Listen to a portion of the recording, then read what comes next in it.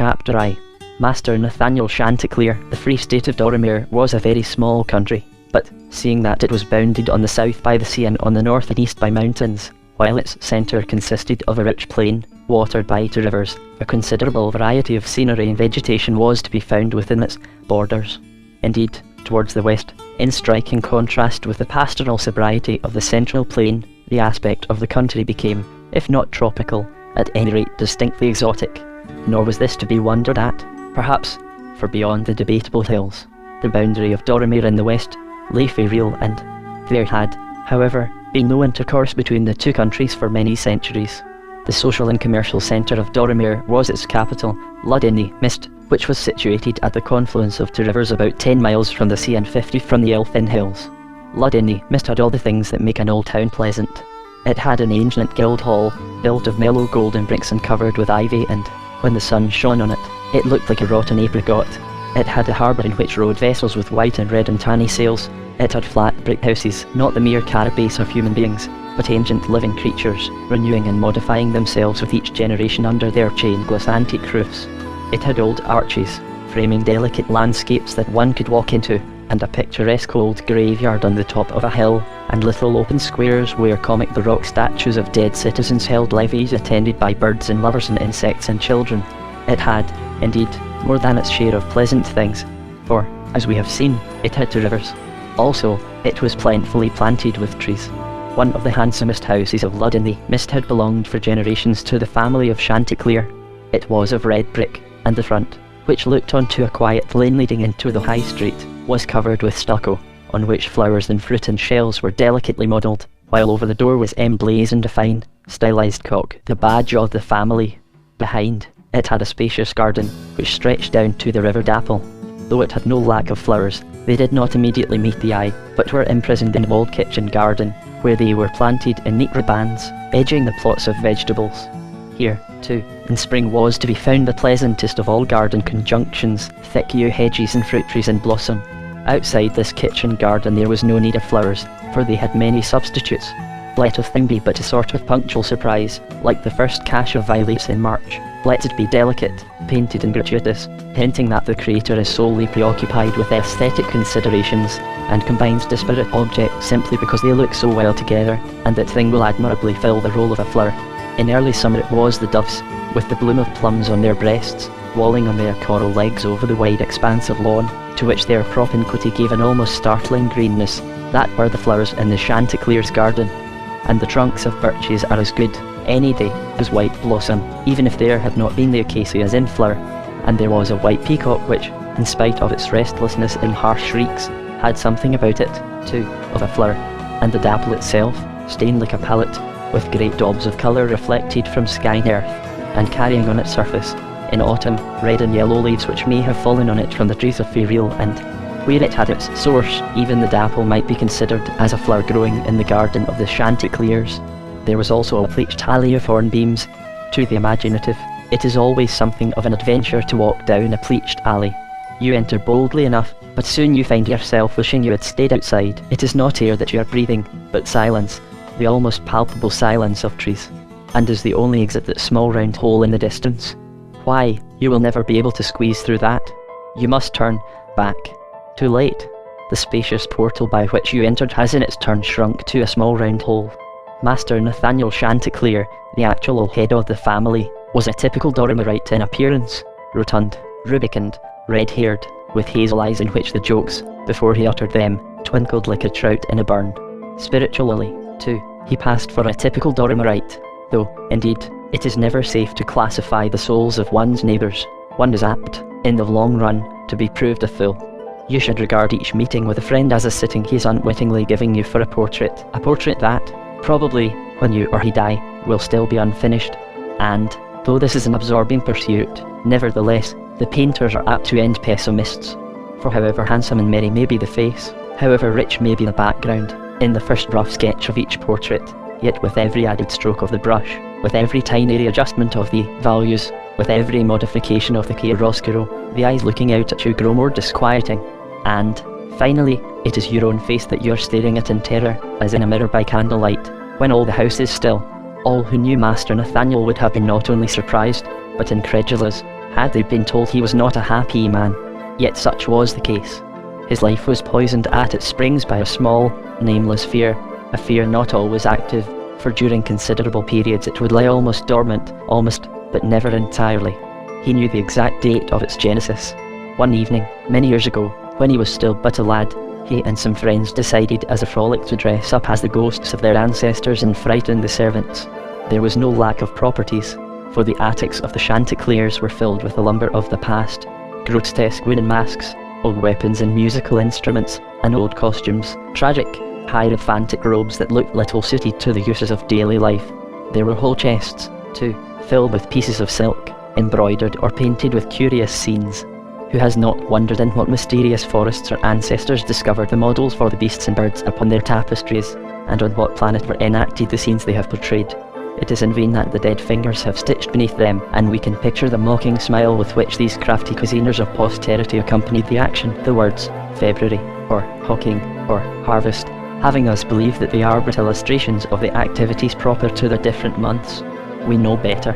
These are not the normal activities of mortal men. What kind of beings peopled the earth 4 or 5 centuries ago, what strange lore they had acquired, and what were their sinister doings, we shall never know. Our ancestors keep their secret well. Among the Chanticleer's lumber there was also no lack of those delicate, sophisticated toys, fans, porcelain cups, engraved seals that, when the civilization that played with them is dead, become pathetic and appealing, just as tunes once gay inevitably become plaintive when the generation that first sang them has turned to dust. But those particular toys, one felt, could never have been really frivolous. There was a curious gravity about their colouring and lines. Besides, the moral of the ephemeral things with which they were decorated was often pointed in an aphorism or riddle. For instance, on a fan painted with wind flowers and violets were illuminated these words, "Why is melancholy like honey? Because it is very sweet, and it is culled from flowers." These trifles clearly belong to a later period than the masks and costumes. Nevertheless, they, too, seemed very remote from the daily life of the modern Oromerites. Well, when they had whitened their faces with flour and decked themselves out to look as fantastic as possible, Master Nathaniel seized one of the old instruments, a sort of lute ending in the carving of a cock's head, its strings rotted by damp and antiquity, and, crying out, "Let's see if this old fellow has a croak left in him," plucked roughly at its strings. They gave out one note, so plangent, blood-freezing and alluring, that for a few seconds the company stood as if petrified. Then one of the girls saved the situation with a humorous squawk, and, putting her hands to her ears, cried, "Thank you, Nat, for your cat's concert. It was worse than a squeaking slate." And one of the young men cried laughingly, "It must be the ghost of one of your ancestors, who wants to be let out and given a glass of his own claret." And the incident faded from their memories, but not from the memory of Master Nathaniel. He was never again the same man. For years the note was the apex of his nightly dreams, the point towards which, by their circuitous and seemingly senseless windings, they had all the time been converging. It was as if the note were a living substance, and subject to the law of chemical changes, that is to say, as that law works in dreams. For instance, he might dream that his old nurse was baking an apple on the fire in her own cosy room, and as he watched it simmer and sizzle she would look at him with a strange smile, a smile such as he had never seen on her face in his waking hours, and say, "But, of course, you know it isn't really the apple, it's the note." The influence that this experience had had upon his attitude to daily life was a curious one. Before he had heard the note he had caused his father some uneasiness by his impatience of routine and his hankering after travel and adventure. He had, indeed, been heard to vow that he would rather be the captain of one of his father's ships than the sedentary owner of the whole fleet. But after he had heard the note a more stay-at-home and steady young man could not have been found in Lud-in-the-Mist. For it had generated in him what one can only call a wistful yearning after the prosaic things he already possessed. It was as if he thought he had already lost what he was actually holding in his hands. From this there sprang an ever-present sense of insecurity together with a distrust of the homely things he cherished. With what familiar object, quill, pipe, pack of cards, would he be occupied, in which regular recurrent action, the pulling on or off of his nightcap, the weekly auditing of his accounts, would he be engaged when it, the hidden menace, sprang out at him, and he would gaze in terror at his furniture, his walls, his pictures. What strange scene might they one day witness? What awful experience might he one day have in their presence? Hence, at times, he would gaze on the present with the agonizing tenderness of one who gazes on the past, his wife, sitting under the lamp embroidering, and retailing to him the gossip she had culled during the day, or his little son, playing with the great mastiff on the floor. This nostalgia for what was still there seemed to find a voice in the cry of the cock, which tells of the plough going through the land, the smell of the country, the placid bustle of the farm, as happening now, all round one, and which, simultaneously, warns them as things vanished centuries ago. From his secret poison there was, however, some sweetness to be distilled, for the unknown thing that he dreaded could at times be envisaged as a danger escape that he had already doubled, and to lie awake at night in his warm feather bed, listening to the breathing of his wife and the soughing of the trees, would become, from this attitude, an exquisite pleasure. He would say to himself, how pleasant this is, how safe, how warm. What a difference from the lonely heath when I had no cloak and the wind found the fissures in my doublet, and my feet were aching, and there was not moon enough to prevent my stumbling, and it was lurking in the darkness, enhancing thus his present well-being by imagining some unpleasant adventure now safe behind him. This also was the cause of his taking a pride in knowing his way about his native town.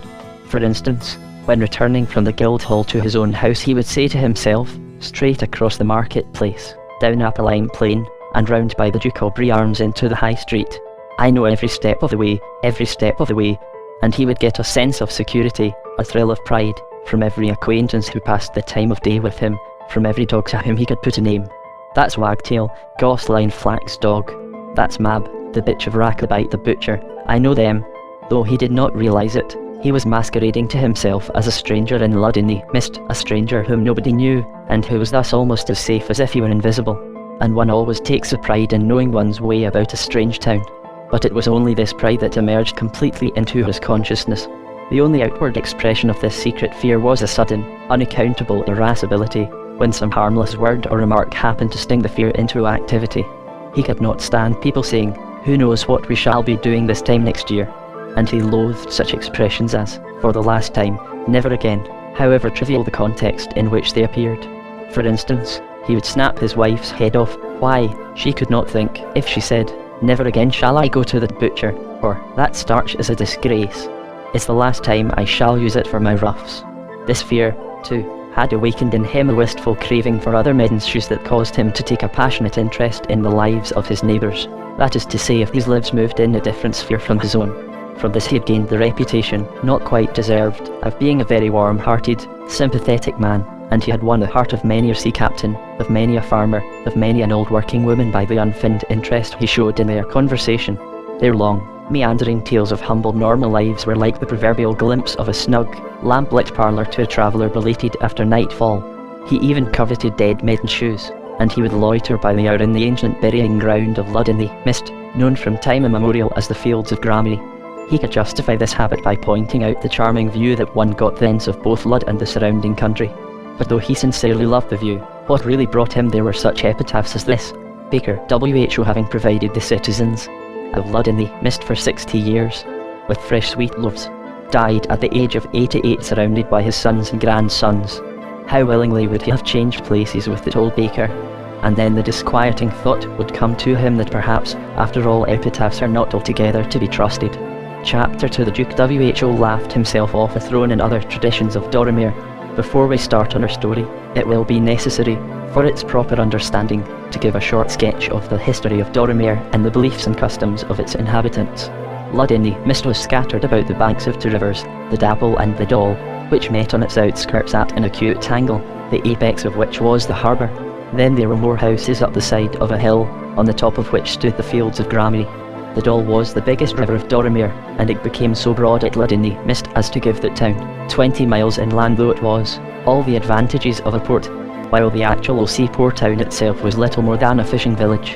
The Dapple, however, which had its source in Fairfield and, from a salt inland sea, the geographers held, and flowed subterraneously under the Debatable Hills, was a humble little stream, and played no part in the commercial life of the town.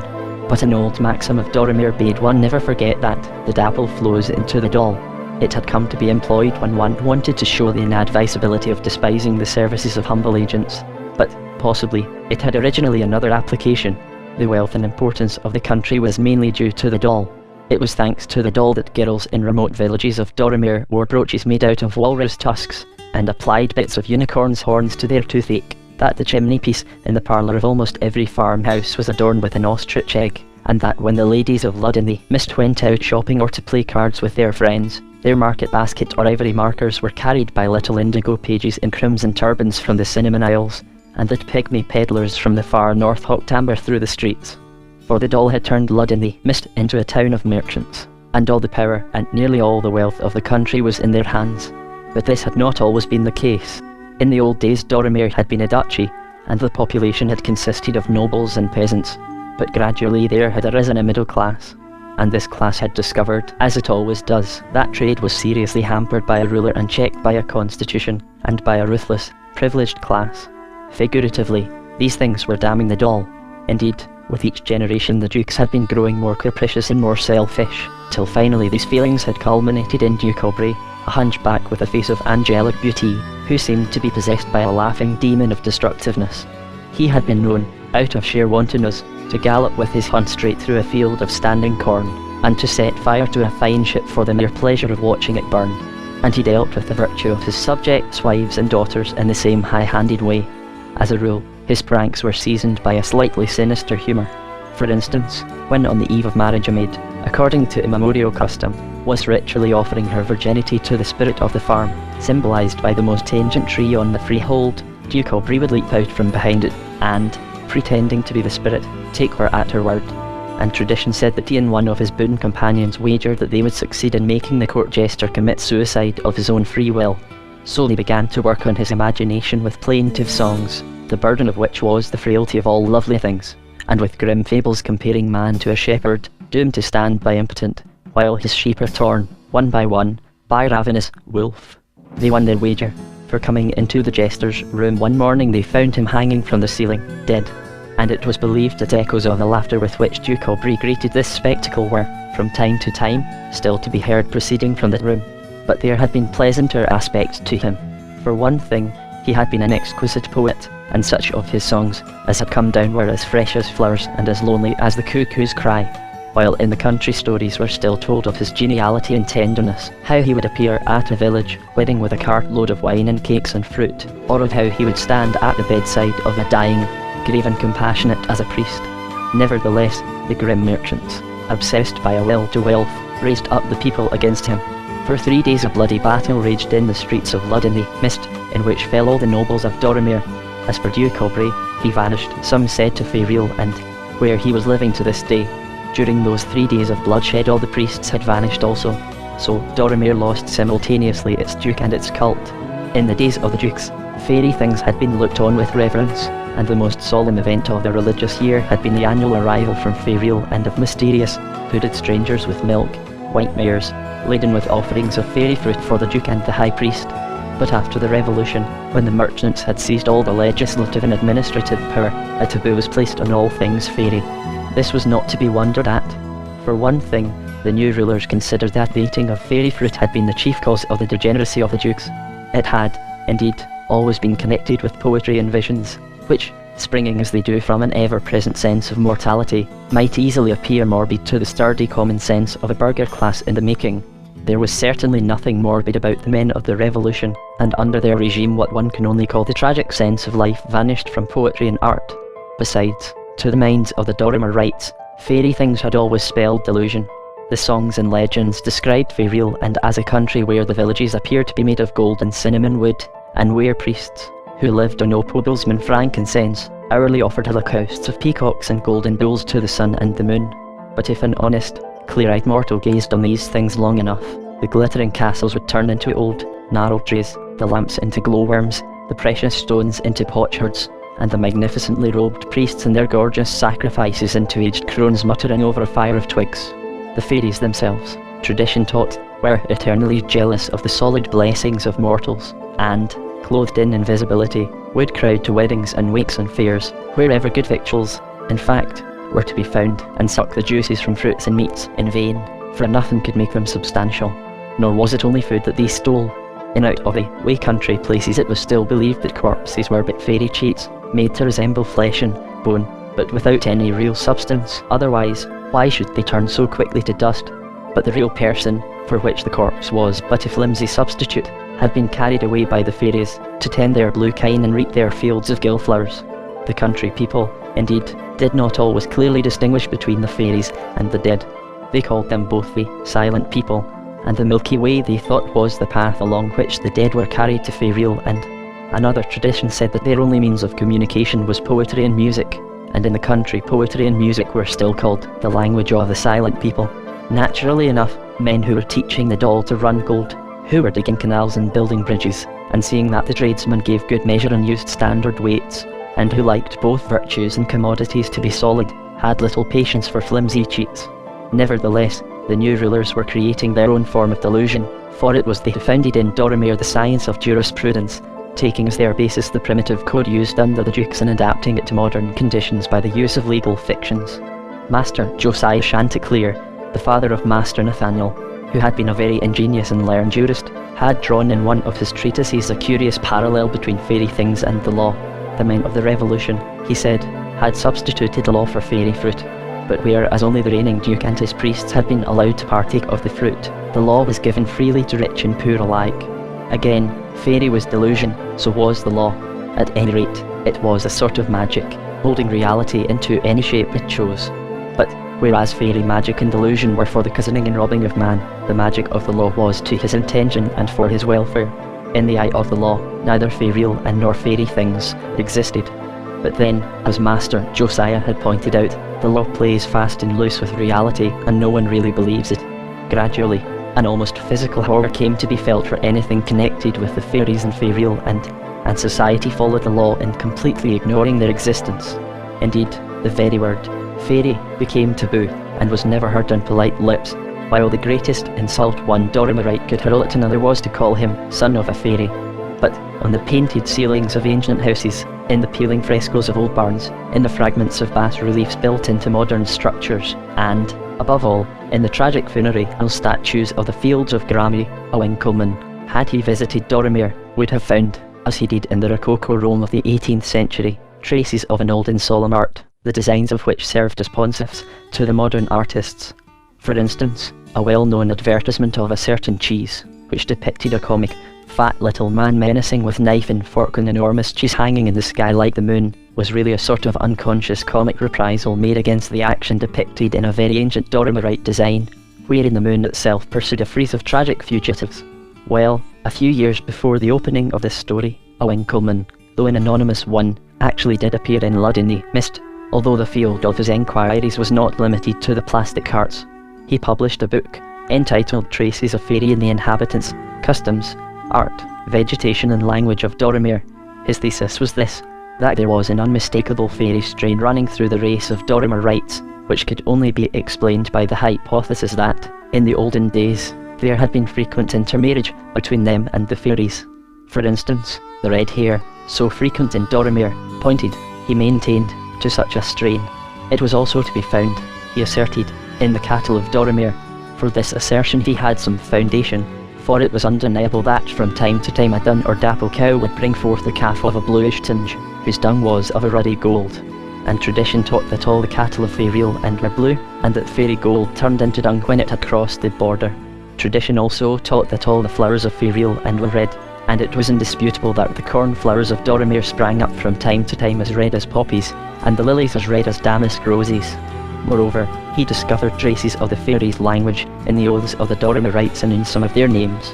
And, to a stranger, it certainly produced an odd impression to hear such high-flown oaths as, by the sun, moon and stars, by the golden apples of the west, by the harvest of souls, by the white ladies of the fields, by the Milky Way, come tumbling out in the same breath with such homely expletives as busty Bridget, toasted cheese, suffering cats, by my great-aunt's rump, or to fine names like Dream Sweet, Ambrose, Moon Love, worthy to such grotesque surnames as Bald Breech, Flippard, or Pia Powders. With regard to the designs of old tapestries and old bas-reliefs, he maintained that they were illustrations of the flora, fauna, and history of Faeril and scouted the orthodox theory which explained the strange birds and flowers as being due either to the artist's unbridled fancy or to their imperfect control of their medium, and considered that the fantastic scenes were taken from the rituals of the old religion.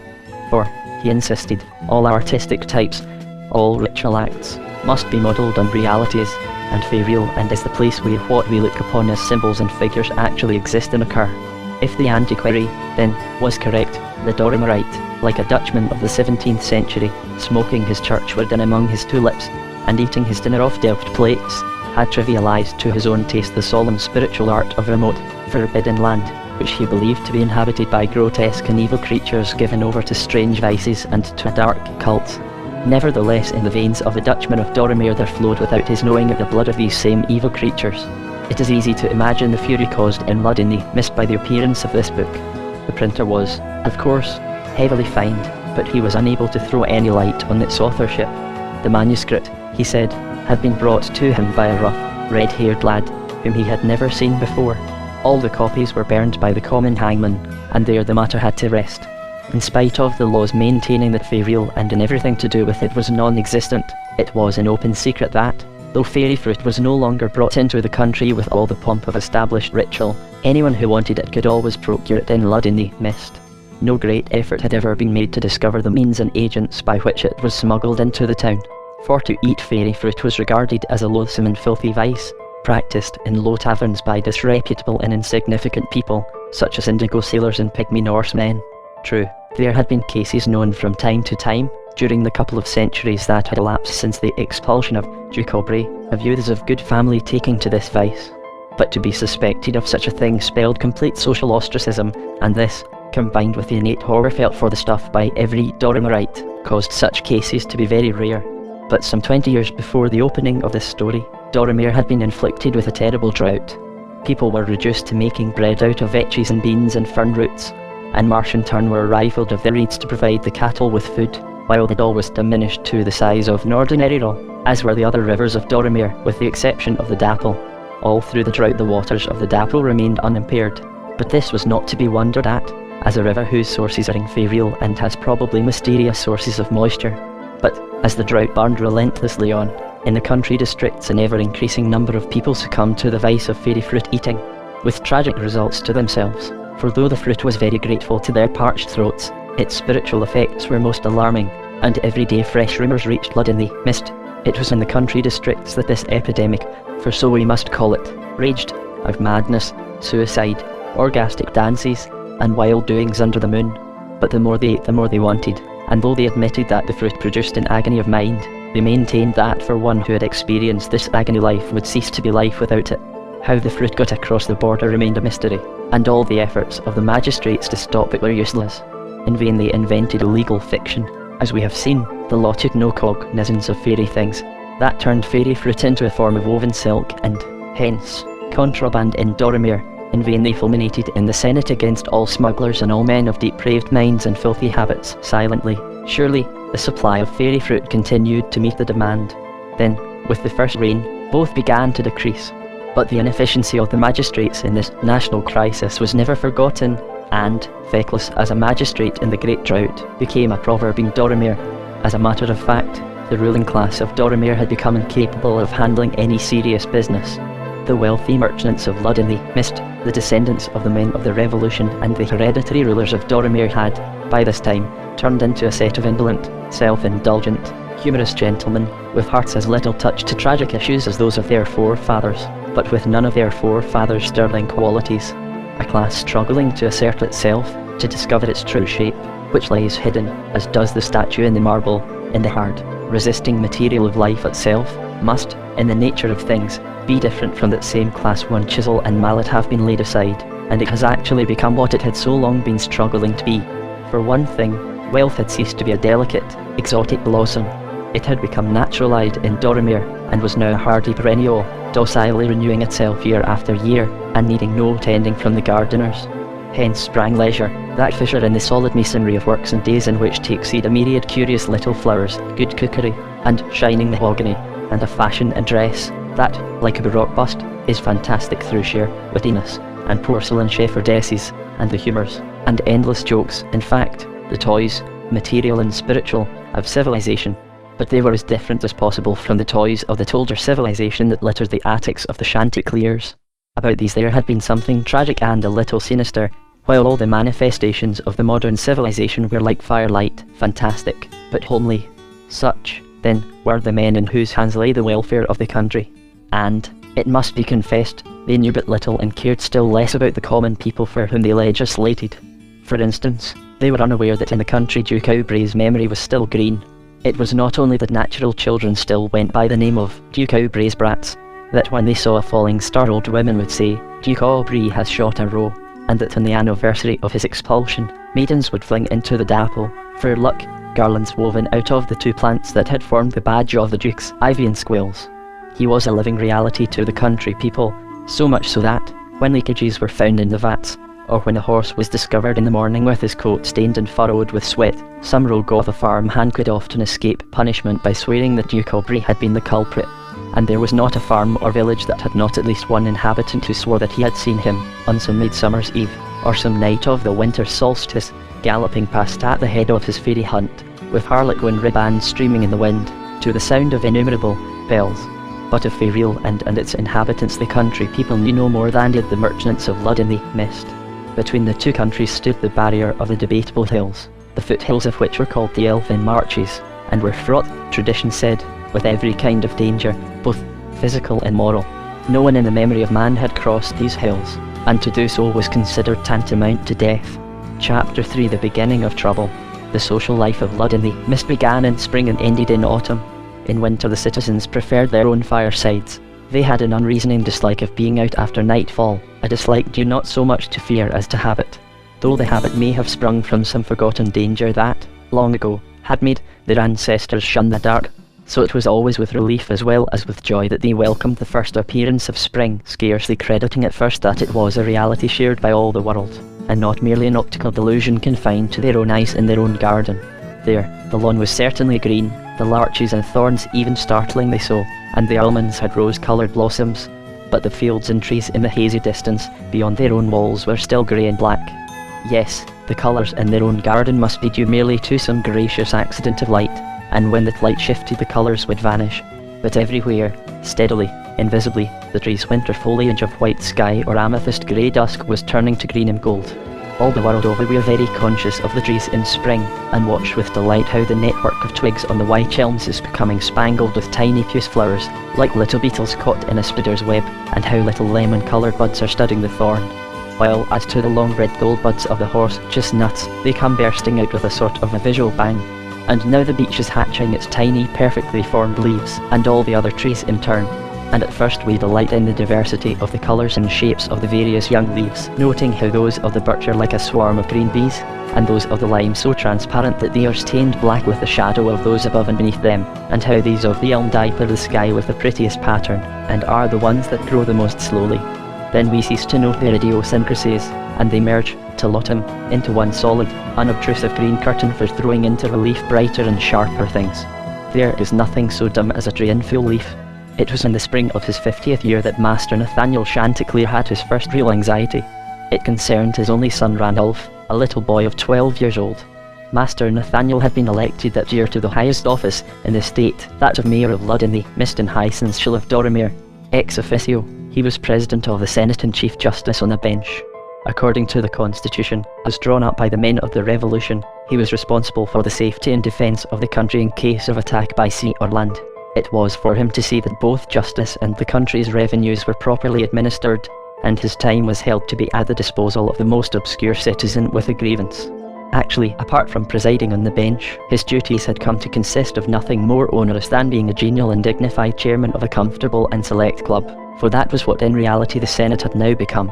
Nevertheless, though it was open to question whether his official duties were of the slightest use to anyone, they were numerous enough to occupy most of his time and to cause him to be unconscious of the undercurrents in his home. Randolph had always been a dreamy, rather delicate child, and backward for his years. Up to the age of 7, or thereabouts, he had caused his mother much anxiety by his habit, when playing in the garden, of shouting out remarks to an imaginary companion, and he was fond of talking nonsense, according to the ideas of Lud-in-the-Mist, slightly obscene nonsense, about golden cups, and snow-white ladies milking azure cows, and the sound of tinkling bridles at midnight. But children are apt, all the world over, to have nasty little minds, and this type of talk was not uncommon among the children of Lud-in-the-Mist, and, as they nearly always grew out of it, little attention was paid to it. Then, when he was a few years older, the sudden death of a young scullerymaid affected him so strongly that for 2 days he would not touch food, but lay with frightened eyes tossing and trembling in bed, like a newly caught bird in a cage. When his shocked and alarmed mother, his father was at the seaport town on business at the time, tried to comfort him by reminding him that he had not been particularly fond of the scullery maid while she was alive. He had cried out irritably, "No, no, it isn't her. It's the thing that has happened to her." But all that was when he was still quite a little boy, and, as he grew older, he had seemed to become much more normal. But that spring his tutor had come to Dame Marigold to complain of his inattention at his studies, and sudden unreasonable outbreaks of passion. "To tell the you truth, ma'am, I think the little fellow can't be well," the tutor had said. So Dame Marigold sent for the good old family doctor, who said there was nothing the matter with him but a little overheating of the blood, a thing very common in the spring, and prescribed sprigs of borage and wine, the best cordial for lazy scholars, and he winked and pinched Ranulph's ear, adding that in June he might be given an infusion of damask roses to complete the cure. But the sprigs of borage did not make Ranulph any more attentive to his lessons, while Dame Marigold no longer need of the tutor's hints to realise that the little boy was not himself. What alarmed her most in his condition was the violent effort that he had evidently to make in order to react in the least to his surroundings. For instance, if she offered him a second helping at dinner, he would clench his fists, and beads of perspiration would break out on his forehead, so great an effort did it require to answer yes or no. There had never been any real sympathy between Ranulph and his mother. She had always preferred her daughter, Prunella, and she knew that if she were to ask him what ailed him he would not tell her. So, instead, she asked Ranulph's great ally and confidant, Master Nathaniel's old nurse, Mistress Hempin.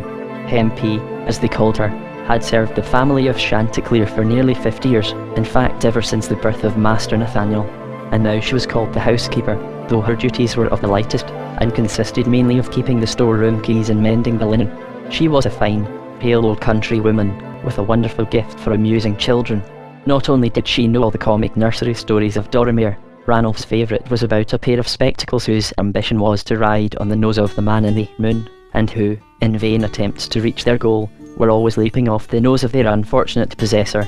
But she was, as well, an incomparable though sedentary playfellow, and from her armchair would direct, with seemingly unflagging interest, the manoeuvres of lead soldiers or the movements of marionettes.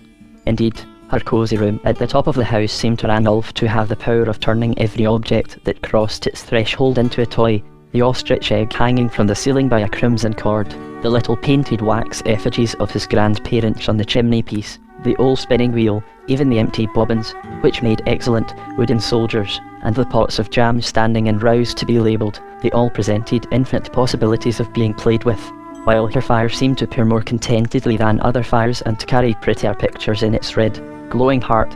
Well, rather timidly, for Hempy had a rough edge to her tongue, and had never ceased to look upon her mistress as a young and foolish interloper. Dame Marigold told her that she was beginning to be a little anxious about Ranulph. Hempy shot her a sharp look over her spectacles, and, pursing her lips, dryly remarked, "Well, ma'am, it's taken you a long time to see it." But when Dame Marigold tried to find out what she thought was the matter with him, she would only shake her head mysteriously, and mutter that it was no use crying over spilt milk, and least said soonest mended. When finally the baffled Dame Marigold got up to go, the old woman cried shrilly, "Now, ma'am, remember, not a word of this to the master. He was never one that could stand being worried. He's like his father in that. My old mistress used often to say to me, 'Now, Polly, we won't tell the master. He can't stand worry.' Aye, all the Chanticleers are wonderful sensitive." And the unexpressed converse of the last statement was, all the vigils, on the other hand, have the hides of buffaloes. Dame Marigold, however, had no intention of mentioning the matter as yet to Master Nathaniel. Whether or not it was due to the Chanticleer's superior sensitiveness of soul, the slightest worry, as she knew to her cost, made him unbearably irritable. He had evidently, as yet, noticed nothing himself. Most of his day was spent in the Senate and his counting house. Besides, his interest in other people's lives was not extended to those of his own household.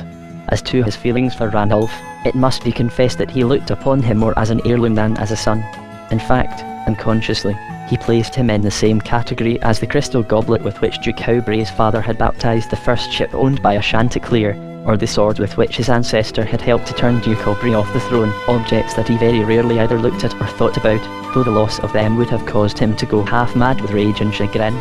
However, one evening, early in April, the matter was forced upon his attention in a very painful manner. By this time spring had come to all the world, and the citizens of Lud-in-the-Mist were beginning to organise their life for summer. Copper vessels were being cleaned and polished for the coming labours of the still room, arbours in the gardens swept out and cleaned, and fishing tackle overhauled. and people began to profit by the longer days by giving supper parties to their friends. Nobody in Lud-in-the-Mist loved parties more than Master Nathaniel. They were a temporary release. It was as if the tune of his life were suddenly set to a different and gayer key, so that, while nothing was substantially changed, and the same chairs stood in the same places, with people sitting in them that he met every day, and there was even the same small, dull ache in one of his teeth, nevertheless the sting, or rather the staleness, was taken out of it all.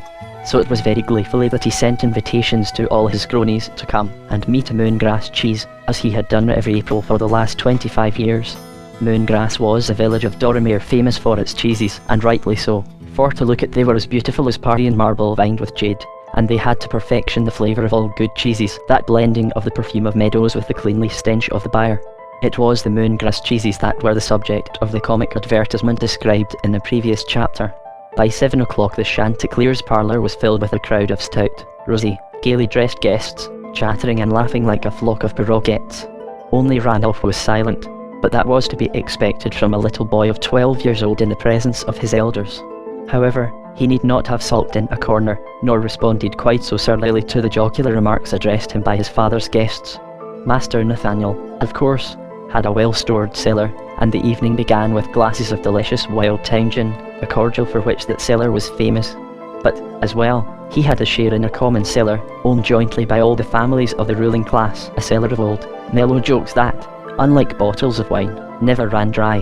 Whatever there was of ridiculous or lovable in each member of the group was distilled into one of these jokes, so that at will one could intoxicate oneself with one's friends' personalities, swallow, as it were, the whole comic draught of them, and, seeing that in these old jokes the accumulated irritation that inevitably results from intimacy evaporated and turned to sweetness, like the juice of the grape, they promoted friendship and cordiality between the members of the group, that is to say, for each variety of humour is a sort of totem, making at once for unity and separation.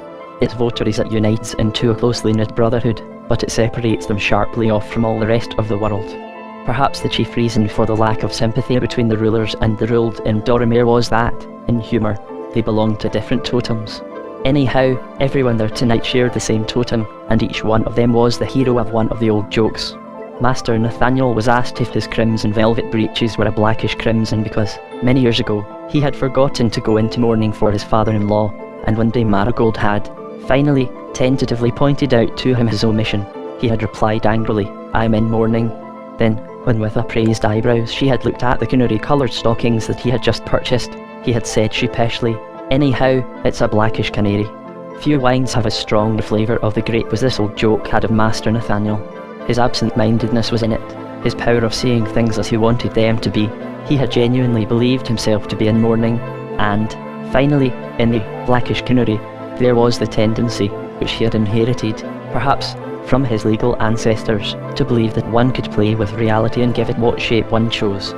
Then, Master Ambrose Honeysuckle was asked whether the honeysuckles considered a Moongrass cheese to be a cheese, the point being that Master Ambrose had an exaggerated sense of the importance of his own family, and once in the law courts, when the question arose as to whether a dragon, there were still a few harmless, effete dragons lurking in caves and out of the way parts of Dorrimere, where a bird or reptile, he had said, with an air of finality, the honeysuckles have always considered them to be reptiles. And his wife, Dame Jessamine, was asked if she wanted her supper on paper, owing to her habit of pinning her husband down to any rash promise, such as that of a new barouche, by saying, "I'd like that on paper, Ambrose." And then there was Dame Marigold's brother, Master Polydore Vigil, and his wife, Dame Dreamsweet, and old Matt Pie Powders and his preposterous, chattering dame, and the peregrine lacquers and the gossaline flax and the hyacinth ball breeches, in fact, all the cream of the society of Lud-in-the-Mist, and each of them labelled with his or her appropriate joke. And the old jokes went round and round, like bottles of port, and with each round the company grew more hilarious. The anonymous antiquary could have found in the culinary language of Dorrimere another example to support his thesis, for the menu of the supper provided by Dame Marigold for her guests sounded like a series of tragic sonnets. The first dish was called the Bitter-Sweet Mystery. It was a soup of herbs on the successful blending of which the cooks of Lud-in-the-Mist based their reputation. This was followed by the Lottery of Dreams, which consisted of such delicacies as quail, snails, chicken's liver, plover's eggs, peacock's harps, concealed under a mountain of boiled rice. Then came True Love in Ashes, a special way of preparing pigeons, and last, Death's Violets, an extremely indigestible pudding decorated with sugared violets. "And now," cried Master Nathaniel gleefully, "here comes the turn of our old friend. Fill your glasses, and drink to the King of Moongrass Cheeses." "To the King of Moongrass Cheeses," echoed the guests, stamping with their feet and banging on the table. Whereupon Master Nathaniel seized a knife, and was about to plunge it into the magnificent cheese, when suddenly Randolph rushed round to his side and, with tears in his eyes, implored him, in a shrill terrified voice, not to cut the cheese. The guests, thinking it must be some obscure joke, tittered encouragingly, and Master Nathaniel, after staring at him in amazement for a few seconds, said testily, "What's taken the boy? Hands off, Randolph, I say. Have you gone mad?" But Ranulph's eyes were now starting out of his head in fury, and, hanging on to his father's arm, he screamed in his shrill, childish voice, "No, you won't, you won't, you won't, I won't let you." "That's right, Randolph," laughed one of the guests. "You stand up to your father, by the Milky Way." "Marigold," roared Master Nathaniel, beginning to lose his temper. "What's taken the boy, I ask?" Dame Marigold was looking nervous. "Randolph, Randolph," she cried reproachfully, "go back to your place, and don't tease your father." "No, no, no," shrieked Randolph still more shrilly. "He shall not kill the moon. He shall not, I say. If he does, all the flowers will wither in Fairfield, and how am I to convey to you the effect that these words produced on the company? It would not be adequate to ask you to imagine your own feelings were your host's small son suddenly, in a mixed company, to pour forth a stream of obscene language. For Ranulph's words were not merely a shock to good taste, they aroused, as well, some of the superstitious terror caused by the violation of a taboo. The ladies all blushed crimson, the gentlemen looked stern, while Master Nathaniel, his face purple, yelled in a voice of thunder, "Go to bed this instant, Randolph, and I'll come and deal with you later on." And Randolph, who suddenly seemed to have lost all interest in the fate of the cheese, meekly left the room. There were no more jokes that evening, and on most of the plates the cheese lay neglected, and in spite of the efforts of some of the guests, conversation flagged sadly, so that it was scarcely 9 o'clock when the party broke up. When Master Nathaniel was left alone with Dame Marigold, he fiercely demanded an explanation of Ranulph's behaviour, but she merely shrugged her shoulders wearily, and said she thought the boy must have gone mad, and told him how for some weeks he had seemed to her unlike himself. "Then why wasn't I told? Why wasn't I told?" stormed Master Nathaniel. Again Dame Marigold shrugged her shoulders, and, as she looked at him, there was a gleam of delicate, humorous contempt in her heavily lidded eyes. Dame Marigold's eyes, by the way, had a characteristic which was to be found often enough among the Luddites. You would have called them dreamy and languorous, had it not been for the expression of the mouth, which with its long satirical upper lip, like that of an old judge, and the whimsical twist to its corners, reacted on the eyes, and made them mocking and almost too humorous, never more so than when she looked at Master Nathaniel. In her own way she was fond of him, but her attitude was not unlike that of an indulgent mistress to a shaggy, uncertain-tempered, performing dog. Master Nathaniel began to pace up and down the room, his fists clenched, muttering imprecations against inefficient women and the overwhelming worries of a family man in his need for a victim on whom to vent his rage, actually feeling angry with Dame Marigold for having married him and let him in for all this fuss and to-do. And his shadowy fears were more than usually clamorous. Dame Marigold, as she sat watching him, felt that he was rather like a cockchafer that had just flounced in through the open window, and, with a small, smacking sound, was bouncing itself backwards and forwards against its own shadow on the ceiling, a shadow that looked like a big, black velvety moth, but it was its clumsiness and blundering ineffectualness that reminded her of Master Nathaniel, not the fact that it was banging itself against the shadow. Up and down marched Master Nathaniel, backwards and forwards bounced the cockchafer, hither and thither flitted its soft, dainty shadow. Then, suddenly, straight as a die, the cockchafer came tumbling down from the ceiling and, at the same time, Master Nathaniel, calling over his shoulder, "I must go up and see that boy," dashed from the room.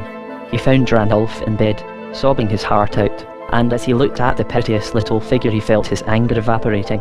He laid his hand on the boy's shoulder and said not unkindly, "Come, my son, crying won't mend matters.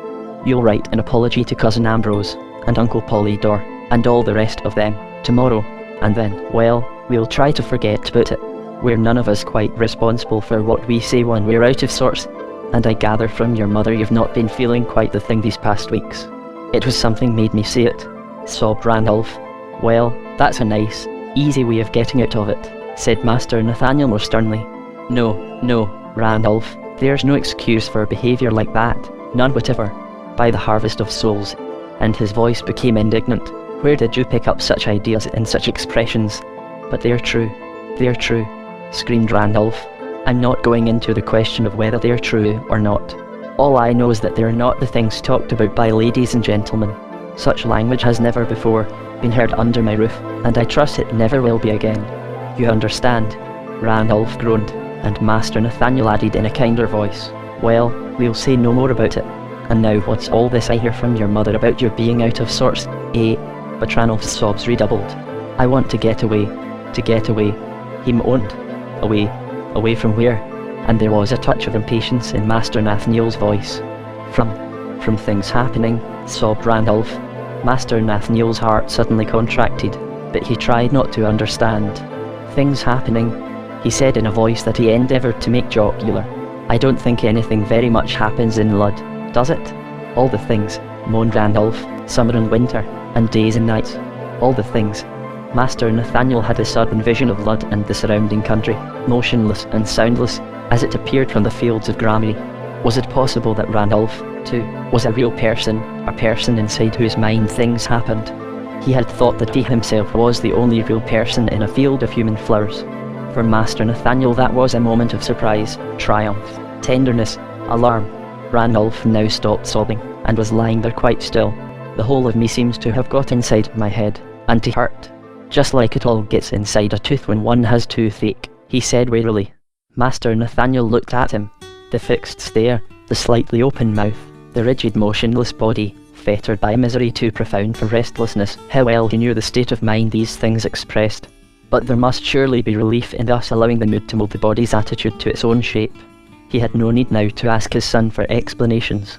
He knew so well both the sense of emptiness, that drawing in of the senses, like the antennae of some creature when danger is no longer imminent, but there, so that the physical world vanishes, while you yourself at once swell out to fill its place, and at the same time shrink to a millionth part of your former bulk, turning into a mere organ of suffering without thought and without emotions. He knew also the other phase, when one seems to be flying from days and months, like a stag from its hunters, like the fugitives, on the old tapestry, from the moon. But when it is another person who is suffering in this way, in spite of one's pity, how trivial it all seems, how certain one is of being able to expel the agony with reasoning and persuasion. It was in a slightly husky voice that, laying his hand on Ranulph's, he said, Come, my son, this won't do. And then, with a twinkle, he added, Chivy the black rooks away from the gorn. Ranulph gave a little shrill laugh. There are no black rooks, all the birds are golden, he cried. Master Nathaniel frowned. With that sort of thing he had no patience, but he determined to ignore it, and to keep to the aspect of the case for which he had real sympathy. Come, my son, he said, in a tenderly rallying voice. Tell yourself that tomorrow it will all be gone. Why, you don't think you're the only one, do you? We all feel like that at times, but we don't let ourselves be beaten by it, and mope and pine and hang our heads. We stick a smile on our faces and go about our business. Master Nathaniel, as he spoke, swelled with complacency. He had never realised it before, but really it was rather fine the way he had suffered in silence all these years. But Ranulph had sat up in bed, and was looking at him with a strange little smile. I'm not the same as you, father, he said quietly, and then once more he was shaken by great sobs, and screamed out in a voice of anguish, I have eaten fairy fruit. At these terrible words Master Nathaniel stood for a moment dizzy with horror, then he lost his head. He rushed out onto the landing, calling for Dame Marigold at the top of his voice. Marigold, Marigold, Marigold. Dame Marigold came hurrying up the stairs, calling out in a frightened voice, What is it, Nat? Oh, dear. What is it? By the harvest of souls, hurry, hurry. Here's the boy saying he's been eating the stuff we don't mention. Suffering cats. I'll go mad. Dame Marigold fluttered down on Randolph like a plump dove, but her voice had none of the husky tenderness of a dove as she cried, Oh, Randolph, you naughty boy. Oh, dear, this is frightful. Nat, Nat, what are we to do? Randolph shrank away from her, and cast an imploring look towards his father, whereupon Master Nathaniel took her roughly by the shoulders and pushed her out of the room, saying, If that is all you can say, you'd better leave the boy to me. And Dame Marigold, as she went down the stairs, terrified, contemptuous, sick at heart, was feeling every inch of vigil, and muttering angrily to herself, Oh, these Chanticleers. We are not yet civilized enough for exogamy, and, when anything seriously goes wrong, married couples are apt to lay all the blame at its door. Well, it would seem that the worst disgrace that could befall a family of Doramere had come to the Chanticleers. But Master Nathaniel was no longer angry with Randolph. What would it serve to be angry? Besides, there was this new tenderness flooding his heart, and he could not but yield to it. Bit by bit he got the whole story from the boy. It would seem that some months ago a wild, mischievous lad called Willie Wisp who, for a short time, had worked in Master Nathaniel's stables, had given Ranulph one shard of a fruit he had never seen before. When Ranulph had eaten it, Willie Wisp had gone off into peal upon peal of mocking laughter, crying out, "Ah, little master, what you've just eaten is fairy fruit, and you'll never be the same again." Ho, ho, ho. At these words Ranulph had been overwhelmed with horror and shame. "But now I nearly always forget to be ashamed," he said. "All that seems to matter now is to get away, where there are shadows and quiet, and where I can get more fruit." Master Nathaniel sighed heavily, but he said nothing. He only stroked the small, hot hand he was holding in his own. "And once," went on Ranulph, sitting up in bed, his cheeks flushed, his eyes bright and feverish, "in the garden in full daylight I saw them dancing, the silent people, I mean, and their leader was a man in green, and he called out to me, 'Hail, young Chanticleer, some day I'll send my piper for you, and you will up and follow him.' And I often see his shadow in the garden, but it's not like a shadow's, it's a bright light that flickers over the lawn. And I'll go, I'll go, I'll go, I'll go, someday, I know I shall." And his voice was frightened and, at the same time, triumphant. "Hush, hush, my son," said Master Nathaniel soothingly, "I don't think we'll let you go." But his heart felt like lead. "And ever since I ate the fruit," went on Ranulph, "everything has frightened me. At least, not only since then, because it did before too, but it's much worse now. Like the cheese tonight. Anything can suddenly seem queer or terrible, but since I ate that fruit I sometimes seem to see the reason why they're terrible, just as I did tonight over the cheese, and I was so frightened that I simply couldn't keep quiet another minute." Master Nathaniel groaned. He too had felt frightened of homely things. "Father," said Ranulph suddenly, "what does the cock say to you?" Master Nathaniel gave a start. It was as if his own soul were speaking to him. "What does he say to me?" He hesitated. Never before had he spoken to anyone about his inner life. In a voice that trembled a little, for it was a great effort to him to speak, he went on, "He says to me, Ranulph, he says, that the past will never come again, but that we must remember that the past is made of the present, and that the present is always here. And he says that the dead long to be back again on the earth, and that—" "No, no," cried Ranulph fretfully, "he doesn't say that to me. He tells me to come away from real things, that bite one. That's what he says to me." "No, my son, no," said Master Nathaniel firmly. "He doesn't say that. You have misunderstood." Then Ranulph again began to sob. "Oh, father, father," he moaned, "they hunt me so, the days and nights. Hold me, hold me." Master Nathaniel, with a passion of tenderness such as he had never thought himself capable of, lay down beside him, and took the little, trembling body into his arms, and murmured loving, reassuring words. Gradually Ranulph stopped sobbing, and before long he fell into a peaceful sleep. Chapter 4 Endymion Lear prescribes for Ranulph. Master Nathaniel awoke the following morning with a less leaden heart than the circumstances would seem to warrant. In the person of Ranulph an appalling disgrace had come upon him, and there could be no doubt but that Ranulph's life and reason were both in danger. But mingling with his anxiety was the pleasant sense of a new possession, this love for his son that he had suddenly discovered in his heart, and it aroused in him all the pride and the pleasure that a new pony would have done when he was a boy. Besides, there was that foolish feeling of his that reality was not solid, and that facts were only plastic toys, or, rather, that they were poisonous plants, which you need not pluck unless you choose. And, even if you do pluck them, you can always fling them from you and leave them to wither on the ground. He would have liked to vent his rage on Willie Wisp, but during the previous winter Willie had mysteriously disappeared, and though a whole month's wages had been known to him, he had never been seen or heard of since. However, in spite of his attitude to facts, the sense of responsibility that had been born with this new love for Ranulph forced him to take some action in the matter, and he decided to call in Endymion Lear. Endymion Lear had arrived in Lud-in-the-Mist some 30 years ago, no one knew from where. He was a physician, and his practice soon became one of the biggest in the town, but was mainly confined to the tradespeople and the poorer part of the population, for the leading families were conservative and always a little suspicious of strangers. Besides, They considered him apt to be disrespectful, and his humour had a quality that made them vaguely uncomfortable. For instance, he would sometimes startle a polite company by exclaiming half to himself, "Life and death. Life and death. They are the dyes in which I work. Are my hands stained?" And, with his curious dry chuckle, he would hold them out for inspection. However, so great was his skill in learning that even the people who disliked him most were forced to consult him in really serious cases. Among the humbler classes his was a name to conjure with, for he was always ready to adapt his feast to the purses of his patients, and where the purses were empty he gave his services free, for he took a genuine pleasure in the exercise of his craft for its own sake. One of the stories told about him was that one night he had been summoned from his bed to a farmhouse that lay several miles beyond the walls of the town, to find when he got there that his patient was only a little black pig, the sole survivor of a valuable litter. But he took the discovery in good part, and settled down for the night to tend the little animal, and by morning he was able to declare it out of danger.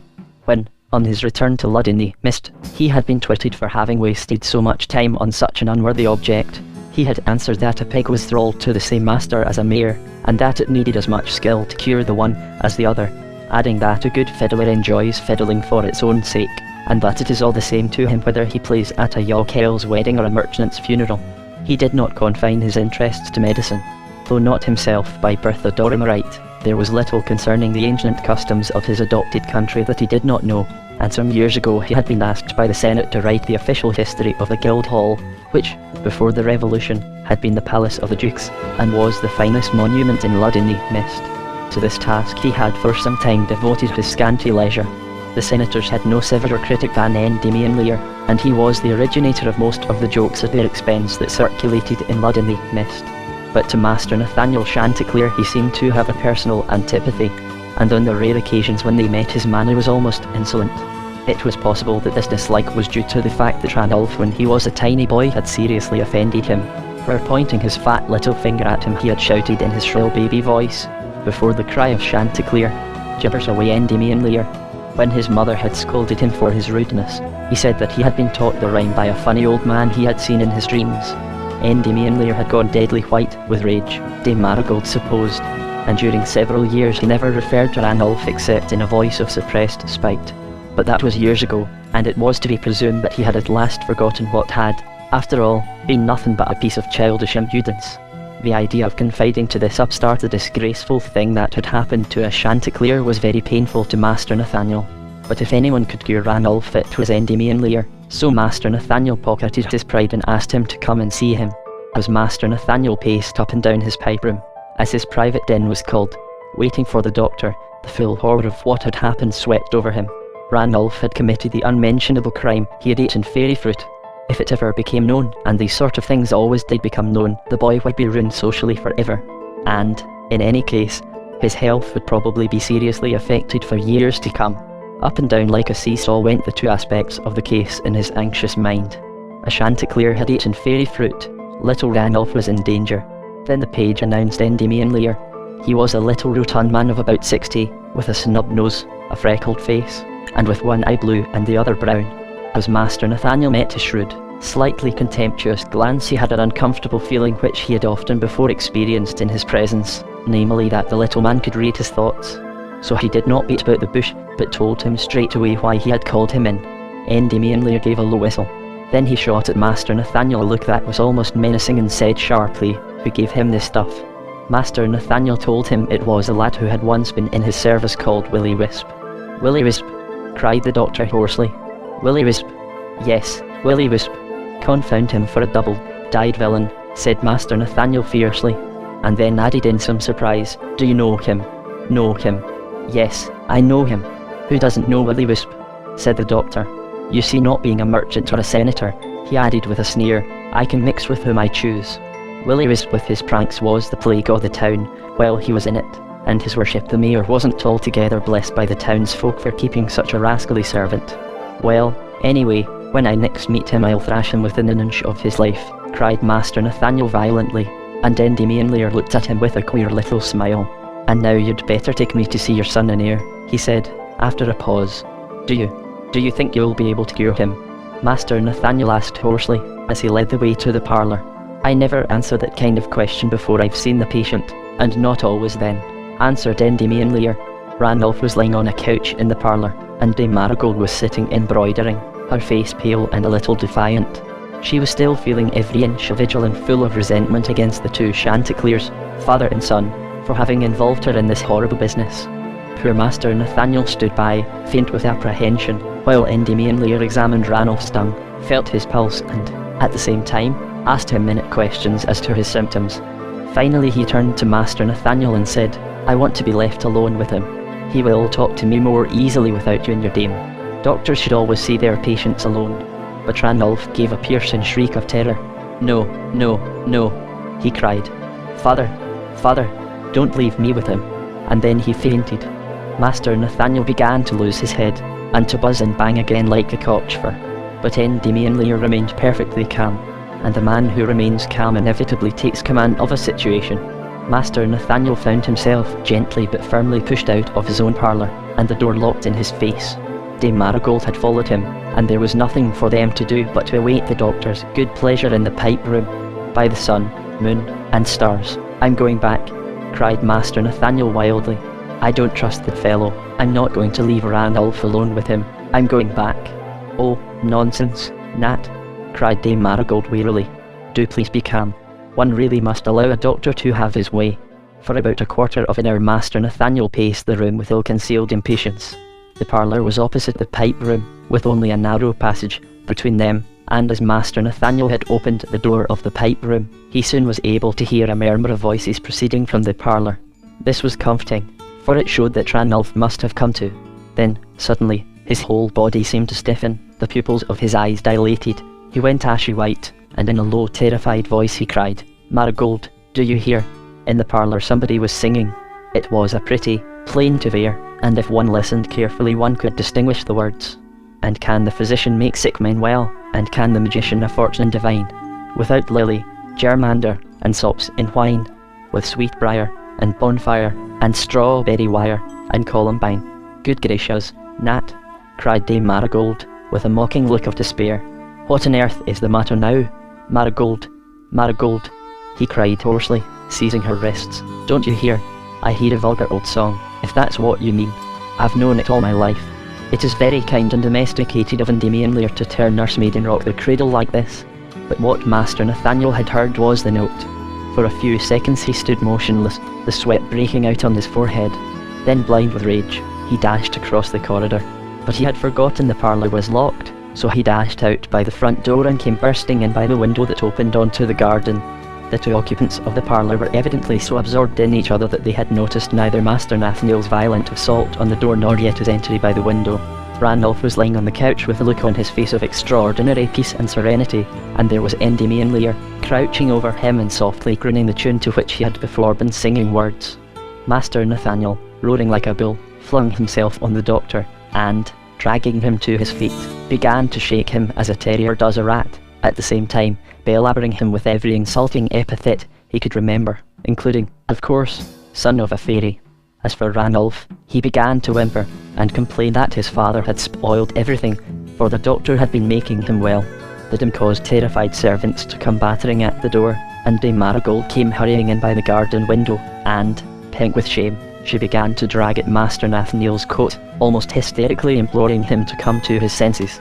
But it was only to exhaustion that he finally yielded, and relaxed his hold on his victim, who was purple in the face and gasping for breath, so severe had been the shaking. Dame Marigold cast a look of unutterable disgust at her panting, triumphant husband, and overwhelmed the little doctor with apologies and offers of restoratives. He sank down on a chair, unable for a few seconds to get his breath, while Master Nathaniel stood glaring at him, and poor Ranulph lay whimpering on the couch with a white, scared face. Then the victim of Master Nathaniel's fury got to his feet, gave himself a little shake, took out his handkerchief and mopped his forehead, and with a little chuckle and in a voice in which there was no trace of resentment, remarked, "Well, a good shaking is a fine thing for settling the humours. Your worship has turned doctor. Thank you. Thank you kindly for your physic." But Master Nathaniel said in a stern voice, "What were you doing to my son?" "What was I doing to him?" "Why, I was giving him medicine." "Songs were medicines long before ours." "He was making me well," moaned Ranulph. "What was that song?" demanded Master Nathaniel, in the same stern voice. "A very old song. Nurses sing it to children. You must have known it all your life." what it called again. You know it, Dame Marigold, don't you? Columbine, yes, that's it, Columbine. The trees in the garden twinkled and murmured. The birds were clamorous. From the distance came the chimes of the Guildhall clock, and the parlour smelt of spring flowers and potpourri. Something seemed to relax in Master Nathaniel. He passed his hand over his forehead, gave an impatient little shrug, and, laughing awkwardly, said, I really don't quite know what took me. I've been anxious about the boy, and I suppose it had upset me a little. I can only beg your pardon, Lear. No need to apologise. No need at all. No doctor worth his salt takes offence with sick men, and the look he shot at Master Nathaniel was both bright and strange. Again Master Nathaniel frowned, and very stiffly he murmured, "Thank you." "Well," went on the doctor in a matter-of-fact voice, "I should like to have a little private talk with you about this young gentleman. May I?" Of course, Dr. Lear," cried Dame Marigold hastily, for she saw that her husband was hesitating. "He will be delighted, I am sure, though I think you're a very brave man to trust yourself to such a monster. Nat, take Dr. Lear into the pipe room." And Master Nathaniel did so. Once there, the doctor's first words made him so happy as instantly to drive away all traces of his recent fright, and to make him even forget to be ashamed of his abominable behaviour. What the doctor said was, "Cheer up, your worship. I don't for a moment believe that boy of yours has eaten what one mustn't mention." What? Cried Master Nathaniel joyfully. "By the golden apples of the West, it's been a storm in a teacup then. The little rascal, what a fright he gave us." Of course, he had known all the time that it could not be true. Facts could never be as stubborn as that, and as cruel. And this incorrigible optimist about facts was the same man who walked in daily terror of the unknown. But perhaps the one state of mind was the outcome of the other. Then, as he remembered the poignancy of the scene between himself and Ranulph last night, and, as well, the convincingness of Ranulph's story, his heart once more grew heavy. But, he faltered, what was the good of this cock and bull story, then? What purpose did it serve? There's no doubt the boy's ill in both mind and body, and why, in the name of the Milky Way, should he go to the trouble of inventing a story about Will-o'-wisps giving him a taste of the damned stuff? And he looked at Endymion Lear appealingly, as much as to say, "Here are the facts. I give them to you. Be merciful and give them a less ugly shape." This Endymion Lear proceeded to do. "How do we know it was that damned stuff?" he asked. "We have only Will-o'-wisp's word for it, and from what I know of it, gentlemen, his word is about as reliable as the wind in a frolic. All Lud knows of his practical jokes. He'd say anything to give one a fright. No, believe me, he was just playing off one of his pranks on Master Ranulph. I've had some experience in the real thing. I've an extensive practice, you know, down at the wharf, and your son's symptoms aren't the same. No, your son is no more likely to have eaten fairy fruit than you are." Master Nathaniel smiled, and stretched his arms in an ecstasy of relief. "Thank you, Lear, thank you," he said huskily. "The whole thing was appalling that really I believe it almost turned my head. And you are a very kind fellow not to bear me a grudge for my monstrous mishandling of you in the parlour just now." For the moment Master Nathaniel felt as if he really loved the queer, sharp-tongued, little upstart. "And now," he went on gleefully, "to show me that it is really forgotten and forgiven, we must pledge each other in some wild time gin. My cellar is rather noted for it, you know." And from a corner cupboard he brought out 2 glasses and a decanter of the fragrant green cordial, left over from the supper party of the previous night. For a few minutes they sat sipping in silent contentment. Then Endymion Lear, as if speaking to himself, said dreamily, "Yes, this is perhaps the solution. Why should we look for any other cure when we have the wild thyme distilled by our ancestors? Wild thyme? No, thyme isn't wild. Thyme gin, sloe gin. It is very soothing." Master Nathaniel grunted. He understood perfectly what Endymion Lear meant, but he did not choose to show it he did. Any remark verging on the poetical or philosophical always embarrassed him. Fortunately, such remarks were rare in Lud-in-the-Mist. So he put down his glass and said briskly, "Now then, Lear, let's go to business. You've removed an enormous load from my mind, but, all the same, the boy's not himself. What's the matter with him?" Endymion Lear gave an odd little smile, and then he said, slowly and deliberately, "Master Nathaniel, what is the matter with you?" Master Nathaniel started violently. "The matter with me," he said coldly. "I have not asked you in to consult you about my own health. We will, if you please, keep to that of my son." But he rather spoiled the dignified effect his words might have it by gobbling like a turkey cock, and muttering under his breath, "Damn the fellow and his impudence." Endymion Lear chuckled. Well, I may have been mistaken, he said, but I have sometimes had the impression that our worship the mayor was, well, a whimsical fellow, given to queer fancies. Do you know my name for your house? I call it the Mayor's Nest. The Mayor's Nest. And he flung back his head and laughed heartily at his own joke, while Master Nathaniel glared at him, speechless with rage. Now, your worship, he went on in a more serious voice. If I have been indiscreet, you must forgive me, as I forgave you in the parlour. You see, a doctor is obliged to keep his eyes open. It is not from what his patients tell him that he prescribes for them, but from what he notices himself. To a doctor, everything is a symptom, the way a man lights his pipe even. For instance, I once had the honour of having your worship as my partner at a game of cards. You've forgotten probably. It was years ago at the Pie Powders. We lost that game. Why? Because each time that you held the most valuable card in the pack, the Lyre of Bones, you discarded it as if it had burnt your fingers. Things like that set a doctor wondering. Master Nathaniel, you are a man who is frightened about something. Master Nathaniel slowly turned crimson. Now that the doctor mentioned it, he remembered quite well that at one time he objected to holding the Lyre of Bones. Its name caused him to connect it with the note. As we have seen, he was apt to regard innocent things as taboo, but to think that somebody should have noticed it. This is a necessary preface to what I have got to say with regard to your son, went on Endymion Lear. You see, I want to make it clear that, though one has never come within a mile of fairy fruit, one can have all the symptoms of being an habitual consumer of it. Wait, hear me out. For Master Nathaniel, with a smothered exclamation, had sprung from his chair. I am not saying that you have all these symptoms. Far from it. But you know that there are spurious imitations of many diseases of the body, conditions that imitate exactly all the symptoms of the disease, and the doctors themselves are often taken in by them. You wish me to confine my remarks to your son? Well, I consider that he is suffering from a spurious surfeit of fairy fruit. Though still angry, Master Nathaniel was feeling wonderfully relieved. This explanation of his own condition that robbed it of all mystery and, somehow, made it rational, seemed almost as good as a cure. So he let the doctor go on with his disquisition without any further interruption except the purely rhetorical ones of an occasional protesting grunt. Now, I have studied somewhat closely the effects of fairy fruit, the doctor was saying. These effects we regard as a malady, but, in reality, they are more like a melody, a tune that one can't get out of one's head.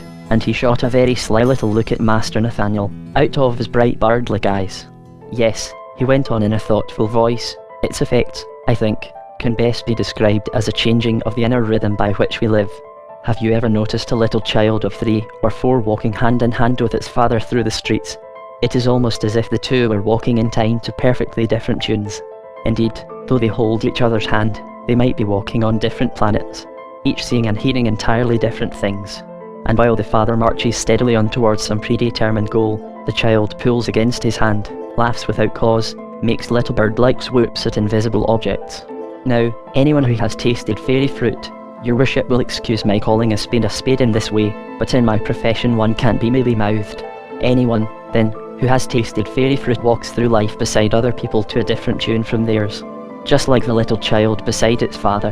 But one can be born to a different tune, and that, I believe, is the case with Master Randolph. Now, if he is ever to become a useful citizen, though he need not lose his own tune, he must learn to walk in time to other people's. He will not learn to do that here, at present. Master Nathaniel, you're not good for your son. Master Nathaniel moved uneasily in his chair, and in a stifled voice he said, What then do you recommend? I should recommend his being taught another tune, said the doctor briskly. A different one from any he has heard before, but one to which other people walk as well as he. You must have captains and mates, Master Nathaniel, with little houses down at the seaport town. Is there no honest fellow among them with a sensible wife with whom the lad could lodge for a month or 2? Or stay, he went on, without giving Master Nathaniel time to answer. Life on a farm would do as well, better, perhaps. Sowing and reaping, quiet days, smells and noises that are like old tunes, healing nights, slow time gin. By the harvest of souls, Master Nathaniel, I'd rather any day be a farmer than a merchant. Waving corn is better than the sea, and wagons are better than ships, and freighted with sweeter and more wholesome merchandise than all your silks and spices, for in their cargo are peace and a quiet mind. Yes, Master Ranulph must spend some months on a farm, and I know the very place for him. Master Nathaniel was more moved than he cared to show by the doctor's words. They were like the cry of the cock, without its melancholy, but he tried to make his voice dry and matter of fact. as he asked where this marvellous farm might be. "Oh, it's to the west," the doctor answered vaguely. "It belongs to an old acquaintance of mine, the widow Gibberty. She's a fine, fresh, bustling woman and knows everything a woman ought to know, and her granddaughter, Hazel, is a nice, sensible, hard-working girl. I'm sure." "Gibberty, did you say?" interrupted Master Nathaniel. He seemed to have heard the name before. "Yes. You may remember having heard her name in the law courts. It isn't a common one. She had a case many years ago. I think it was a thieving labourer her late husband had thrashed and dismissed who sued her for damages." "And where exactly is this farm?" "Well, it's about 60 miles away from Lud, just out of a village called Swan-on-the-Dapple." "Swan-on-the-Dapple? Then it's quite close to the Elfin Marches," cried Master Nathaniel indignantly. "About 10 miles away," replied Endymion Lear imperturbably. "But what of that? 10 miles on a busy self-supporting farm is as great a distance as 100 would be at Lud. Still, under the circumstances, I can understand your fighting shit of the West. I must think of some other plan." "I should think so indeed," growled Master Nathaniel. "However," continued the doctor, "you have really nothing to fear from that quarter." He would, in reality, be much further moved from temptation than here. The smugglers, whoever they are, run great risks to get the fruit into Lud, and they are not going to waste it on rustics and farm hands. "All the same," said Master Nathaniel doggedly, "I'm not going to have him going so damnably near to a certain place.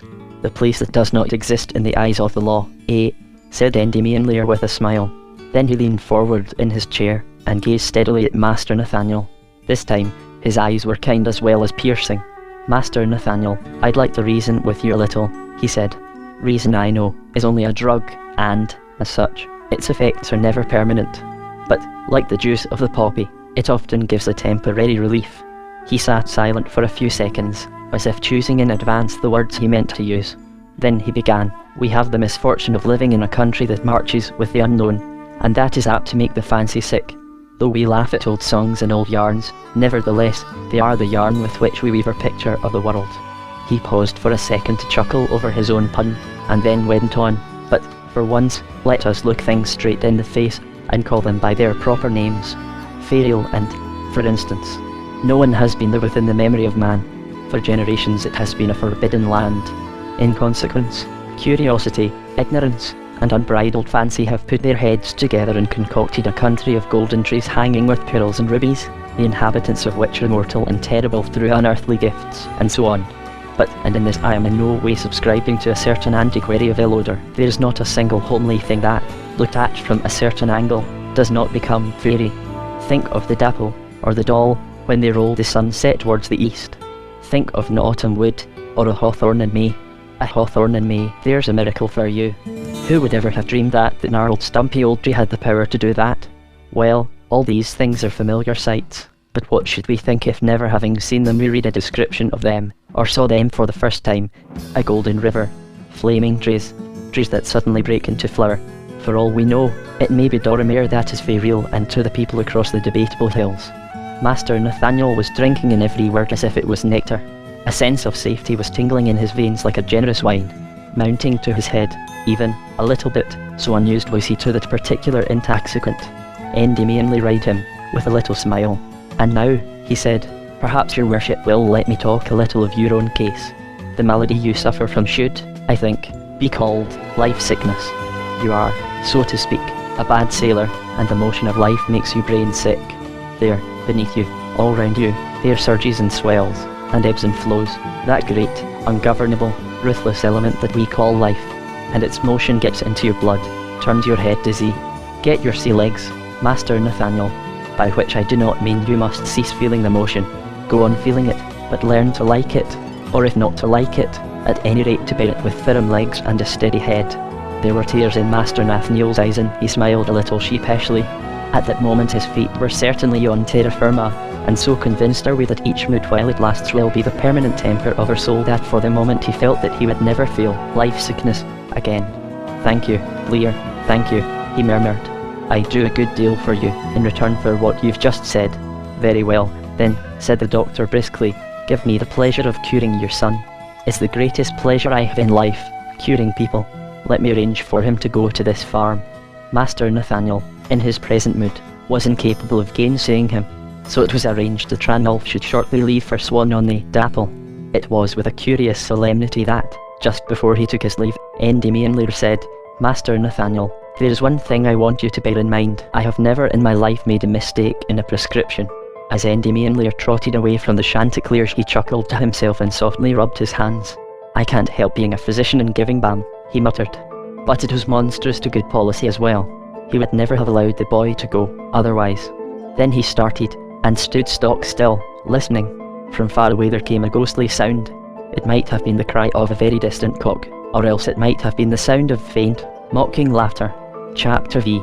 Ranulph goes to the widow Gibberty's farm, but Endymion Lear was right. Reason is only a drug, and its effects cannot be permanent.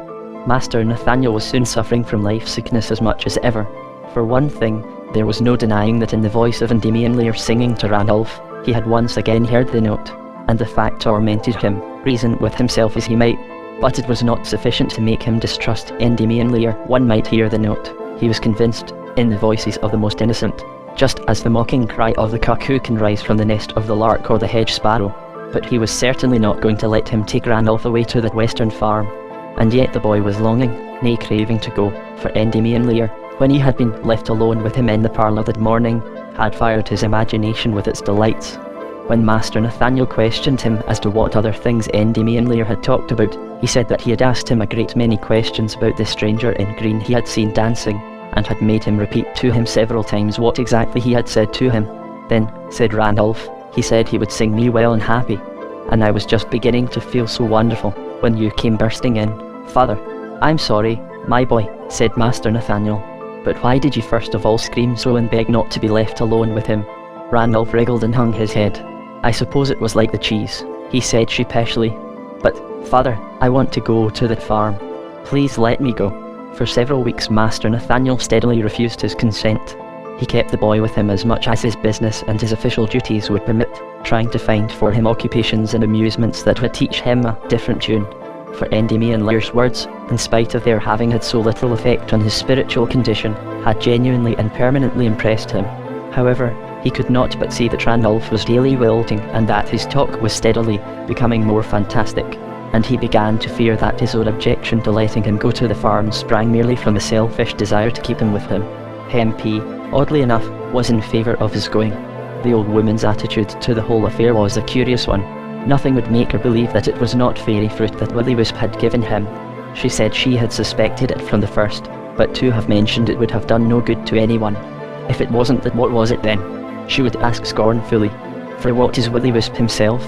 He left his place, and his wages not paid, too, during the 12 nights of Yuletide. And when dog or servant leaves, sudden like, at that time, we all know what to think. And what are we to think, Hempy? Enquired Master Nathaniel. At first the old woman would only shake her head and look mysterious, but finally she told him that it was believed in the country districts that, should there be a fairy among the servants, he was bound to return to his own land on one of the 12 nights after the winter solstice, and should there be among the dogs one that belonged to Duke Cowbray's pack, during these nights he would howl and howl, till he was let out of his kennel, and then vanish into the darkness and never be seen again. Master Nathaniel grunted with impatience. "Well, it was you dragged the words from my lips, and though you are the mayor and the Lord High Seneschal, you can't come lording it over my thoughts. I've a right to them," cried Hempy indignantly. "My good Hempy, if you really believe the boy has eaten a certain thing, all I can say is you seem very cheerful about it," growled Master Nathaniel. "And what good would it do my pulling a long face and looking like one of the old statues in the fields of Grammy, I should like to know?" flashed back Hempy. And then she added, with a meaning nod, "Besides, whatever happens, no harm can ever come to a Chanticleer. While Lud stands, the Chanticleers will thrive. So come rough, come smooth, you won't find me worrying. But if I was you, Master Nat, I'd give the boy his way. There's nothing like his own way for a sick person, be he child or grown man. His own way to a sick man is what grass is to a sick dog." Hempy's opinion influenced Master Nathaniel more than he would like to admit, but it was a talk he had with Mummins, the captain of the Lud Yeomanry, that finally induced him to let Ranulph have his way. The yeomanry combined the duties of a garrison with those of a police corps, and Master Nathaniel had charged their captain to try and find the whereabouts of Will-o'-wisp. It turned out that the rogue was quite familiar to the yeomanry, and Mummins confirmed what Endymion Lear had said about his having turned the town upside down with his pranks during the few months he had been in Master Nathaniel's service. But since his disappearance at Yuletide, nothing had been seen or heard of him in Lud-in-the-Mist, and Mummins could find no traces of him. Master Nathaniel fumed and grumbled a little at the inefficiency of the yeomanry, but at the bottom of his heart he was relieved. He had a lurking fear that Hempy was right and Endymion Lear was wrong, and that it had really been fairy fruit after all that Ranulph had eaten. But it is best to let sleeping facts lie, and he feared that if confronted with will-o-wisp the facts might wake up and begin to bite. But what was this that Mummins was telling him? It would seem that during the past months there had been a marked increase in the consumption of fairy fruit in the low quarters of town. Of course, it's got to be stopped. Mummins, do you hear? Cried Master Nathaniel hotly. And what's more, the smugglers must be caught and clapped into jail, every mother's son of them. This has gone on too long. Yes, your worship, said Mummins stolidly. It went on in the time of my predecessor, if your worship will pardon the expression. Mummins was very fond of using long words, but he had a feeling that it was presumption to use them before his betters, and in the days of his predecessor, and way back. And it's no good trying to be smarter than our forebears. I sometimes think we might as well try and catch the dapple and clap it into prison as them smugglers. But these are sad times, your worship. Sad times, the apprentices wanting to be masters, and every little tradesman wanting to be a senator, and every dirty little urchin thinking he can give impudence to his betters. You see, your worship, I says, and here's a good deal in my way of business, if you'll pardon the expression. But the things one's eyes and ears tells one, they ain't in words, so to speak, and it's not easy to tell other folks what they say, no more than the geese can tell you how they know it's going to rain, and he laughed apologetically. But I shouldn't be surprised, no, I shouldn't, if there wasn't something brewing. By the sun, moon, and stars. Mummins, don't speak in riddles, cried Master Nathaniel irritably. What do you mean? Mummins shifted uneasily from one foot to the other. Well, your worship, he began, it's this way. Folks are beginning to take a wonderful interest in Duke Aubrey again. Why, all the girls are wearing bits of tawdry jewellery with his picture, and bits of imitation ivy and squills stuck in their bonnets, and there ain't a poor street in this town where all the cockatoos that the sailors bring don't squawk at you from their cages that the Duke will come to his own again, or some such rubbish. And, my good Mummins, cried Master Nathaniel impatiently, Duke Aubrey was a rascally sovereign who died more than 200 years ago. You don't believe he's going to come to life again, do you? I don't say that he will, your worship, answered Mummins evasively, but all I know is that when Lud begins talking about him, it generally bodes trouble. I remember how old Tripsand, he who was captain of the yeomanry when I was a little lad, used always to say that there was a deal of that sort of talk before the great drought. Fiddlestics, cried Master Nathaniel. Mumman says theories about Duke Aubrey he immediately dismissed from his mind, but he was very much disturbed by what he had said about fairy fruit, and began to think that Endymion Lear had been right in maintaining that Ranulph would be further from temptation at Swan on the Dapple than in Lud. He had another interview with Lear, and the long and short of it was that it was decided that as soon as Dame Marigold and Hempy could get Ranulph ready he should set out for the widow Gibberty's farm. Endymion Lear said that he wanted to look for herbs in the neighbourhood, and would be very willing to escort him there. Master Nathaniel, of course, would much have preferred to have gone with him himself, but it was against the law for the mayor to leave Lud, except in circuit. In his stead, he decided to send Luke Hempin, old Hempy's grandnephew. He was a lad of about 20, who worked in the garden and had always been the faithful slave of Ranulph. On a beautiful sunny morning, about a week later, Endymion Lear came riding up to the Chanticleers to fetch Ranulph, who was impatiently awaiting him, booted and spurred, and looking more like his old self than he had done for months. Before Ranulph mounted, Master Nathaniel, blinking away a tear or two, kissed him on the forehead and whispered, "The black rooks will fly away, my son, and you'll come back as brown as a berry, and as merry as a grig. And if you want me, just send a word by Luke, and I'll be with you as fast as horses can gallop, law or no law." And from her lattice window at the top of the house appeared the head and shoulders of old Hempy in her nightcap, shaking her fist, and crying, "Now then, young Luke, if you don't take care of my boy, you'll catch it." Many a curious glance was cast at the little cavalcade as they trotted down the cobbled streets. Miss Lettuce and Miss Rosie Prim, the two buxom daughters of the leading watchmaker who were returning from their marketing, considered that Ranulph looked sweetly pretty on horseback. Though, added Miss Rosie, they do say he's a bit queer, and it is a pity, I must say, that he's got the mayor's ginger hair. Well, Rosie, retorted Miss Lettuce. "At least he doesn't cover it up with a black wig, like a certain apprentice I know." And Rosie laughed, and tossed her head. A great many women, as they watched them pass, called down blessings on the head of Endymion Lear, adding that it was a pity that he was not mayor in Hyacinthshire. And several rough-looking men scowled ominously at Ranulph. But Mother Tibbs, the half-crazy old washerwoman, who, in spite of her 40 summers, danced more lightly than any maiden, and was, in consequence, in great request as a partner at those tavern dances that played so great a part in the life of the masses in Lud-in-the-Mist, crazy, disreputable Mother Tibbs, with her strangely noble innocent face, tossed him a nosegay and cried in her sing-song penetrating voice, "Cock-doodle-doo, cock-doodle-doo." The little masters bound for the land where the eggs are all gold. But no one ever paid any attention to what Mother Tibbs might say. Nothing worth mentioning occurred during their journey to Swan, except the endless pleasant things of the country in summer. There were beach spinneys, wading up steep banks through their own dead leaves, fields all blurred with meadow sweet in sorrow, brown old women screaming at their goats, acacias in full flower, and willows blown by the wind into a white blossom. From time to time, terrestrial comets, the blue flash of a kingfisher, the red whisk of a fox, would furrow and thrill the surface of the earth with beauty. And in the distance, here and there, standing motionless and in complete silence by the flowing Dapple, were Redrift villages, the least vain of all fair things, for they never looked at their own reflection in the water, but gazed unblinkingly at the horizon. And there were ruined castles covered with ivy, the badge of the old order, clinging to its own, and into the ivy doves dived, seeming to leave in their wake a trail of amethyst, just as a clump of bottle green leaves is shot with purple by the knowledge that it hides violets. And the round towers of the castles looked as if they were so firmly encrusted in the sky that, to get to their other side, one would have to hew out a passage through the celestial marble. And the sun would set, and then our riders could watch the actual process of colour fading from the world. Was that tree still really green, or was it only that they were remembering how a few seconds ago it had been green? And the nymph whom all travellers pursue and none has ever yet caught, the white high road, glimmered and beckoned to them through the dusk. All these things, however, were familiar sights to any Luddite, but on the third day, for Ranulph's sake, they were taking the journey in easy stages.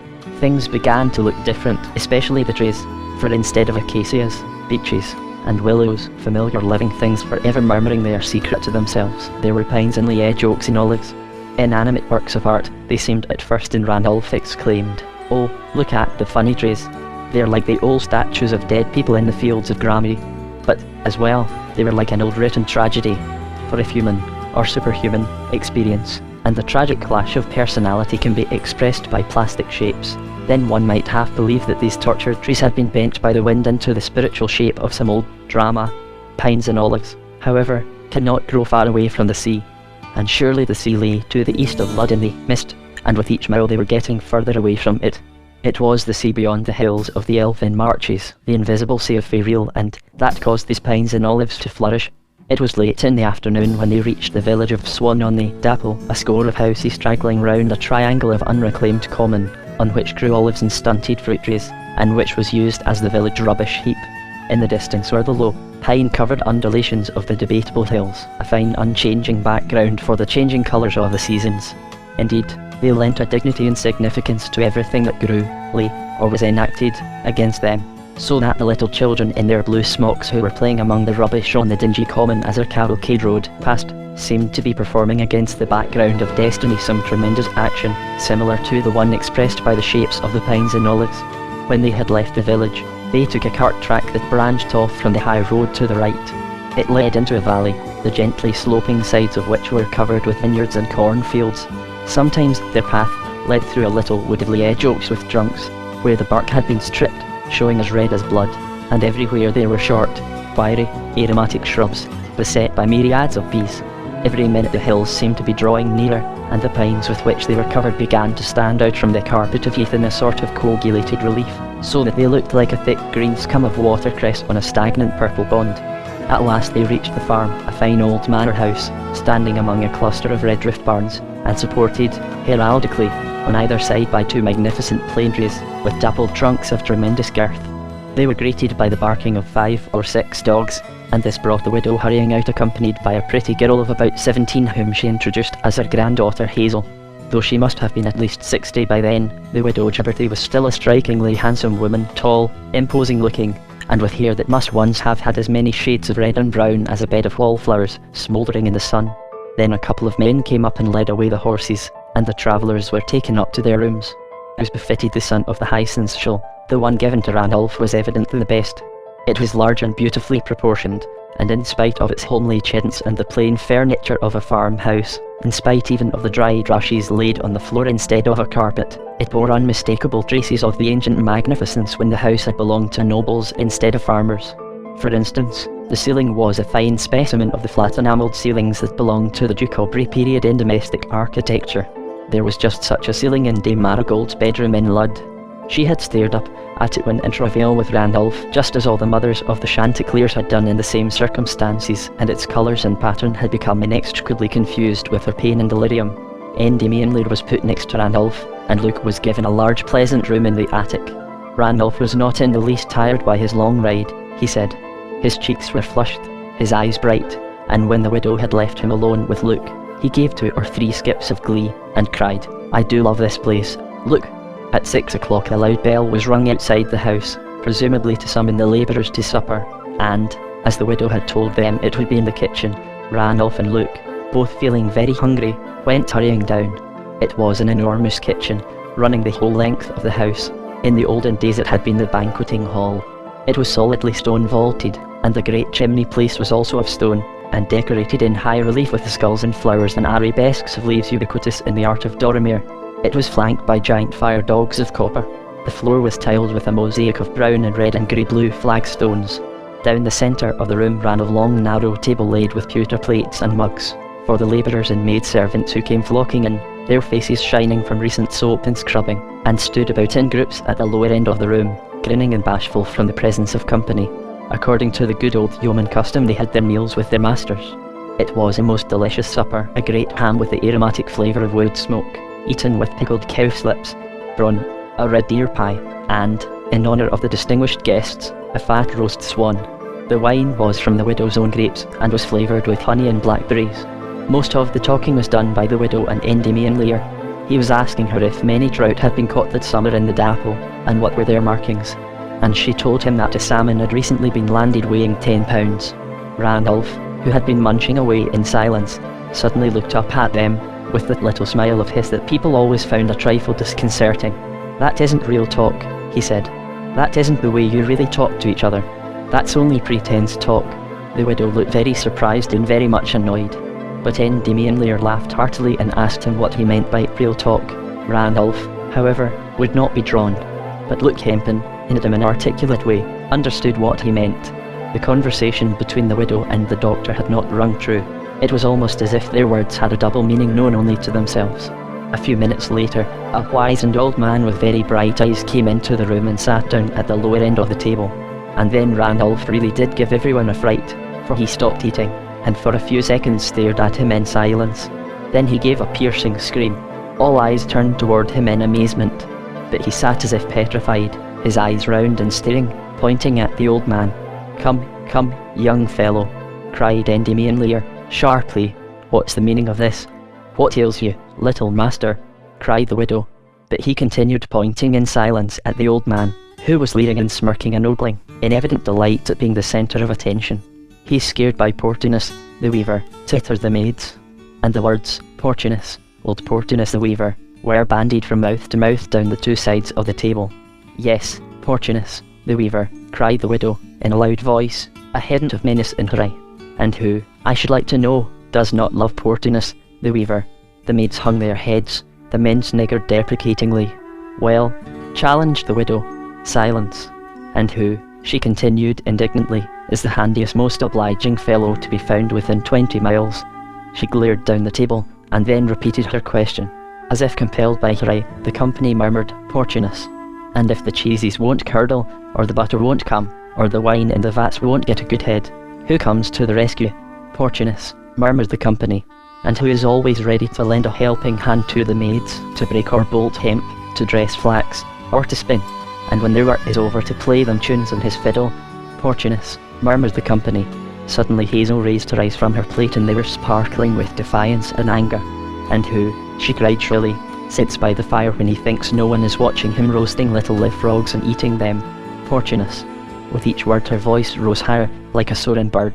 But at the last word it was as if the bird, when it had reached the ceiling, suddenly fell down dead.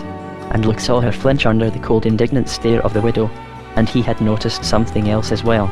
It was the custom in Dorrimere, in the houses of the yeomanry and the peasantry, to hang a bunch of dried fennel over the door of every room, for fennel was supposed to have the power of keeping the fairies.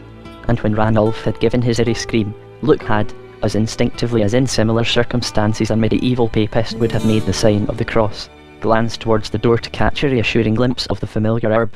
But there was no fennel hanging over the door of the widow Gibberty. The men grinned, the maids tittered at Hazel's outburst, and then there was an awkward silence. In the meantime, Ranulph seemed to have recovered from his fright and was going on stolidly with his supper, while the widow was saying to him reassuringly, "Mark my words, little master, you'll get to love Portunus as much as we all do. Trust Portunus for knowing where the trout rise and where all the birds' nests are to be found. Portunus." And Portunus chuckled with delight, and his bright eyes twinkled. "Why," the widow continued, "I have known him these 20 years. He's the weaver in these parts, and goes the round from farm to farm, and the room with the loom is always called Portunus' parlour, and there isn't a wedding or a merrymaking within 20 miles where he doesn't play the fiddle." Luke, whose perceptions owing to the fright he had just had were unusually alert, noticed that Endymion Lear was very silent, and that his face as he watched Ranulph was puzzled and a little anxious. When supper was over, the maids and labourers vanished, and so did Portunus, but the three guests sat on, listening to the pleasant whir of the widow's and Hazel's spinning wheels, saying but little, for the long day in the open air had made all three of them sleepy. At 8 o'clock a little scrabbling noise was heard at the door. "That's the children," said Hazel, and she went and opened it, upon which 3 or 4 little boys came bashfully in from the dusk. "Good evening, my lads," said the widow, genially. "Come for your bread and cheese." The children grinned and hung their heads, abashed by the sight of 3 strangers. "The little lads of the village, Master Chanticleer, take it in turn to watch your cattle all night," said the widow to Ranulph. "We keep them some miles away along the valley where there is good pasturage, and the herdsman likes to come back to his own home at night. And these little boys are going to be out all night," asked Ranulph in an odd voice. "That they are, and a fine time they'll have of it too. They build themselves little huts out of branches and light fires in them. Oh, they enjoy themselves." The children grinned from ear to ear, and when Hazel had provided each of them with some bread and cheese, they scuttled off into the gathering dusk. "I'd like to go some night, too," said Ranulph. The widow was beginning to expostulate against the idea of young Master Chanticleer spending the night out of doors with cows and village children, when Endymion Lear said, decidedly, "That's all nonsense. I don't want my patient coddled." Ranulph, "I see no reason why he shouldn't go some night if it amuses him. But wait till the nights are warmer." He paused just a second, and added, "Towards midsummer, let us say."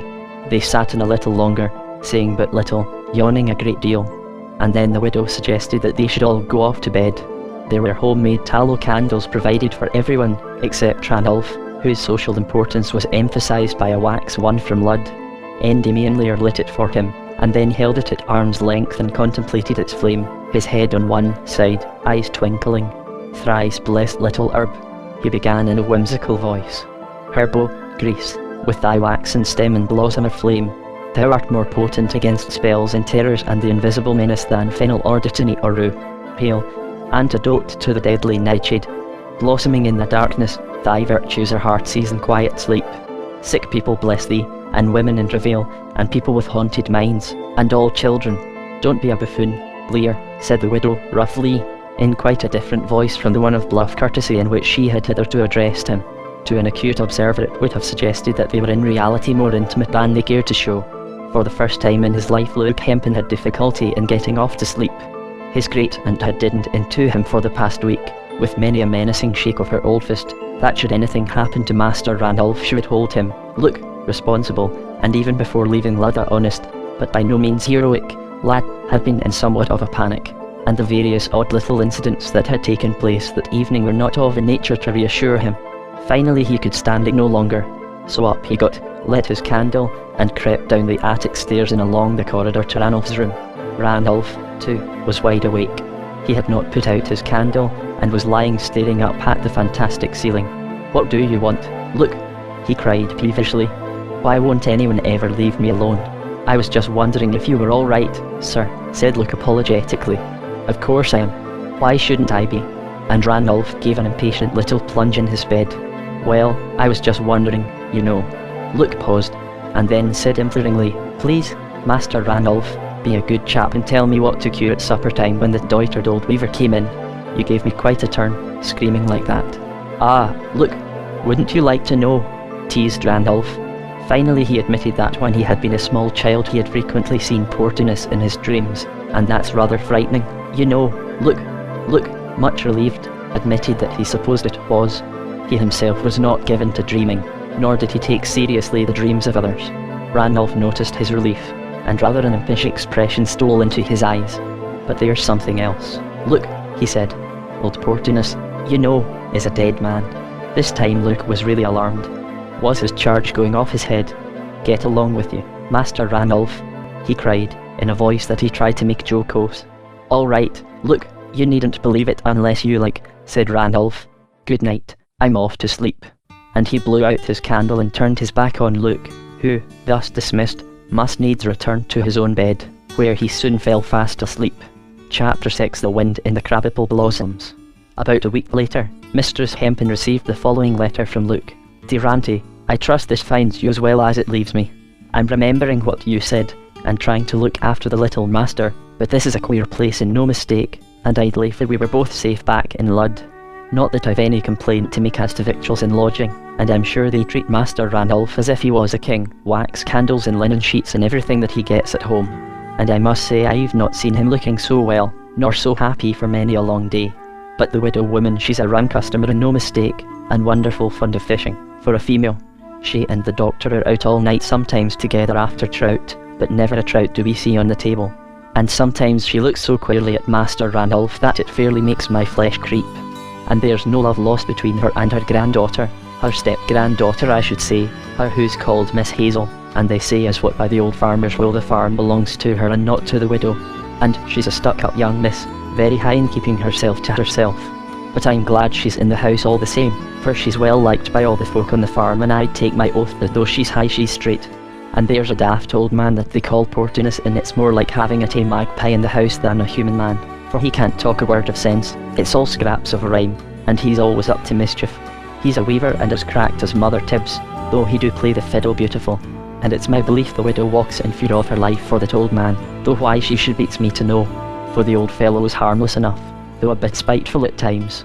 He sometimes pinches the maids till their arms are as many colours as a mackerel's back, and he seems sweet on Miss Hazel though she can't bear him, though when I ask her about him she snaps my head off and tells me to mind my own business.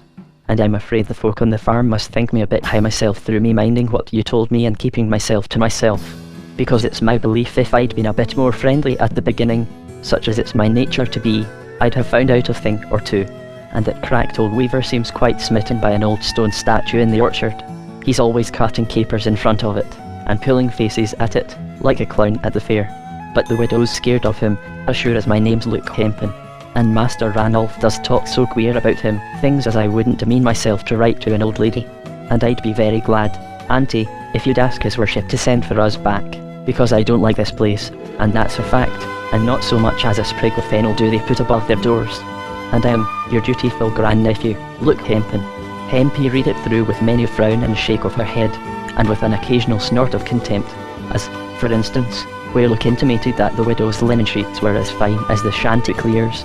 Then she sat for a few minutes in deep thought.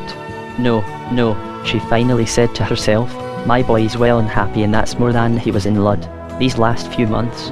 What must be, and it's never any use worrying Master Nat. So she did not show Master Nathaniel Luke Hempin's letter. As for Master Nathaniel, he was enchanted by the accounts he received from Endymion Lear of the improvement both in Ranulph's health and state of mind. Ranulph himself too wrote little letters saying how happy he was and how anxious to stay on at the farm. It was evident that, to use the words of Endymion Lear, he was learning to live life to a different tune. And then Endymion Lear returned to Lud and confirmed what he had said in his letters by his accounts of how well and happy Ranulph was in the life of a farm. The summer was simmering comfortably by, in its usual sleepy way, in the streets and gardens of Lud-in-the-Mist. The wives of senators and burgesses were busy in still room and kitchen making cordials and jams. In the evening the streets were lively with chattering voices and the sounds of music, and apprentices danced with their master's daughters in the public square, or outside taverns, till the grey twilight began to turn black. The senators yawned their way through each other's speeches, and made their own as short as possible that they might hurry off to whip the dapple for trout or play at bowls on the Guildhall's beautiful velvety green. And when one of their ships brought in a particularly choice cargo of rare wine or exotic sweetmeats, they invited their friends to supper, and washed down the dainties with the good old jokes. Mummins looked glum, and would sometimes frighten his wife by gloomy forebodings, but he had learned that it was no use trying to arouse the mayor and the senate. Master Nathaniel was missing Randolph very much, but as he continued to get highly satisfactory reports of his health, he felt that it would be selfish not to let him stay on, at any rate till the summer was over. Then the trees, after their long silence, began to talk again, in yellow and red, and the days began to shrink under one's very eyes. And Master Nathaniel's pleached tally was growing yellower and yellower, and on the days when a thick white mist came rolling up from the dapple, it would be the only object in his garden that was not blurred and dimmed, and would look like a pair of gigantic golden compasses with which the demiurges measure in chaos. It was then that things began to happen. Moreover, they began at least slightly place in the whole of Lud-in-the-Mist, Miss Primrose Crabapple's academy for young ladies. Miss Primrose Crabapple had for some 20 years finished the daughters of the leading citizens, teaching them to sing, to dance, to play the spinet and the harp, to preserve and candy fruit, to wash gauze and lace, to bone chickens without cutting the back, to model groups of still life in every imaginable plastic material, edible and non-edible, wax, butter, sugar, and to embroider in at least 100 different stitches, preparing them, in fact, to be one day useful and accomplished wives. When Dame Marigold Chanticleer and her contemporaries had first been pupils at the academy, Miss Primrose had only been a young assistant governess, very sentimental and affected, and full of nonsensical ideas. But nonsensical ideas and great practical gifts are sometimes found side by side, and sentimentality is a quality that rarely has the slightest influence on action. Anyhow, the ridiculous gushing assistant managed bit by bit to get the whole direction of the establishment into her own hands, while the old dame to whom the school belonged became as plastic to her will as were butter, sugar or wax to her clever fingers. And when the old lady died, she left her the school. It was an old rambling red brick house with a large pleasant garden, and stood a little back from the high road, about half a mile beyond the west gate of Lud-in-the-Mist. The academy represented to the ladies of Lud all that they knew of romance. They remembered the jokes they had laughed at within its walls, the secrets they had exchanged walking up and down its pleached tallies, far more vividly than anything that had afterwards happened to them. Do not for a moment imagine that they were sentimental about it. The ladies of Lud were never sentimental. It was as an old comic song that they remembered their school days. Perhaps it is always with a touch of wistfulness that we remember old comic songs. It was at any rate as near as the ladies of Lud could get to the poetry of the past. And whenever Dame Marigold Chanticleer and Dame Dream Sweet Vigil and the rest of the old pupils of the academy foregathered to eat syllabub and marzipan and exchange new stitches for their samplers, they would be sure sooner or later to start bandying memories about these funny old days and the ridiculous doings of Miss Primrose Crabapple. Oh, do you remember, Dame Marigold would cry, how she wanted to start what she called a Mother's Day, when we were all to dress up in white and green, and pretend to be lilies standing on our mothers' graves. Oh, yes, Dame Dream Sweet would gurgle, and Mother was so angry when she found out about it. How dare the ghoulish creature bury me alive like this, she used to say, and then they would laugh till the tears ran down their cheeks. Each generation had its own jokes and its own secrets, but they were always on the same pattern. Just as when one of the china cups got broken, it was replaced by another exactly like it, with the same painted border of squills and ivy. There were squills and ivy all over the academy, embroidered on the curtains in each bedroom, and on all the cushions and screens, painted in a frieze around the wall of the parlour, and even stamped on the pats of butter. For one of Miss Primrose Crabapple's follies was a romantic passion for Duke Aubrey, a passion similar to that cherished by high church spinsters of the last century for the memory of Charles I. Over her bed hung the little reproduction in watercolours of his portrait in the Guildhall, and on the anniversary of his fall, which was kept in Dorrimere as a holiday, she always appeared in deep mourning. She knew perfectly well that she was an object of ridicule to her pupils and their mothers, but her manner to them was not a whit less gushing in consequence, for she was much too practical to allow her feelings to interfere with her bread and butter. However, on the occasions when her temper got the better of her prudence, she would show them clearly her contempt for their pedigree, sneering at them as commercial upstarts and interlopers. She seemed to forget that she herself was only the daughter of a Lud grocer, and at times to imagine that the Crabapples had belonged to the vanished aristocracy.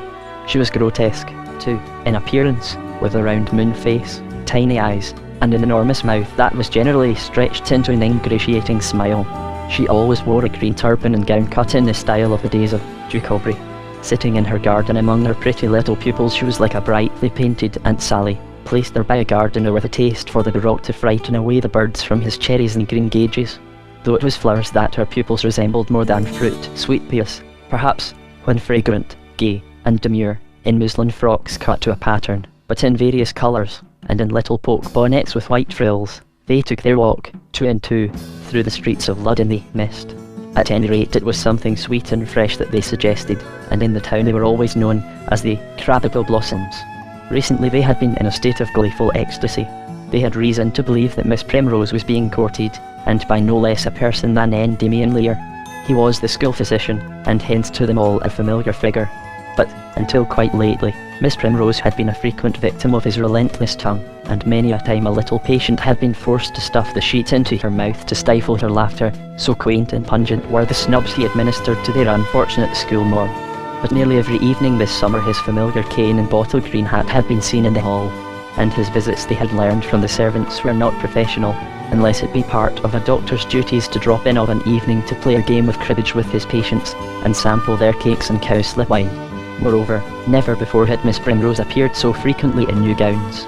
"Perhaps she's preparing her bridal chest," tittered Prunella Chanticleer, and the very idea sent them all into convulsions of mirth. "But do you really think he'll marry her?" "How could he?" said Pensman Flipyard. "She's such an old fright, and such an old goose, too. And they say he's so clever." "Why, then there'll be the goose and the sage," laughed Prunella. "I expect he wants her savings," said Viola Vigil, with a wise little nod. "Or perhaps he wants to add her to his collection of antiques," tittered Ambrosini Pie Powders. "Or to stick her up like an old sign over his dispensary," suggested Prunella Chanticleer. "But it's hard on Duke Aubrey," laughed Moonlove Honeysuckle, "to be cut out like this by a snuffy old doctor." "Yes," said Viola Vigil. "My father says it's a great pity she doesn't take rooms in the Duke Aubrey's arms, because," and Viola giggled and blushed a little, "it would be as near as she'd ever get to his arms, or to anybody else's." But the laughter that greeted this last sally was just a trifle shamefaced, for the Crabapple Blossoms found it a little too daring. At the beginning of autumn, Miss Primrose suddenly sent all the servants back to their homes in distant villages, and, to the indignation of the Crabapple Blossoms, their places were filled, only temporarily, Miss Primrose maintained, by the crazy washerwoman, Mother Tibbs, and a handsome, painted, deaf-mute, with bold black eyes. Mother Tibbs made but an indifferent housemaid, for she spent most of her time at the garden gate, waving her handkerchief to the passers-by, and if, when at her work, she heard the sound of a fiddle or flute, however distant, she would instantly stop whatever she was doing and start dancing, brandishing wildly in the air broom, or warming pan, or whatever domestic implement she may have been holding in her hands at the time. As for the deaf-mute, she was quite a good cook, but was, perhaps, scarcely suited to employment in a young ladies' academy, as she was known in the town as Bawdy Bess. One morning, Miss Primrose announced that she had found them a new dancing master. The last one had been suddenly dismissed, no one knew for what reason, and that when they had finished their seams they were to come up to the loft for a lesson. So they tripped up to the cool, dark, pleasant loft, which smelt of apples, and had bunches of drying grapes suspended from its rafters. Long ago the academy had been a farmhouse, and on the loft's oak-panelled walls were carved the interlaced initials of many rustic lovers, dead hundreds of years ago. To these Prunella Chanticleer and Moonlove Honeysuckle had recently added a monogram formed of the letters PC and EL. Their new dancing master was a tall, red-haired youth, with a white pointed face and very bright eyes. Miss Primrose, who always implied that it was at great personal inconvenience and from purely philanthropic motives that their teachers gave them their lessons, introduced him as Professor Wisp, who had very kindly consented to teach them dancing, and the young man made his new pupils a low bow, and turning to Miss Primrose, he said, "I've got you a fiddler, ma'am. Oh, a rare fiddler. It's your needlework that has brought him. He's a weaver by trade, and he dearly loves pictures in silk. And he can give you some pretty patterns to work from, can't you, Portunus?" And he clapped his hands twice, whereupon, like a bat dropped from the rafters, as Prunella, with an inexplicable shudder, whispered to Moonlove, a queer wizened old man, with eyes as bright as Professor Wisp's, all mopping and mowing, with a fiddle and a bow under his arm, sprang suddenly out of the shadows. "Young ladies," cried Professor Wisp, gleefully, This is Master Portunus, fiddler to His Majesty the Emperor of the Moon, Jester-in-Chief to the Lord of Ghosts and Shadows. Though his jests are apt to be silent ones, and he has come a long, long way, young ladies, to set your feet to dancing. Ho, ho, ho. And the professor sprang up at least 3 feet in the air, and landed on the tips of his toes, as light as a ball of thistledown, while Master Portunus stood rubbing his hands, and chuckling with senile glee. What a vulgar young man, just like a cheap jack on market day, whispered Viola Vigil to Brunella Chanticleer. But Brunella, who had been looking at him intently, whispered back, I'm sure at one time he was one of our grooms. I only saw him once, but I'm sure it's he. What can Miss Primrose be thinking of to engage such low people as teachers? Brunella had, of course, not been told any details as to Ranulph's illness. Even Miss Primrose seemed somewhat disconcerted. She stood there, mouthing and blinking, evidently at a loss what to say. Then she turned to the old man, and, in her best company manner, said she was delighted to meet another needlework enthusiast, and, turning to Professor Wisp, added in her most cooing-dreidly voice, I must embroider a pair of slippers for the dear doctor's birthday, and I want the design to be very original, so perhaps this gentleman would kindly lend me his sampler. At this the professor made another wild pirouette, and, clapping his hands with glee, cried, Yes, yes, Portunus is your man. Portunus will set your stitches dancing to his tunes. Ho, ho, ho. And he and Portunus dug each other in the ribs and laughed till the tears ran down their cheeks. At last, pulling himself together, the professor bade Portunus tune up his fiddle and requested that the young ladies should form up into 2 lines for the first dance. We'll begin with Columbine, he said. But that's nothing but a country dance for farm servants, pouted Moonlove Honeysuckle, and Brunella Chanticleer boldly went up to Miss Primrose and said, Please, mayn't we go on with the jigs and quadrilles we've always learned? I don't think Mother would like me learning new things. And Columbine is so vulgar. Vulgar. New, cried Professor Wisp, shrilly. Why, my pretty Miss, Columbine was danced in the moonlight when Lud-in-the-Mist was nothing but a beechwood between 2 rivers. It is the dance that the silent people dance along the Milky Way. It's the dance of laughter and tears. Professor Wisp is going to teach you very old and aristocratic dances, my dear, said Miss Primrose reprovingly. Dances such as were danced at the court of Duke Aubrey, were they not, Professor Wisp? But the queer old fiddler had begun to tune up, and Professor Wisp, evidently thinking that they had already wasted enough time, ordered his pupils to stand up and be in readiness to begin.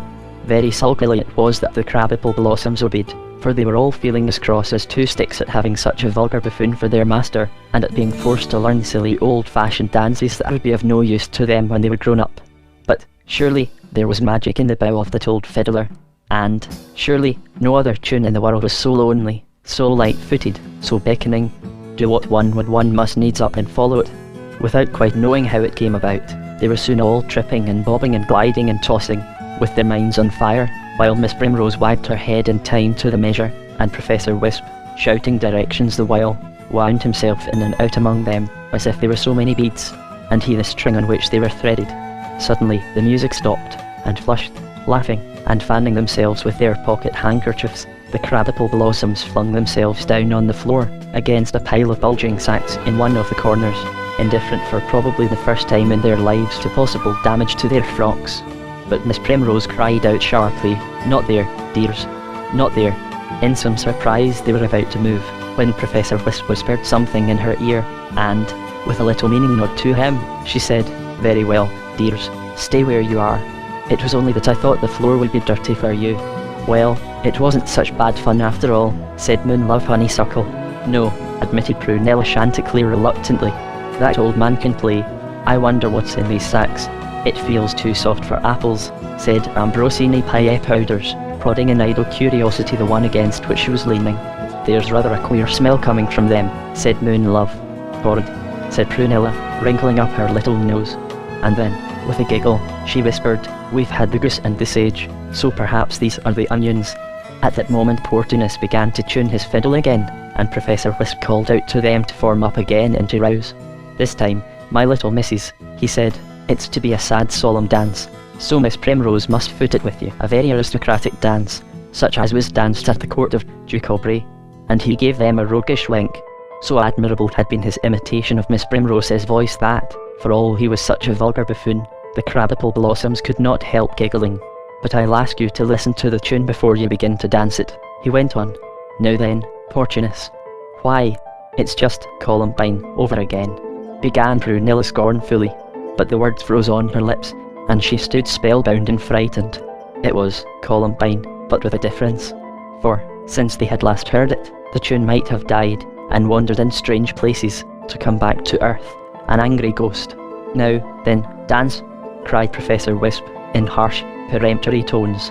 And it was in sheer self-defence that they obeyed, as if by dancing they somehow or other escaped from the tune, which seemed to be themselves. With in and out, round as a ball, with hither and thither, as straight as a line, with lily, germander, and sops in wine, with sweetbriar and bonfire and strawberry wire and columbine, sang Professor Wisp, and in and out of a labyrinth of dreams wound the crab-apple blossoms. But now the tune had changed its key. It was getting gay once more, gay, but strange, and very terrifying. Any lass for a duke who wears green, in lands where the sun and the moon do not shine, with lily, germander, and sops in wine, with sweetbriar and bonfire and strawberry wire and columbine, sang Professor Wisp, and in and out he wound between his pupils, or rather, not wound, but dived, darted, flashed, while every moment his singing grew shriller, his laughter more wild. And then, whence how they could not say, a new person had joined the dance. He was dressed in green and he wore a black mask. And the curious thing was that, in spite of all the crossings and recrossings and runs down the middle, and the endless shuffling in the positions of the dancers, demanded by the intricate figures of this dance, the newcomer was never beside you, it was always with somebody else that he was dancing. You never felt the touch of his hand. This was the experience of each individual crab-apple blossom, but Moonlove Honeysuckle caught a glimpse of his back, and on it there was a hump. Chapter 7 Master Ambrose chases a wild goose and has a vision. Master Ambrose Honeysuckle had finished his midday meal, and was smoking his churchwood on his daisy-powdered lawn, under the branches of a great, cool, yellowing lime, and beside him sat his stout, comfortable wife, Dame Jessamine, placidly fanning herself to sleep, with her pink-tongued mushroom-coloured pug snoring and choking in her lap. Master Ambrose was ruminating on the consignment he was daily expecting of flowers in amber, a golden eastern wine, for the import of which his house had the monopoly in Dorrimere.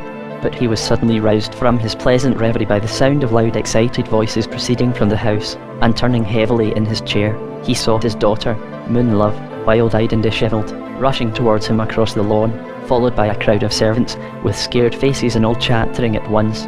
"My dear child, what's this? What's this?"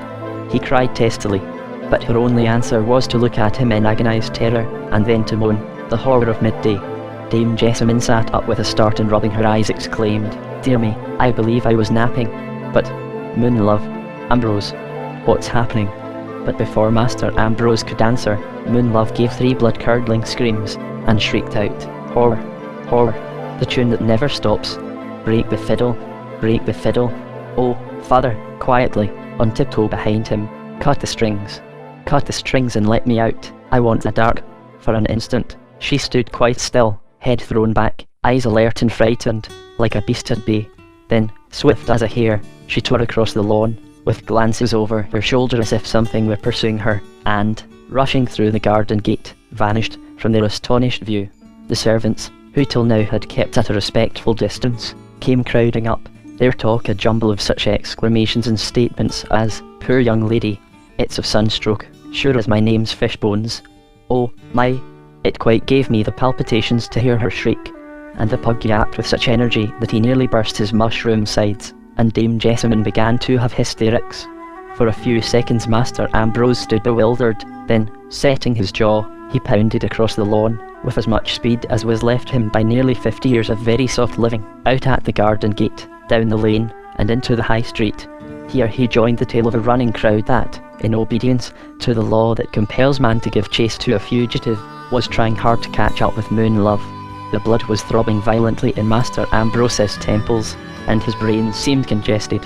All that he was conscious of, on the surface of his mind, was a sense of great irritation against Master Nathaniel Chanticleer for not having had the cobbles on the high street recently renewed. They were so damnably slippery. But underneath this surface irritation, a nameless anxiety was buzzing like a hornet. On he pounded at the tail end of the hunt, blowing, puffing, panting, slipping on the cobbles, stumbling across the old bridge that spanned the Dapple. Vaguely, as in delirium, he knew that windows were flung open, heads stuck out, shrill voices enquiring what was the matter, and that from mouth to mouth were bandied the words, "It's little Miss Honeysuckle running away from her papa." But when they reached the town walls and the west gate, they had to call a sudden halt, for a funeral procession, that of a neighbouring farmer, to judge from the appearance of the mourners, was wending its way into the town, bound for the fields of Grammy, and the pursuers had perforce to stand in respectful silence while it passed, and allow their quarry to disappear down a bend of the high road. Master Ambrose was too impatient and too much out of breath consciously to register impressions of what was going on round him. But in the automatic unquestioning way in which at such moments the senses do their work, he saw through the windows of the hearse that a red liquid was trickling from the coffin. This enforced delay broke the spell of blind purpose that had hitherto united the pursuers into one. They now ceased to be a pack, and broke up again into separate individuals, each with his own business to attend to. "The little lass is too nimble-heeled for us," they said, grinning ruefully. "Yes, she's a wild goose. That's what she is, and I fear she has led us a wild goose chase," said Master Ambrose with a short embarrassed laugh. He was beginning to be acutely conscious of the unseemliness of the situation. He, an ex-mayor, a senator and judge, and, what was more, head of the ancient and honourable family of Honeysuckle, to be pounding through the streets of Lud-in-the-Mist at the tail end of a crowd of prentices and artisans, in pursuit of his naughty, crazy, wild goose of a little daughter. "Pity it isn't Nat instead of me," he thought to himself. "I believe he'd rather enjoy it."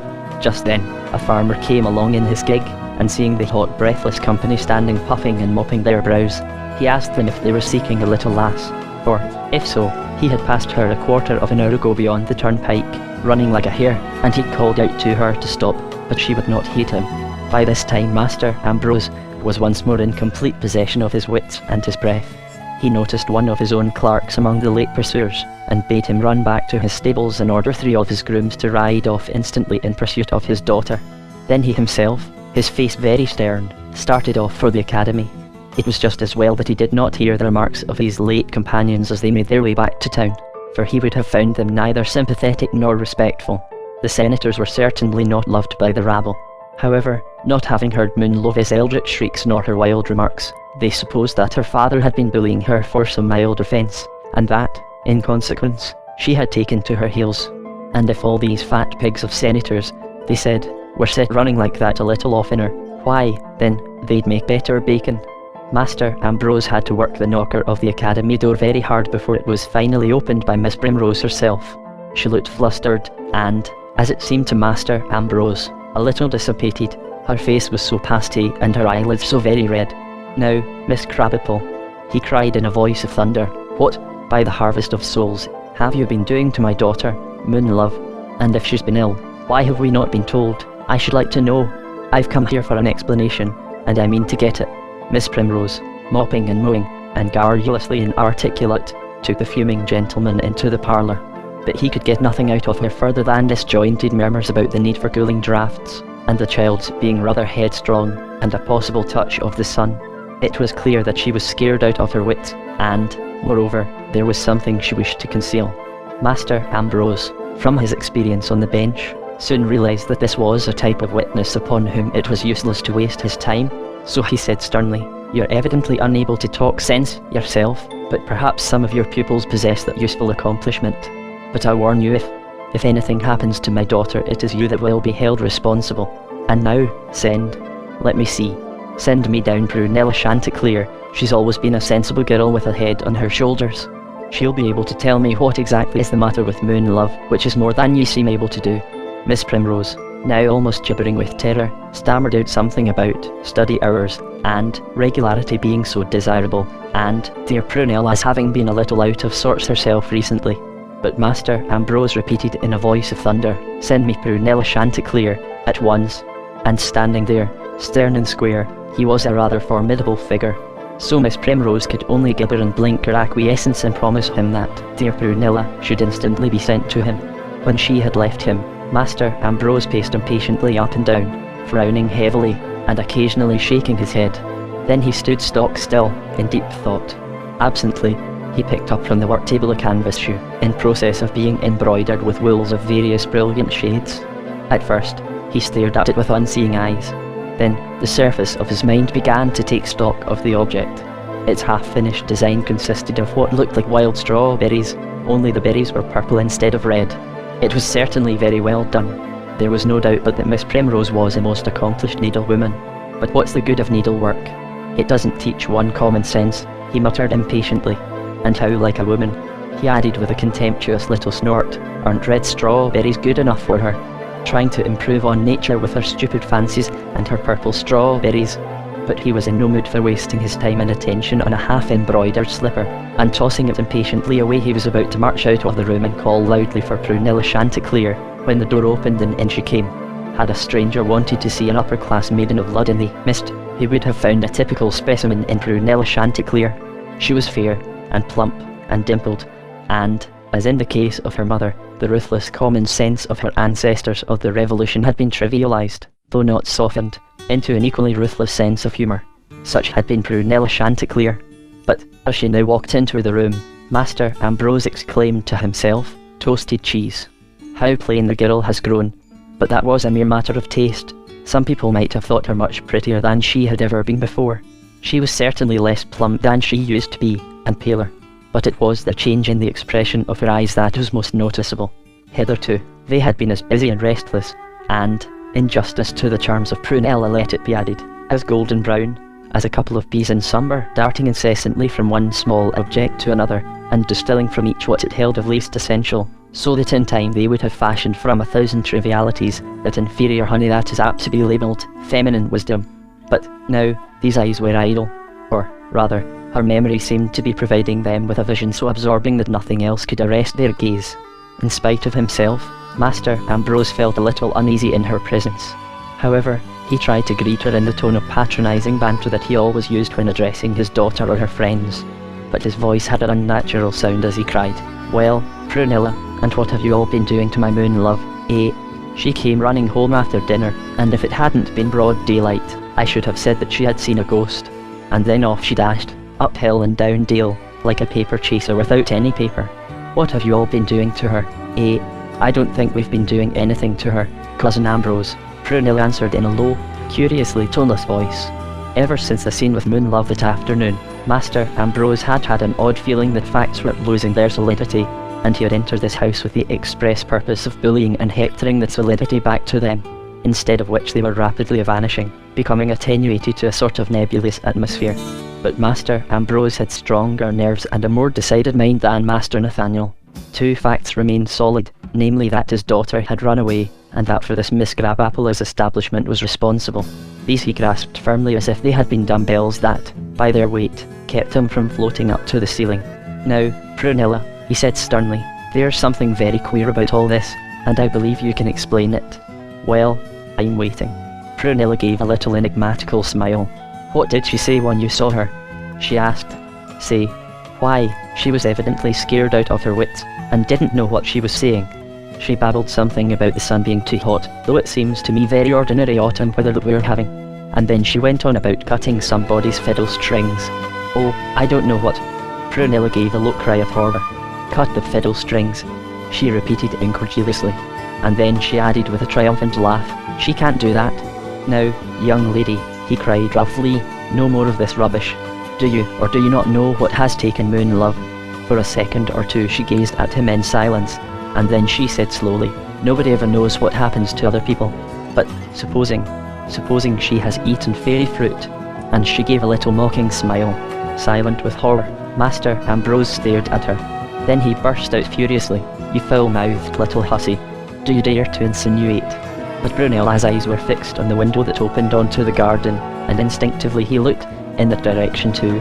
For a second he supposed that the portrait of Duke Aubrey that hung in the Senate room of the Guildhall had been moved to the wall of Miss Primrose's parlour. Framed in the window, against the leafy background of the garden stood, quite motionless, a young man in antique dress. The face, the auburn ringlets, the suit of green, the rustic background, everything, down to the hunting torn end twined with flowers that he held in one hand, and the human skull that he held in the other, were identical with those depicted in the famous portrait by the White Ladies of the Fields, muttered Master Ambrose, rubbing his eyes. But when he looked again the figure had vanished. For a few seconds he stood gaping and bewildered, and Prunella seized the opportunity of slipping unnoticed from the room. Then he came to his senses, on a wave of berserk rage. They had been playing tricks, foul, vulgar tricks, on him, on Ambrose Honeysuckle, Senator Nixmere. but they should pay for it. By the sun, moon and stars, they should pay for it. And he shook his fist at the ivy and squirrel-bedecked walls. But, in the meantime, it was he himself who was paying for it. An appalling accusation had been made against his only child. And, perhaps, the accusation was true. Well, things must be faced. He was now quite calm, and, with his stern-set face, a much more formidable person than the raging, spluttering creature of a few seconds ago.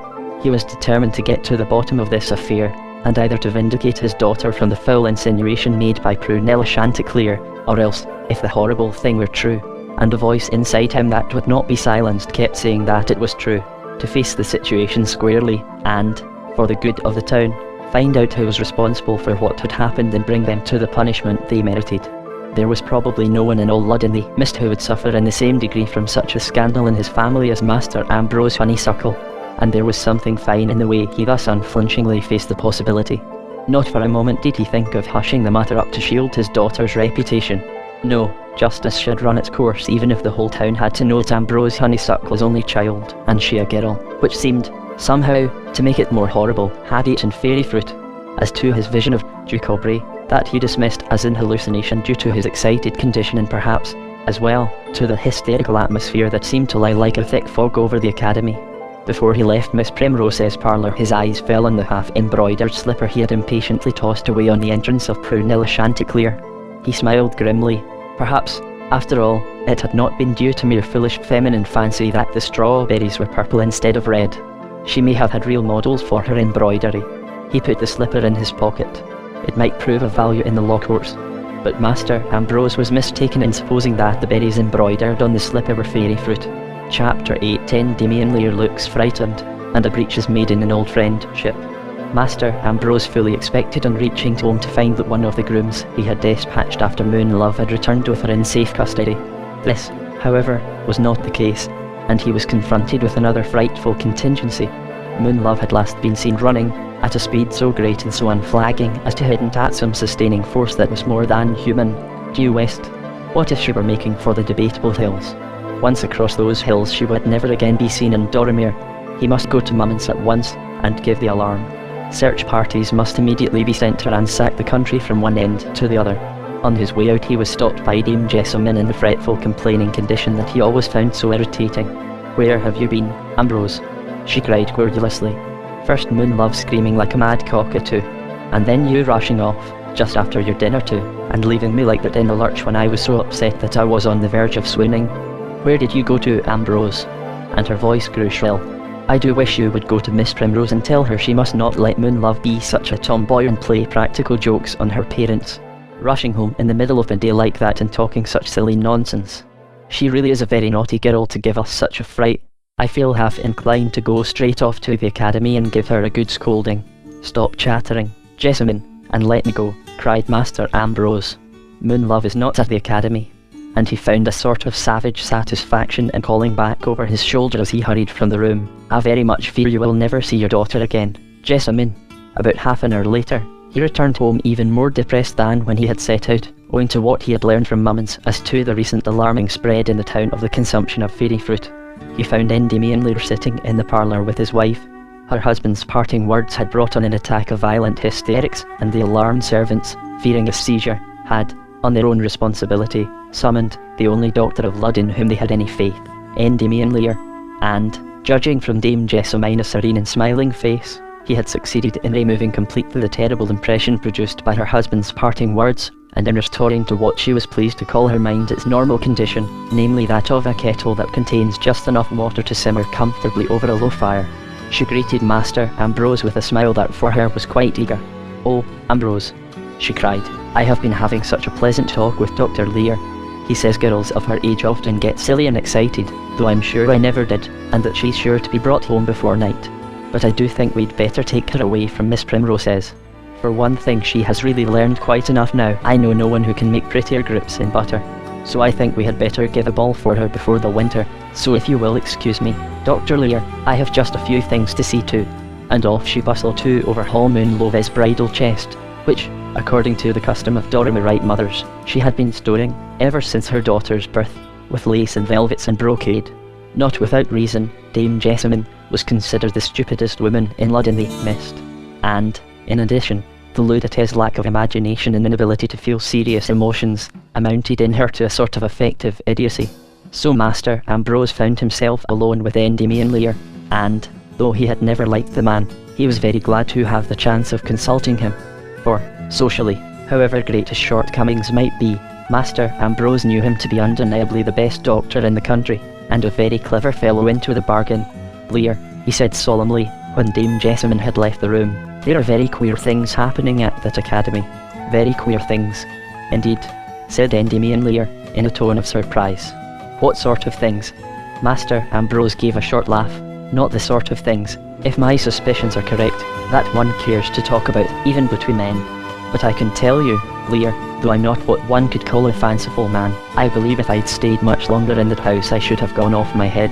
The whole place stinks with, well, with pernicious nonsense, and I actually found myself, Ambrose Honeysuckle, seeing things, ridiculous things." Endymion Lear looked interested. "What sort of things, Master Ambrose?" he asked. "Oh, it's not worth repeating, except in so far as it shows that the fancies of silly overwrought women can sometimes be infectious. I actually imagined that I saw the Senate room portrait of Duke Aubrey reflected on the window, and if I take to fancying things, well, there must be something very fishy in the offing." Endymion Lear's expression was inscrutable. "Optical delusions have been known before, Master Ambrose," he said calmly.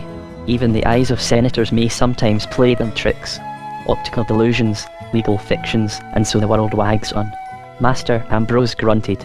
He loathed the fellow's offensive way of putting things, but he was sore at heart and terribly anxious, and he felt the need of having his fears either confirmed or dispelled.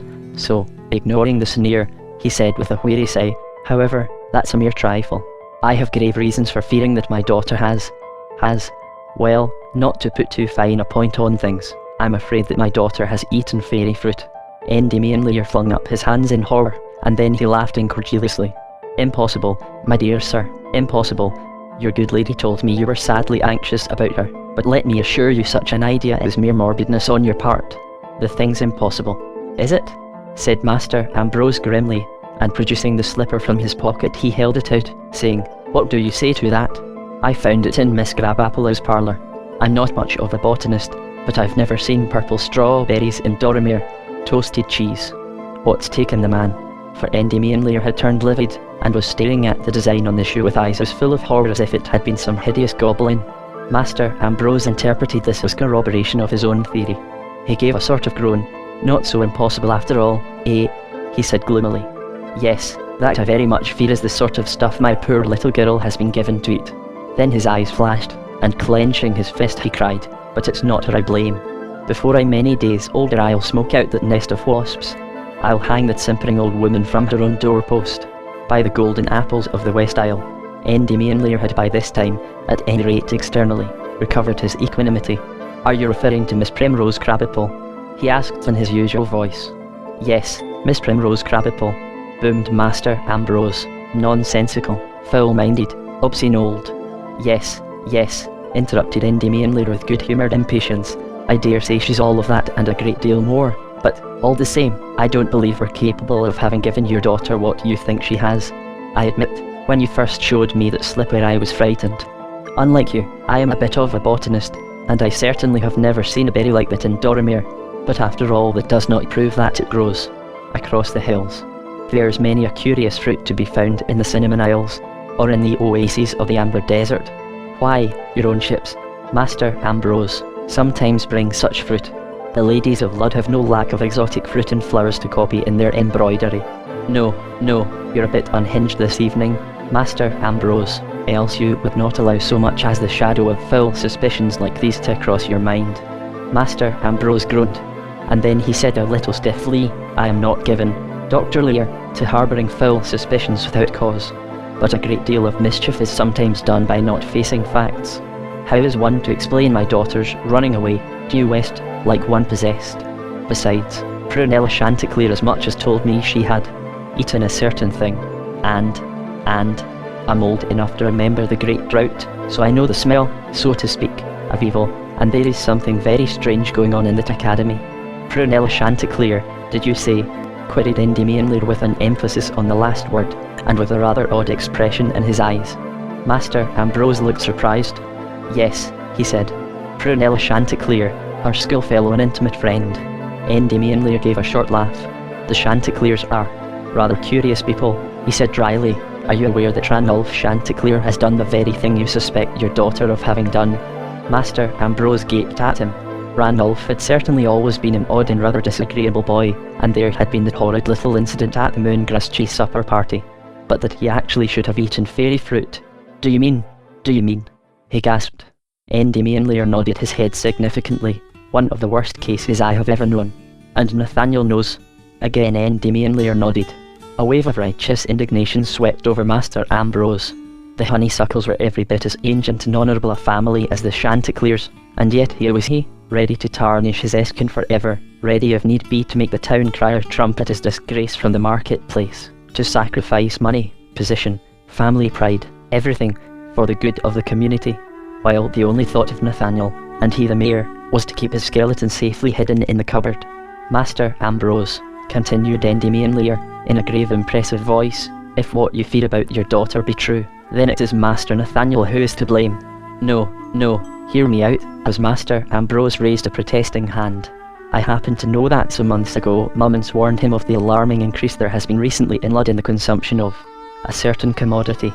And I know that this is true from my practice in the less genteel parts of the town.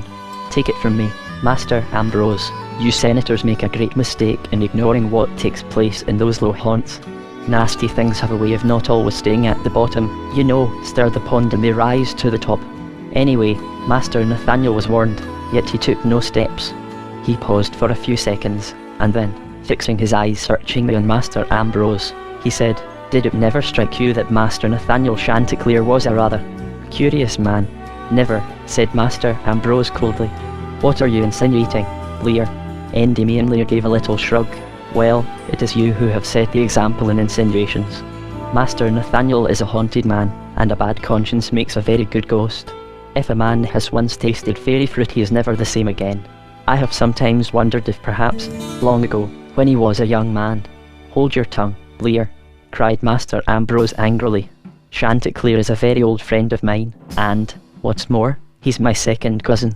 There's nothing wrong about Nathaniel." But was this true?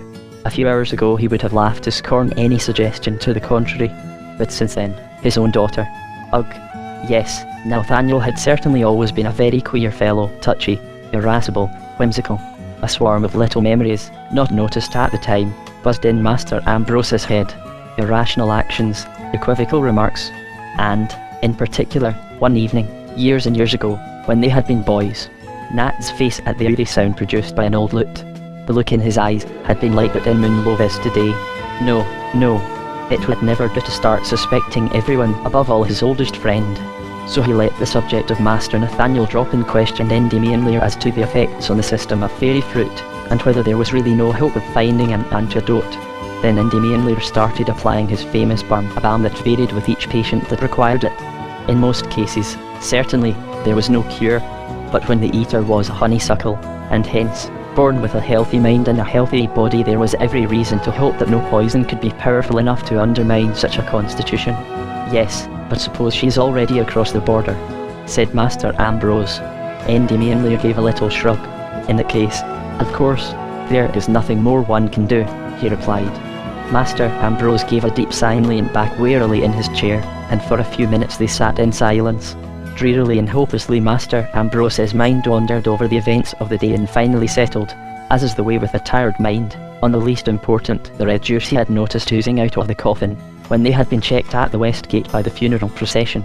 "Do the dead bleed, Lear?" he said suddenly. Endymion Lear sprang from his chair as if he had been shot. First he turned white, then he turned crimson. What the?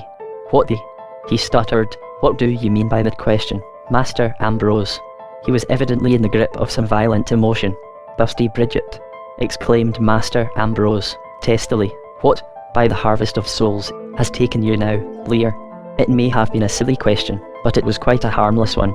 "We were stopped by a funeral this afternoon at the west gate, and I thought I saw red liquid oozing from the coffin. But, by the white ladies of the fields, I've seen so many queer things today that I've ceased to trust my own eyes." These words completely restored Endymion Lear's good humour. He flung back his head and laughed till the tears rolled down his cheeks. "Why, Master Ambrose?" he gurgled. It was such a grisly question that it gave me quite a turn. Owing to the deplorable ignorance of this country, I'm used to my patients asking me rather queer things. But that beats anything I've yet heard. Do the dead bleed? Do pigs fly? Ha, ha, ha, ha. Then, seeing that Master Ambrose was beginning to look stiff and offended, he controlled his mirth, and added, well, a man as sorely tried as you have been today, Master Ambrose, is to be excused if he has hallucinations. It is wonderful what queer things we imagine we see when we are unhinged by strong emotion. And now I must be going. Birth and death. Master Ambrose, they wait for no man, not even for senators. So I must be off and help the little Luddites into the world, and the old ones out of it. And in the meantime, don't give up hope. At any moment one of Mama and says good yeomen may come galloping up with the little lady at his saddle bow. And then, even if she should have eaten what you fear she has, I shall be much surprised if a honeysuckle isn't able with time and care to throw off all effects of that foul fodder and grow up into as sensible a woman as her mother. And, with these characteristic words of comfort, Endymion Lear bustled off on his business. Master Ambrose spent a most painful evening, his ears, on the one hand, alert for every sound of a horse's hoof, for every knock at the front door, in case they might herald news of moon love, and, at the same time, doing their best not to hear Dame Jessamina's ceaseless prattle. Ambrose, I wish you'd remind the clerks to wipe their shoes before they come in. Have you forgotten you promised me we should have a separate door for the warehouse? I've got it on paper. How nice it is to know that there's nothing serious the matter with moon love, isn't it? But I don't know what I should have done this afternoon if the kind Dr. Lear hadn't explained it all to me. How could you run away a second time, Ambrose, and leave me in that state without even fetching my hart's horn? I do think men are so heartless. What a naughty girl moon love is to run away like this. I wonder when they'll find her and bring her back. But it will be nice having her at home this winter, won't it? What a pity Ranulph Chanticleer isn't older. He'd do so nicely for her, wouldn't he? But I suppose Florian Baldbreeches will be just as rich, and he's nearer her age.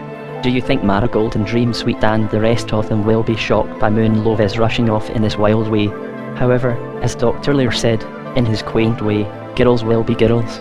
Oh, Ambrose, do you remember my dear coloured tuft taffety, embroidered with forget-me-nots and stars? I had it in my bridal chest. Well, I think I shall have it made up for moon love. There's nothing like the old silks, or the old dyes either. There were no galls or gum syrups used in them. You remember my dear coloured tuft taffety, don't you? But Master Ambrose could stand it no longer. He sprang to his feet, and cried roughly, I'll give you a handful of yeses and nos, Jessamine, and it'll keep you amused for the rest of the evening sorting them out, and sticking them on to your questions.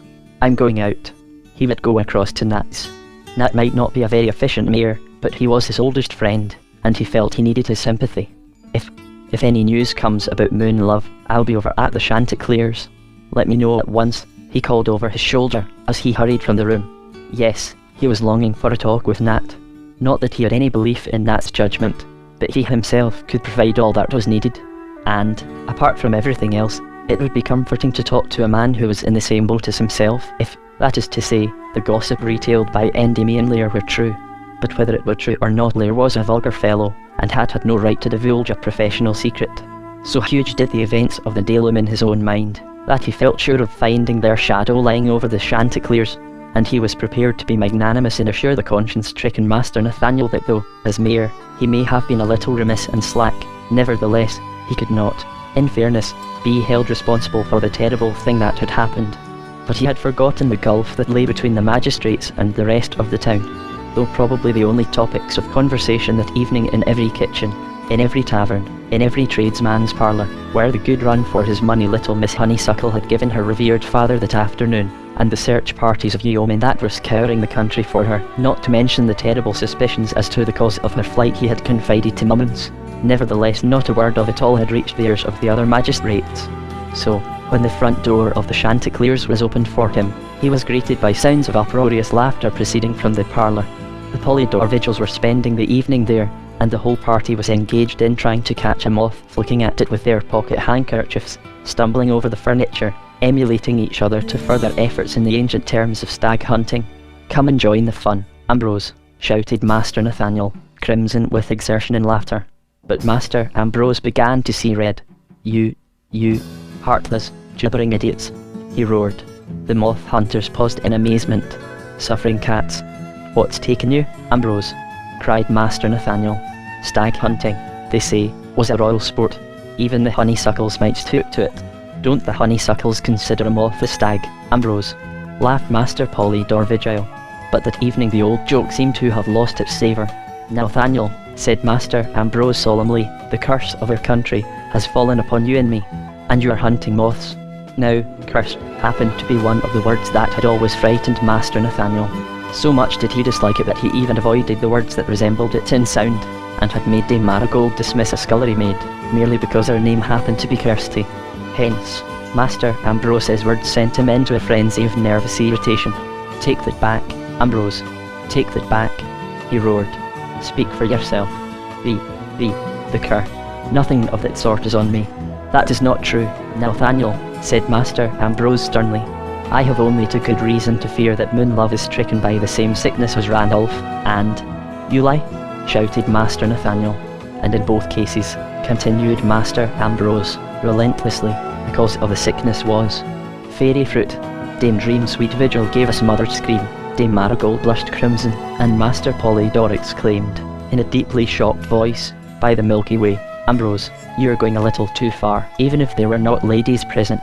No, Polydore, there come times when even ladies must face facts. You see before you two dishonoured men, Nathaniel and myself. One of our statutes says that in the country of Doromere each member of a family shall be the master of his own possessions, and that nothing shall be held in common but disgrace. And before you're many days older, Polydore, your family, too, may be sharing that possession. Each one of us is threatened in what is nearest to us, and our chief citizen hunts moths. No, Nathaniel, he went on in a louder and angrier voice, you needn't glare and growl. I consider that you, as mayor of this town, are responsible for what has happened today, and, by the sun, moon and stars, bellowed Master Nathaniel, I haven't the slightest idea what you mean by what has happened today, but whatever it is, I know very well I'm not responsible.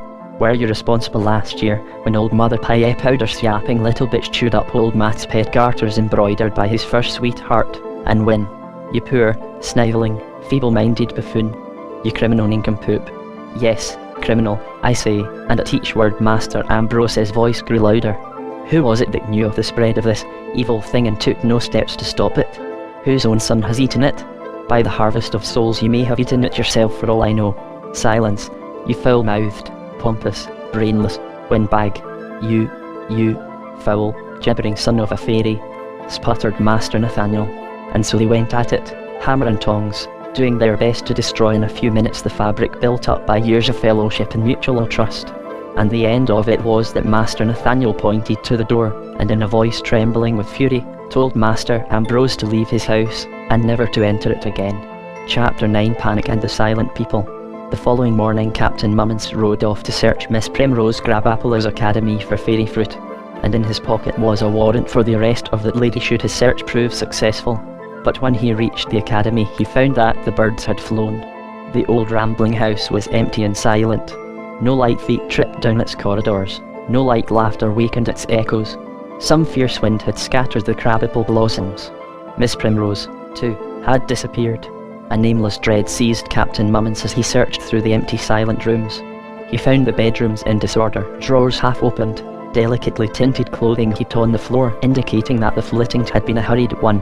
Beneath each bed, too, he found a little pair of shoes, very down at heel, with almost worn-out soles, looking as if the feet that had worn them must have been very busy. He continued his search down to the kitchen premises, where he found Mother Tibbs sitting smiling to herself, and crooning. "Now, you cracked harlot," he cried roughly, "what have you been up to? I'd like to know. I've had my eye on you, my beauty, for a very long time. If I can't make you speak, perhaps the judges will. What's happened to the young ladies? Just you tell me that." But Mother Tibbs was more crazy than usual that day, and her only answer was to trip up and down the kitchen floor, singing snatches of old songs about birds set free, and celestial flowers, and the white fruits that grow on the Milky Way. Mummins was holding one of the little shoes, and catching sight of it, she snatched it from him, and tenderly stroked it, as if it had been a wounded dove. "Dancing, dancing, dancing," she muttered, "dancing day and night. It's stony dancing on dreams." and with an angry snort Mummins realised, not for the first time in his life, that it was a waste of time trying to get any sense out of Mother Tibbs. So he started again to search the house, this time for fairy fruit. However, not a pip, not a scrap of peel could he find that looked suspicious. But, finally, in the loft he discovered empty sacks with great stains of juice on them, and it could have been no ordinary juice, for some of the stains were colours he had never seen before. The terrible news of the crab-apple blossom's disappearance spread like wildfire through Lud-in-the-Mist. Business was at a standstill. Half the senators, and some of the richer tradesmen, had daughters in the academy, and poor Mummins was besieged by frantic parents who seemed to think that he was keeping their daughters concealed somewhere on his person. They were all, too, calling down vengeance on the head of Miss Primrose Crabapple, and demanding that she should be found and handed over to justice. It was Endymion who got the credit for finding her. He brought her, sobbing and screaming, to the guardroom of the yeomanry. He said he had discovered her wandering about, half frantic, on the wharf, evidently hoping to take refuge in some outward-bound vessel. She denied all knowledge of what had happened to her pupils, and said she had woken up that morning to find the birds flown. She also denied, with passionate protestations, having given them fairy fruit. In this, Endymion supported her. The smugglers, he said, were men of infinite resource and cunning, and what more likely than that they should have inserted the stuff into a consignment of innocent figs and grapes. And schoolgirls being 1/4 boy and 3/4 bird, he added with his dry chuckle, they cannot help being orchard thieves. And if there isn't an orchard to rob, why, they'll rob the loft where the apples are kept. And if the apples turn out not to be apples, why, then, no one is to blame. Nevertheless, Miss Primrose was locked up in the room in the Guildhall reserved for prisoners of the better class, pending her trial on a charge of receiving contraband goods in the form of woven silk, the only charge, owing to the wilful blindness of the law, on which she could be tried. In the meantime, a couple of the yeomen, who had been scouring the country for Moonlove Honeysuckle, returned with the news that they had chased her as far as the Debatable Hills, and had last seen her scrambling like a goat up their sides. And no, Dora Wright could be expected to follow her further.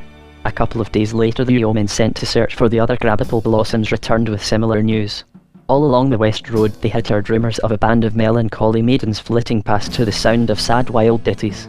And, finally, they had come upon a goatherd who had seen them disappearing, like Moonlove, among the folds of the terrible hills. So there was nothing further to be done.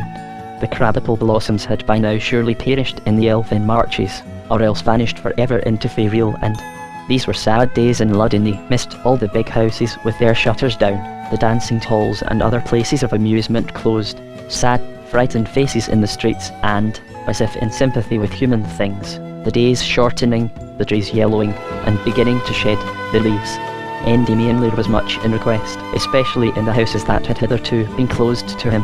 Now, he was in and out of them all day long, exhorting, comforting, advising, and wherever he went he managed to leave the impression that somehow or other Master Nathaniel Chanticleer was to blame for the whole business. There was no doubt about it. Master Nathaniel, these days, was the most unpopular man in Lud-in-the-Mist. In the Senate he got nothing but sour looks from his colleagues.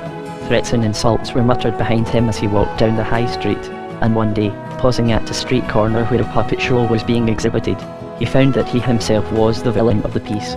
For when the time-honoured climax was reached and the hero was belabouring the villain's wooden head with his cudgel, the falsetto voice of the concealed showman punctuated the blows with such comments as, "There, Nat Cockle, the roost, is a black eye to you for small loaves, and there's another for sour wine, and there's a bloody nose to you for being too fond of papples and ours." Here the showman changed his voice and said, "Please, sir, what are papples and ours?" "Ask Nat Cockle, the roost," came the falsetto, "and he'll tell you they are apples and pears that come from across the hills." Most significant of all, for the first time since Master Nathaniel had been head of the family, Ebenezer Prim did not come himself to wind the clocks. Ebenezer was a paragon of dignity and respectability, and it was a joke in Lud society that you could not really be sure of your social status till he came to wind your clocks himself, instead of sending one of his apprentices. However, the apprentice he sent to Master Nathaniel was almost as respectable looking as he was himself. He wore a neat black wig, and his expression was sanctimonious in the extreme, with the corners of his mouth turned down, like one of his master's clocks that had stopped at 7:25. Certainly a very respectable young man, and one who was evidently fully aware of the unsavoury rumours that were circulating concerning the house of Chanticleer, for he looked with such horror at the silly moon face with its absurd revolving moustachios of Master Nathaniel's grandfather clock, and opened its mahogany body so gingerly, and, when he had adjusted its pendulum, wiped his fingers on his pocket handkerchief with such an expression of disgust that the innocent timepiece might have been the wicked mayor's familiar, a grotesque hobgoblin tabby cat, purring and licking her whiskers after an obscene orgy of garbage. But Master Nathaniel was indifferent to these manifestations of unpopularity. Let mental suffering be intense enough, and it becomes a sort of carminative. When the news first reached him of the flight of the crabapple blossoms, he very nearly went off his head. Facts suddenly seemed to be becoming real. For the first time in his life, his secret shadowy fears began to solidify to find a real focus, and the focus was Randolph. His first instinct was to fling municipal obligations to the winds and ride post-haste to the farm. But what would it serve, after all? It would be merely playing into the hands of his enemies, and by his flight giving the public reason to think that the things that were said about him were true. It would be madness, too, to bring Randolph back to Lud. Surely there was no place in Dorimere more fraught with danger for the boy these days than was the fairy fruit-stained town of Lud. He felt like a rat in a trap. He continued to receive cheerful letters from Randolph himself and good accounts of him from Luke Hempin, and gradually his panic turned into a sort of lethargic nightmare of fatalism, which seemed to free him from the necessity of taking action. It was as if the future were a treacly adhesive fluid that had been spilt all over the present, so that everything he touched made his fingers too sticky to be of the slightest use. He found no comfort in his own home. Dame Marigold, who had always cared for Prunella much more than for Randolph, was in a condition of nervous prostration. Each time the realization swept over her that Prunella had eaten fairy fruit, and was either lost in the elfin marches or in Fairyland and itself, she would be seized by nausea and violent attacks of vomiting. Indeed, the only moments of relief he knew were in pacing up and down his own pleached alley, or wandering in the fields of Gramarye. For the fields of Gramarye gave him a foretaste of death, the state that will turn one into a sort of object of art, that is to say, if one is remembered by posterity, with all one's deeds and passions simplified, frozen into beauty, an absolutely silent thing that people gaze at, and that cannot in its turn gaze back at them. And the pleached alley brought him the peace of still life, life that neither moves nor suffers, but only grows in silence and slowly matures in secret. The silent people. How he would have liked to be one of them. But sometimes, as he wandered in the late afternoon about the streets of the town, human beings themselves seemed to have found the secret of still life, for at that hour all living things seemed to cease from functioning. The tradesmen would stand at the doors of their shops staring with vacant eyes down the street, as detached from business as the flowers in the gardens, which looked as if they too were resting after their day's work and peeping idly out from between their green shutters. And lads who were taking their sweethearts for a row in the dapple would look at them with unseeing eyes, while the maidens gazed into the distance and trailed their hands absently in the water. Even the smithy, with its group of loungers at its open door, watching the swing and fall of the smith's hammer and the lurid red light illuminating his face, might have been no more than a tent at a fair where holiday makers were watching a lion tamer or the feats of a professional strong man. For at the desultory hour the play of muscles, the bending of resisting things to a human will, the taming of fire, a creature more beautiful and dangerous than any lion, seemed merely an entertaining spectacle that served no useful purpose. The very noises of the street, the rattle of wheels, a lad whistling, a peddler crying his wares, seemed to come from far away, to be as disembodied and remote from the activities of man as is the song of the birds. And if there was still some bustle in the high street, it was as soothing as that of a farmyard. And the whole street, houses, cobbles, and all, might almost have been fashioned out of growing things cut by man into patterns, as is a formal garden, so that Master Nathaniel would wander, at that hour, between its rows of shops and houses, as if between the thick green walls of a double hedge of castellated box, or down the golden tunnel of his own pleached alley. If life in Lud-in-the-Mist could always be like that, there would be no need to die. Chapter X. Hempy's song. There were days, however, when even the silent things did not soothe Master Nathaniel, when the condition described by Randolph as the imprisoning of all one's being into a space as narrow as a tooth, whence it irradiates waves of agony, became so overwhelming that he was unconscious of the external world. One late afternoon, a prey to this mood, he was mooning about the fields of Gramarye. In the epitaphs in the tombstone one could read the history of Dorimerite sensibility from the quiet poignancy of those dating from the days of the dukes. Eglantine mourns for Endymion, who was alive and now is dead. Or, during her life Ambrose often dreamed that Forget-me-not was dead. This time he woke up and found that it was true, followed by the peaceful records of industry and prosperity of the early days of the Republic, down to the cheap cynicism of recent times. For instance, here lies Hyacinth Quirkscuttle, weaver, who stretched his life as he was wont to do the list of his cloth far beyond its natural limits, and, to the great regret of his family, died at the age of XCIX. But that afternoon, even his favourite epitaph, the one about the old baker, Ebenezer Spike, who had provided the citizens of Lud-in-the-Mist with fresh sweet loaves for 60 years, was powerless to comfort Master Nathaniel. Indeed, so strangled was he in the coils of his melancholy that the curious fact of the door of his family chapel being ajar caused in him nothing but a momentary, muffled surprise. The chapel of the Chanticleers was one of the loveliest monuments of Lud. It was built of rose-coloured marble, with delicately fluted pillars, and worked in low relief with the flowers and panic-stricken fugitives, so common in the old art of Doromir. Indeed, it looked like an exquisite little pleasure house, and tradition said that this it had originally been one of Duke Aubrey's. In fact, and it certainly was in accordance with his legend to make a graveyard the scene of his revels. No one ever entered except Master Nathaniel and his household to fill it with flowers on the anniversaries of his parents' death. Nevertheless, the door was certainly ajar. The only comment he made to himself was to suppose that the pious Hempy had been up that day to commemorate some anniversary, remembered only by herself, in the lives of her dead master and mistress, and had forgotten to lock it up again. Drearily he wandered to the western wall and gazed down upon Lud-in-the-Mist, and so drugged was he with despair that at first he was incapable of reacting in the slightest degree to what his eyes were seeing. Then, just as sometimes the flowing of the Dapple was reflected in the trunks of the beeches that grew on its banks, so that an element that looked as if it were half water, half light, seemed rippling down them in ceaseless zones, so did the objects he saw beneath him begin to be reflected in fancies, rippling down the hard, unyielding fabric of his woe.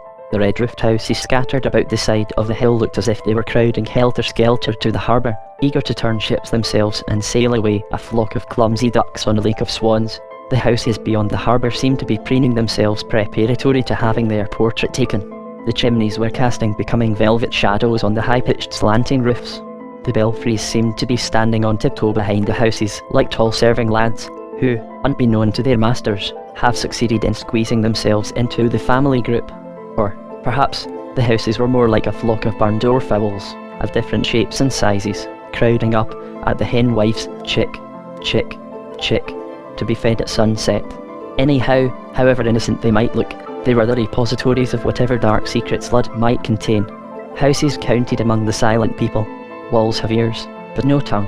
Houses, trays, the dead, they tell no tales. His eye travelled beyond the town to the country that lay beyond, and rested on the fields of poppies and golden stubble, the smoke of distant hamlets, the great blue ribbon of the Dal, the narrow one of the Dapple, one coming from the north, one from the west, but for some miles beyond Lud-in-the-Mist, seeming to flow in parallel lines, so that their convergence at the harbour struck one as a geometrical miracle. Once more he began to feel the bum of silent things, and seemed to catch a glimpse of that still, quiet landscape the future, after he himself had died. And yet, there was that old superstition of the thraldom in Faeril and the labour in the fields of gillflowers. No, old Ebenezer Spike was not a thrall in Faeril, and he left the fields of Grammy in a gentler mood of melancholy than the frost-bound despair in which he had gone there. When he got home he found Dame Marigold sitting dejectedly in the parlour, her hands lying limply in her lap, and she had had the fire already lighted, although evening had not yet set in. She was very white, and there were violet shadows under her eyes. Master Nathaniel stood silently at the door for a few seconds watching her. There came into his head the lines of an old song of Doromir, "I'll weave her a wreath of the flowers of grief, that her beauty may show the brighter." And suddenly he saw her with the glamour on her that used to madden him in the days of his courtship, the glamour of something that is delicate and shadowy, and far away the glamour that lets loose the lust of the body of a man for the soul of a woman. "Marigold," he said in a low voice. Her lips curled in a little contemptuous smile.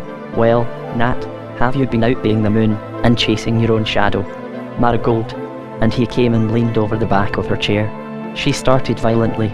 Then she cried in a voice, half petulant, half apologetic, "I'm sorry, but, you know, I can't bear having the back of my neck touched." "Oh, Nat, what a sentimental old thing you are." And then it all began over again, the vain repinings, the veiled reproaches, while the desire to make him wince struggled for the ascendancy with the habit of mercy, engendered by years of a mild, slightly contemptuous tenderness. Her attitude to the calamity was one of physical disgust, mingled with petulance, a sense of ill usage, and, incredible though it may seem, a sense of its ridiculous aspect. Occasionally she would stop shuddering, to make some such remark as, "Oh, dear, I can't help wishing that old Primrose herself had gone off with them." and that I could have seen her prancing to the fiddle and screeching like an old lovesick tabby cat. Finally Master Nathaniel could stand it no longer. He sprang to his feet, exclaiming violently, "Marigold, you madden me. You're not a woman. I believe what you need is some of that fruit yourself. I've a good mind to get some, and force it down your throat." But it was an outrageous thing to have said, and no sooner were the words out of his mouth than he would have given £100 to have them unsaid. What had taken his tongue? It was as if an old trusty watchdog had suddenly gone mad and bitten him. But he could stay no longer in the parlour, and face her cold, disgusted stare. So, sheepishly mumbling an apology, he left the room. Where should he go? Not to the pipe room. He could not face the prospect of his own company. So he went upstairs and knocked at Hempy's door. However much in childhood a man may have loved his nurse, it is seldom that, after he has grown up, he does not feel ill at ease and rather bored when he is with her. A relationship that has become artificial and connected, on one side, with a sense of duty rather than with spontaneous affection, is always an uncomfortable one. And, for the nurse, it is particularly bitter when it is the magnanimous enemy, the wife, who has to keep her boy up to his duty. For years Dame Marigold had to say at intervals, "Nat, have you been up to see Hempy lately?" Or, "Nat, Hempy has lost one of her brothers. Do go and tell her you're sorry." So, when Master Nathaniel found himself in the gay little room, he felt awkward and tongue-tied, and was too depressed to have recourse to the somewhat laboured facetiousness with which he was in the habit of greeting the old woman. She was engaged in darning his stockings, and she indignantly showed him a particularly big hole, shaking her head, and exclaiming, "There never was a man so hard on his stockings as you, Master Nat. I'd very much like to find out before I die what you do to them." And Master Ranulph is every bit as bad. "Well, Hempy, as I always say, you've no right to blame me if my stockings go into holes, seeing that it's you who knitted them," retorted Master Nathaniel automatically. For years Hempy's scolding about the condition in which she found his stockings had elicited this reply. But, after these days of nightmare, there was something reassuring in discovering that there were still people in the world sane enough, and with quiet enough minds, to be put out by the holes in a pair of worsted stockings. Hempy had, indeed, taken the news of the crabapple blossoms very calmly. It was true she had never cared very much for Prunella, maintaining always that she was just her mother over again. All the same, Prunella remained Master Nathaniel's daughter and Ranulph's sister, and hence had a certain borrowed preciousness in the eyes of Hempy. Nevertheless she had refused to indulge in lamentations, and had preserved on the subject a rather grim silence. His eye roved restlessly over the familiar room. It was certainly a pleasant one, fantastic and exquisitely neat. Neat as a fairy's parlour, the old door in the right expression came unbidden to his mind. There was a bowl of autumn roses on the table, faintly scenting the air with the hospitable, poetic perfume that is like a welcome to a little house with green shutters and gay chintz and lavender-scented sheets. But the host who welcomes you is dead. The house itself no longer stands except in your memory. It is the cry of the cock turned into perfume. Are there bowls of roses in the fairies' parlours? I say, Hempy, these are new, aren't they? He said, pointing to a case of shells on the chimney-piece. Very strange shells, as thin as butterflies' wings and as brightly coloured. And, as well, there were porcelain pots, which looked as if they had been made out of the petals of poppies and orchids, nor could their strange shapes ever have been turned on a potter's wheel in Dorrimere. Then he gave a low whistle, and, pointing to a horseshoe of pure gold, nailed onto the wall, he added, "And that, too. I'll swear I've never seen it before. Has your ship come in, Hempy?" The old woman looked up placidly from her darning. "Oh, these came when my poor brother died and the old home was broken up. I'm glad to have them, as I never remember a time when they weren't in the old kitchen at home. I often think it's strange how bits of shiny and brittle stuff like that lives on, long after solid flesh and bone has turned to dust. And it's a queer thing, Master Nat, as one gets old, how one lives among the dumb bits of chiny, and the silent people," and she wiped a couple of tears from her eyes.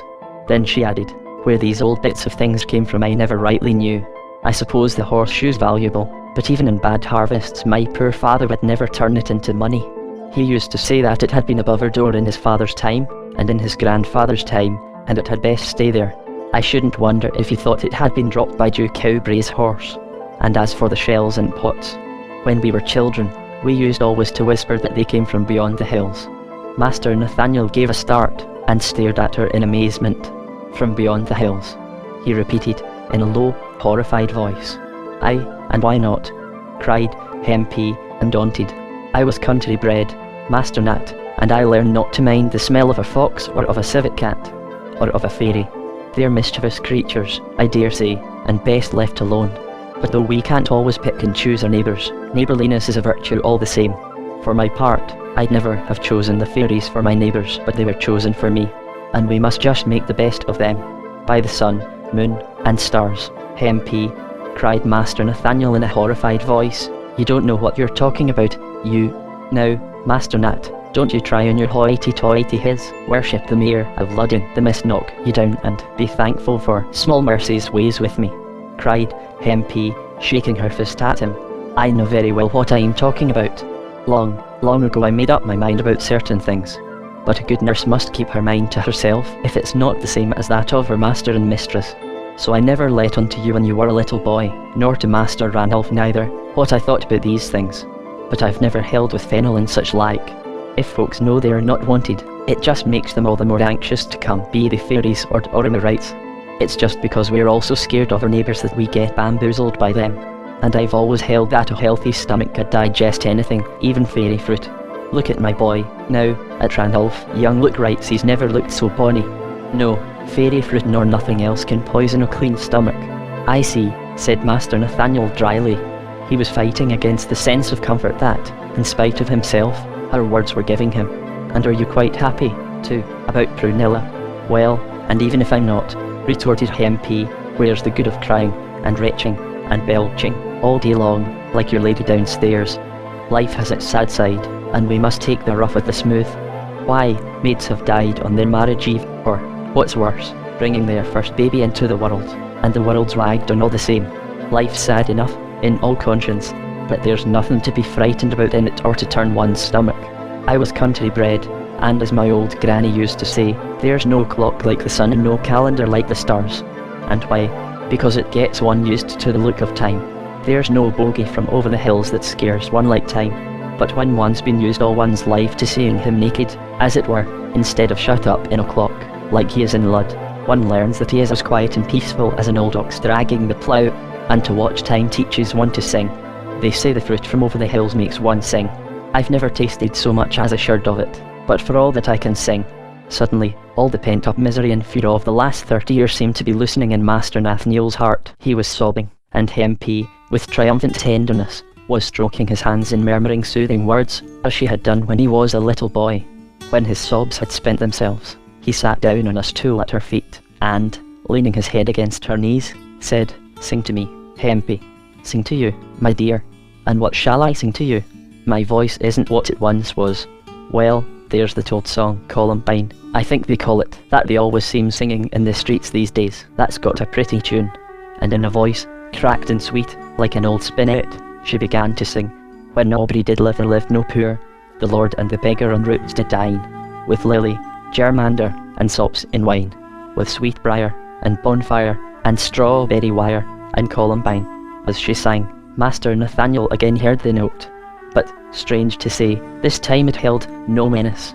It was as quiet as trees and pictures and the past, as soothing as the drip of water, as peaceful as the lowing of cows returning to the byre at sunset. Chapter 11. A stronger antidote than reason. Master Nathaniel sat at his old nurse's feet for some minutes after she had stopped singing. Both his limbs and his mind seemed to be bathed in a cool, refreshing pool. So Endymion and Hempy had reached by very different paths the same conclusion, that, after all, there was nothing to be frightened about. That neither in sky, sea, nor earth was there to be found a cavern dark and sinister enough to serve as a lair for it, his secret fear. Yes, but there were facts as well as shadows. Against facts Hempy had given him no charm.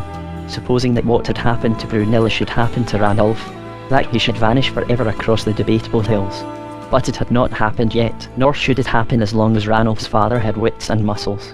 He might be a poor, useless creature when menaced by the figments of his own fancy, but by the golden apples of the West, he had no longer sat there shaking at shadows, while, perhaps, realities were mustering their battalions against Randolph. It was for him to see that Dorimere became a country that his son could live in security. It was as if he had suddenly seen something wide and straight, a road or a river, cutting through a sombre, moonlit landscape. And the straight, white thing was his own will to action. He sprang to his feet and took 2 or 3 paces up and down the room. "But I tell you, Hempy," he cried, as if continuing a conversation, "they are all against me. How can I work by myself? They are all against me, I say. Get along with you, Master Nat, jeered Hempy tenderly. You were always one to think folks were against you. When you were a little boy it was always, you're not cross with me, Hempy, are you? And bearing up at me with your little anxious eyes, and there was me with no more idea of being cross with you than of jumping over the moon. But, I tell you, they are all against me, he cried impatiently.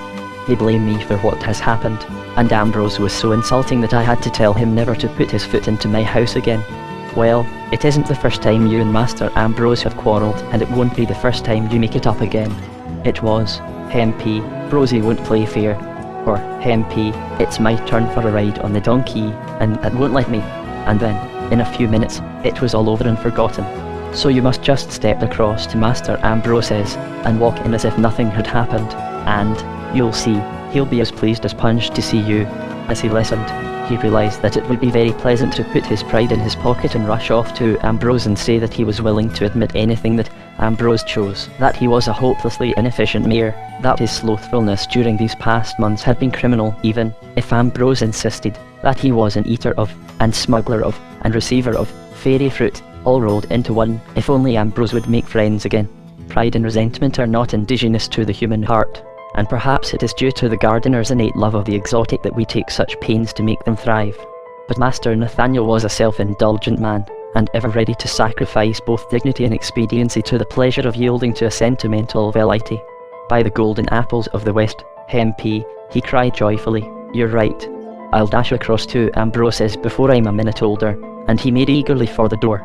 On the threshold he suddenly remembered how he had seen the door of his chapel ajar, and he paused to ask Hempy if she had been up there recently, and had forgotten to lock it.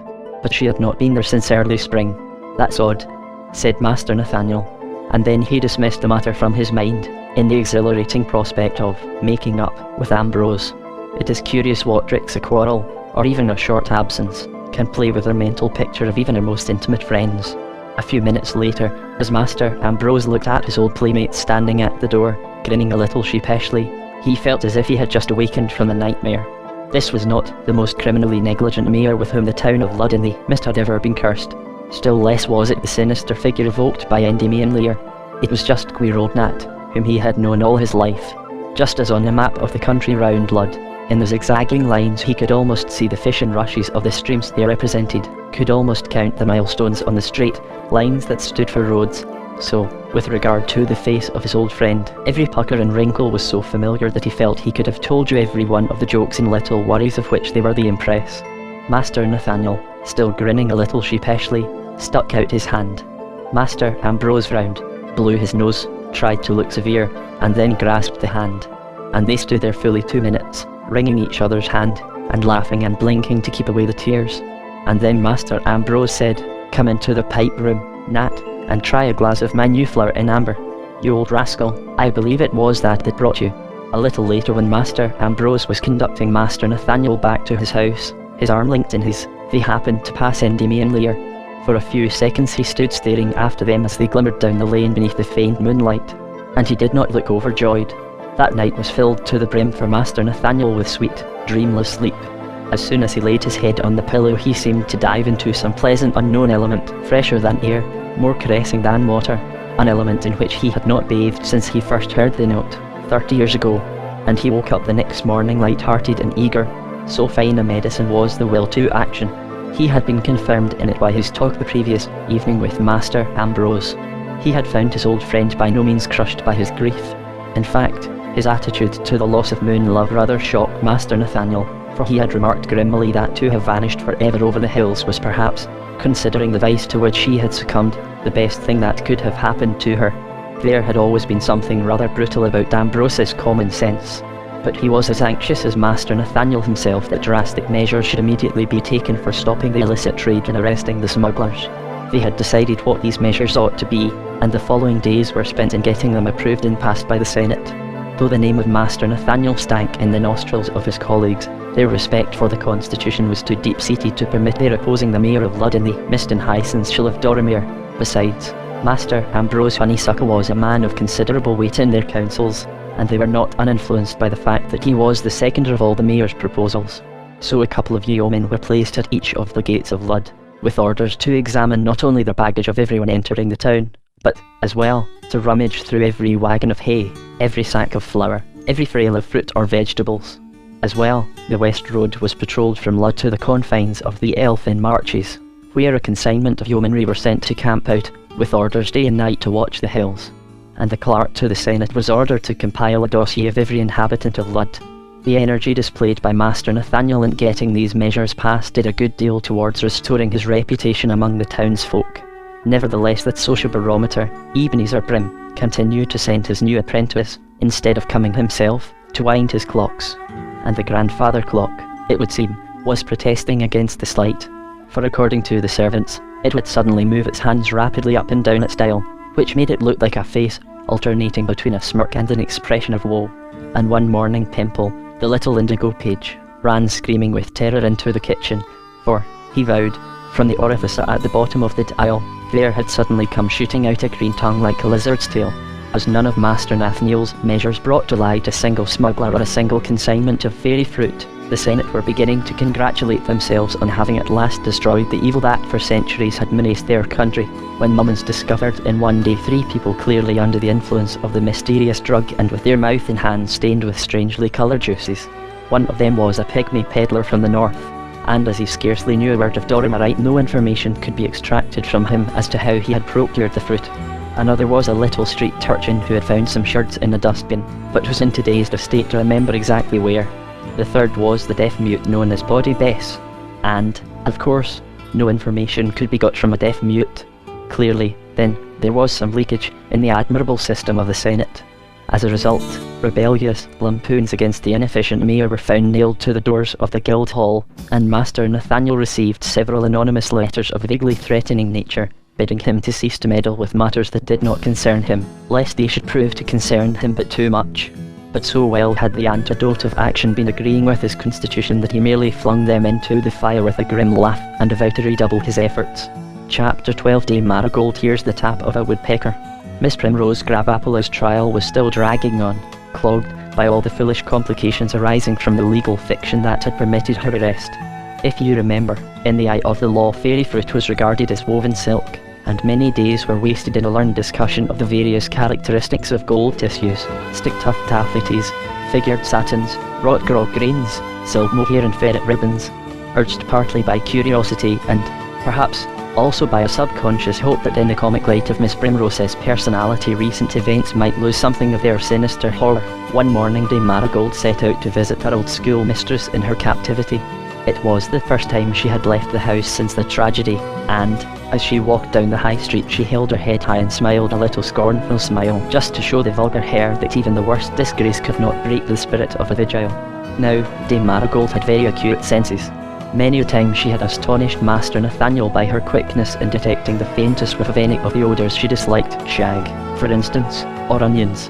She was equally quick in psychological matters, and would detect the existence of a quarrel or love affair long before they were known to anyone except the parties concerned.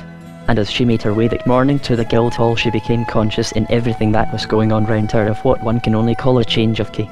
She could have sworn that the baker's boy with the tray of loaves on his head was not whistling, that the maid-servant, leaning out of the window to tend her mistress' pot flowers, was not humming the same tune that they would have been some months ago. This, perhaps, was natural enough. Tunes, like fruit, have their seasons, and are, besides, ever forming new species. But even the voices of the hawkers chanting "Yellow Sand," or "Knives and Scissors," sounded disconcertingly different. Instinctively, Dame Marigold's delicate nostrils expanded, and the corners of her mouth turned down in an expression of disgust, as if she had caught a whiff of a disagreeable smell. On reaching the Guildhall, she carried matters with a high hand.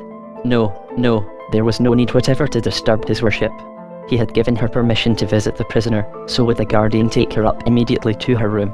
Dame Marigold was one of those women who, though they walk blindfold through the fields and woods, if you place them between 4 walls have eyes as sharp as a naturalist for the objects that surround them. So, in spite of her depression, her eyes were very busy as she followed the guardian up the splendid spiral staircase, and along the panelled corridors, hung, here and there, with beautiful bits of tapestry. She made a mental note to tell Master Nathaniel that the caretaker had not swept the staircase, and that some of the panelling was worm-eaten and should be attended to. and she would pause to finger a corner of the tapestry and wonder if she could find some silk just at powder blue, or just that old rose, for her own embroidery. "Why, I do declare, this panel is beginning to go to," she murmured, pausing to tap on the wall. Then she cried in a voice of surprise, "I do believe it's Hollow Ear." The guardian smiled indulgently. "You're just like the doctor, ma'am, Dr. Lear.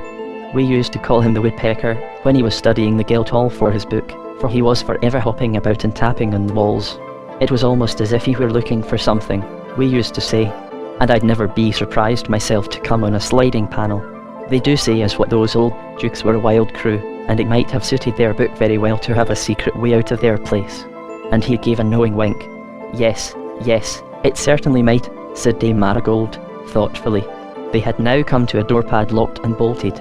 "This is where we have put the prisoner, ma'am," said the guardian, unlocking it. And then he ushered her into the presence of her old schoolmistress. Miss Primrose was sitting bolt upright in a straight-backed old-fashioned chair, against a background of fine old tapestries, faded to the softest loveliest pastel tints, as incongruous with her grotesque ugliness as had been the fresh prettiness of the crabapple blossoms. Dame Marigold stood staring at her for a few seconds in silent indignation. Then she sank slowly onto a chair, and said sternly, "Well, Miss Primrose, I wonder how you dare sit there so calmly after the appalling thing you have brought about."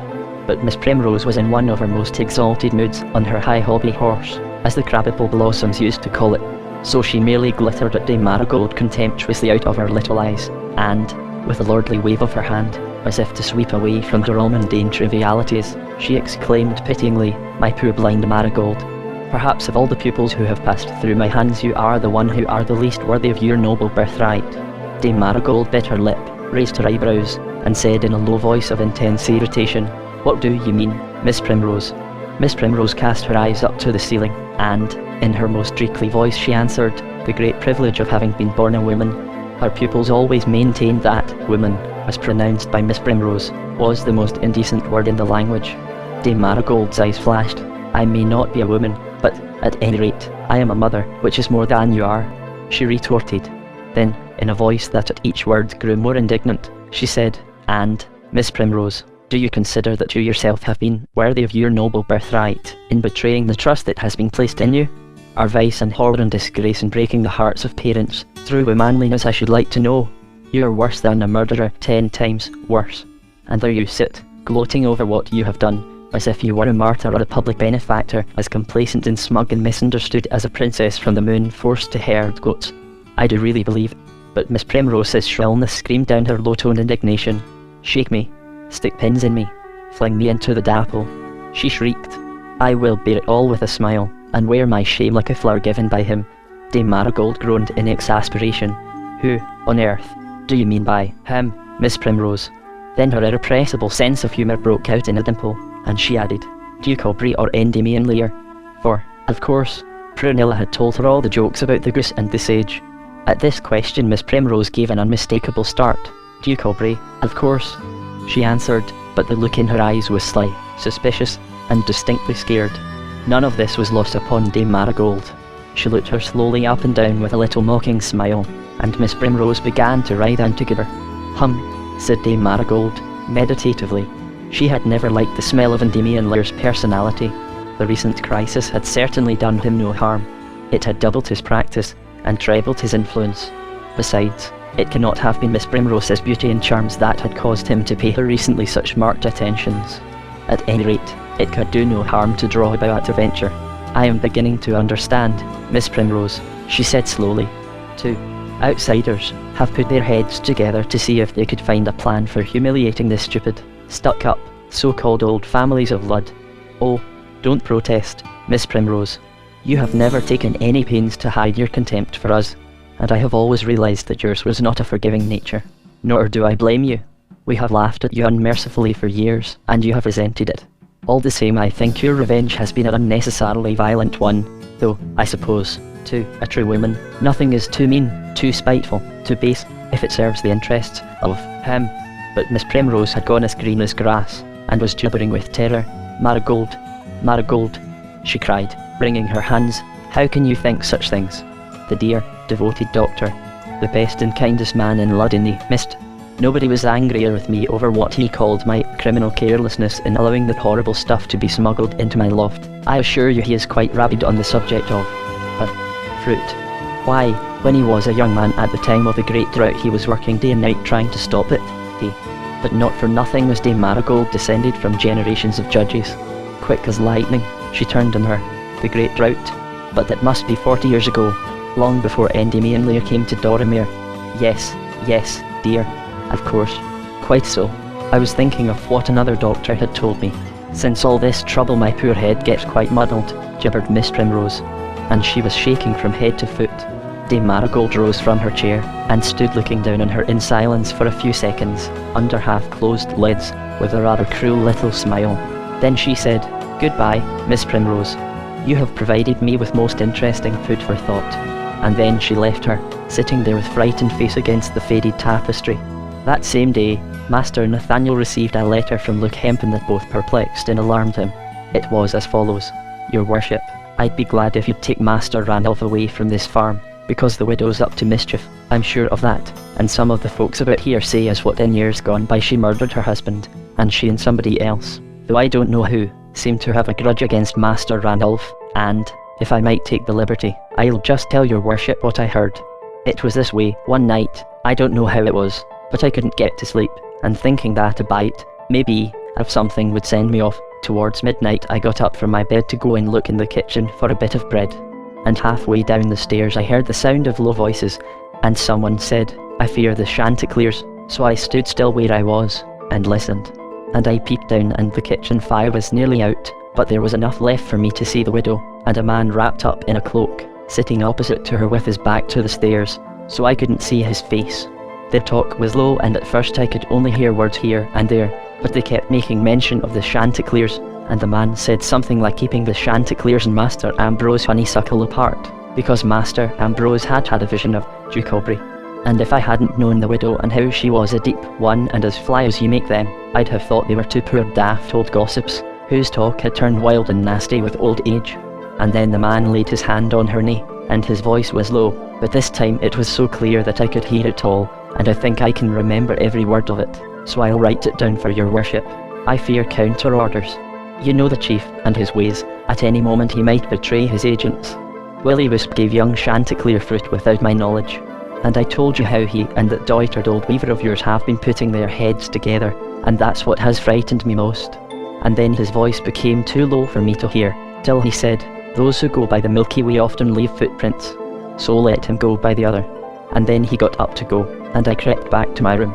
But not a wink of sleep did I get that night for thinking over what I had heard. For though it seemed gibberish, it gave me the shivers, and that's a fact. And mad folks are often as dangerous as bad ones, so I hope your worship will excuse me writing like this, and that you'll favour me with an answer by return, and take Master Randolph away, for I don't like the look in the widow's eye when she looks at him, that I don't. And hoping this finds your worship well as it leaves me, I am your worship's humble obedient servant, Luke Hempin." How Master Nathaniel longed to jump onto his horse and ride post-haste to the farm, but that was impossible. Instead, he immediately dispatched a groom with orders to ride day and night and deliver a letter to Luke Hempin, which bade him instantly take Randolph to the farm near Moongrass, a village that lay some 15 miles north of Swan-on-the-Dapple, from which for years he had got his cheeses. Then he sat down and tried to find some meaning in the mysterious conversation Luke had overheard. Ambrose seeing a vision, an unknown chief, footprints on the Milky Way. Reality was beginning to become very shadowy and menacing.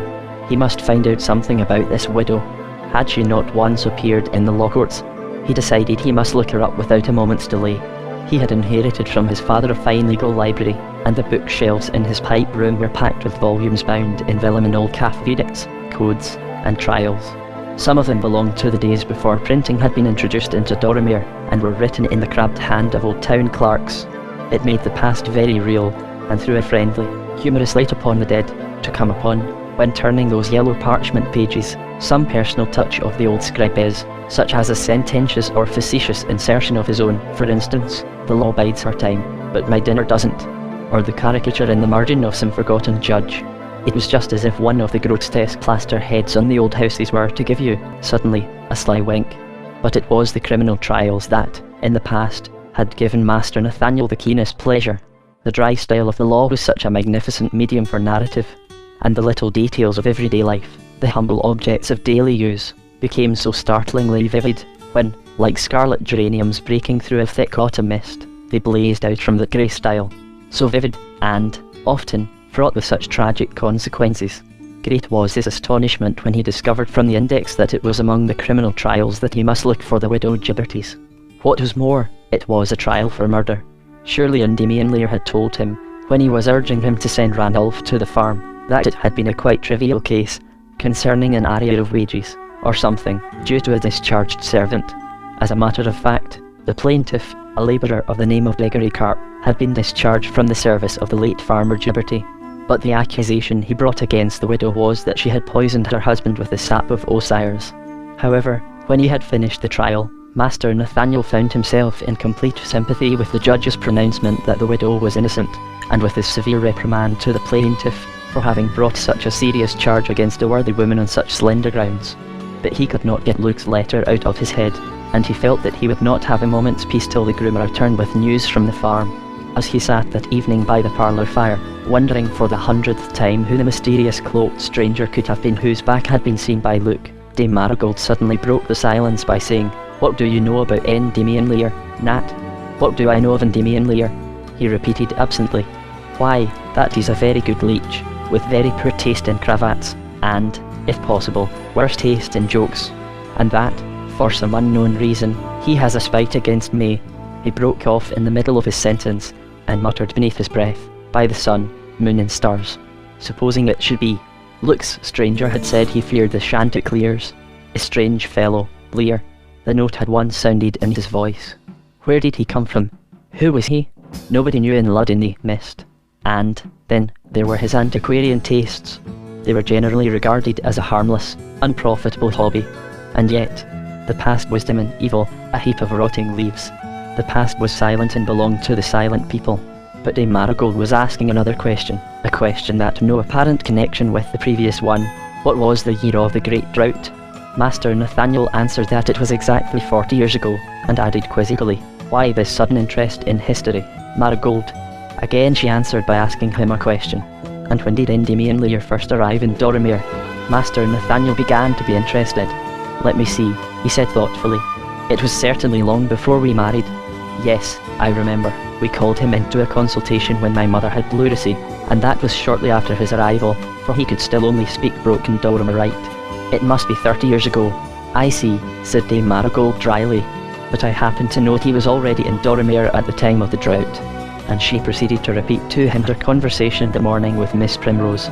"And," she added, "I've got another idea." And she told him about the panel in the Guildhall that sounded hollow in what the Guardian had said about the woodpecker ways of Endymion Lear. And if, partly for revenge for her coldness to him, and partly from a love of power, she went on, "It is he who has been behind this terrible affair. A secret passage would be very useful in smuggling, and would explain how all your precautions have been useless. And who would be more likely to know about a secret passage in the Guildhall than Endymion Lear?" "By the sun, moon and stars," exclaimed Master Nathaniel excitedly. "I shouldn't be surprised if you were right, Marigold. You've got a head on your shoulders with something in it more useful than porridge." And Dame Marigold gave a little complacent smile. Then he sprang from his chair. "I'm off to tell Ambrose," he cried eagerly. But would he be able to convince the slow and obstinate mind of Master Ambrose? Mere suspicions are hard to communicate. They're rather like the wines that will not travel, and have to be drunk on the spot. At any rate, he could but try. "Have you ever had a vision of Duke Aubrey, Ambrose?" he cried, bursting into his friend's pipe room. Master Ambrose frowned with annoyance. "What are you driving at, Nat?" he said, huffily. "Answer my question. I'm not chaffing you. I'm in deadly earnest. Have you ever had a vision of Duke Aubrey?" Master Ambrose moved uneasily in his chair. He was far from proud of the vision of his. "Well," he said, gruffly, "I suppose one might call it that. It was at the academy, a day that wretched girl of mine ran away, and I was so upset that there was some excuse for what you call visions." "And did you tell anyone about it?" "Not I," said Master Ambrose emphatically. Then he caught himself up and added, "Oh, yes, I believe I did though. I mentioned it to the spiteful little quack, Endymion Lear. I'm sure I wish I hadn't. Toasted cheese. What's the matter now, Nat?" For Master Nathaniel was actually cutting a caper of triumphant glee. I was right, he cried joyfully. so elated by his own acumen that for the moment his anxiety was forgotten. "Read that, Ambrose," and he eagerly thrust into his hands Luke Hempine's letter. "Humph," said Master Ambrose when he had finished it. "Well, what are you so pleased about?" "Don't you see, Ambrose?" cried Master Nathaniel impatiently. "That mysterious fellow in the cloak must be Endymion Lear. Nobody else knows about your vision." "Oh, yes, Nat, blunt though my wits may be, I see that. But I fail to see how the knowledge helps us in any way." Then Master Nathaniel told him about Dame Marigold's theories and discoveries. Master Ambrose hummed and hawed, and talked about women's reasoning and rash conclusions. But perhaps he was more impressed, really, than he chose to let Master Nathaniel see. At any rate, he grudgingly agreed to go with him by night to the Guildhall and investigate the hollow panel. And, from Master Ambrose, this was a great concession, for it was not the sort of escapade that suited his dignity. "Hurrah, Ambrose!" shouted Master Nathaniel. "And I'm ready to bet a moongrass cheese against a flask of your best flour in amber that we'll find the rascally quack at the bottom of it all." "You'd always a wonderful eye for a bargain, Nat," said Master Ambrose with a grim chuckle. "Do you remember, when we were youngsters, how you got my pedigree pop out of me for a stuffed pheasant, so moth-eaten that it had scarcely a feather to its name, and, let me see, what else? I think there was half a packet of mouldy sugar candy, and I threw in the broken musical box whose works used to go queer in the middle of tour, bold sons of Doramere, and burn and buzz like a drunk Rochford," put in Master Nathaniel proudly. It was quite fair, quantity for quality. Chapter 13. What Master Nathaniel and Master Ambrose found in the Guildhall. Master Nathaniel was much too restless and anxious to explore the Guildhall until the groom returned whom he had sent with the letter to Luke Hempin. But he must have taken the order to ride night and day literally, in so short a time was he back again in Lud. Master Nathaniel was, of course, enchanted by his dispatch, though he was unable to elicit from him any detailed answers to his eager questions about Randolph. But it was everything to know that the boy was well and happy, and it was but natural that the fellow should be bashful and tongue-tied in the presence of his master. But the groom had not, as a matter of fact, come within 20 miles of the widow Gibberty's farm. In a roadside tavern he had fallen in with a red-haired youth, who had treated him to glass upon glass of an extremely intoxicating wine, and, in consequence, he had spent the night and a considerable portion of the following morning sound asleep on the floor of the tavern. When he awoke, he was horrified to discover how much time he had wasted. But his mind was set at rest on the innkeeper's giving him a letter from the red-haired youth to say that he deeply regretted having been the indirect cause of delaying a messenger sent on pressing business by the Highsensshall.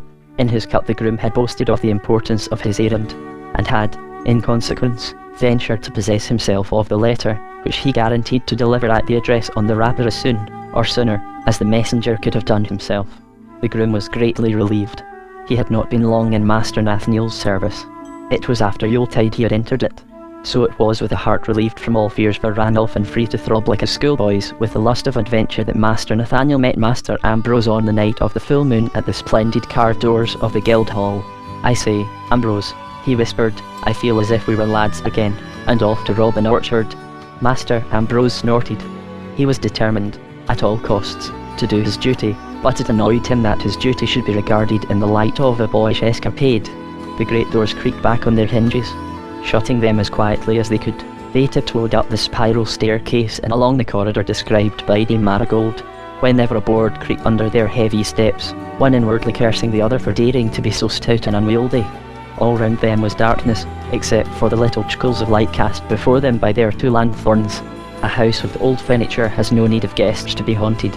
As we have seen, Master Nathaniel was very sensitive to the silent things, stars, houses, trees, and often in his pipe room, after the candles had been lit, he would sit staring at the bookshelves, the chairs, his father's portrait, even at his red umbrella standing up in the corner, with as great a sense of awe as if he had been a stargazer. But at night, the brooding invisible presences of the carved panels, the storied tapestries, affected even the hard-headed Master Ambrose.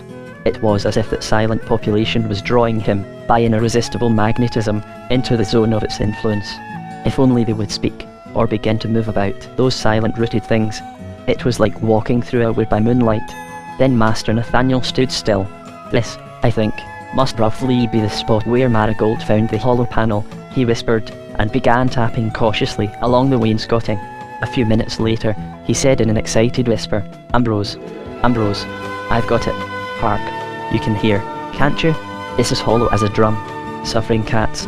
I believe you're right, whispered back Master Ambrose, beginning, in spite of himself, to be a little infected with Nat's absurd excitement.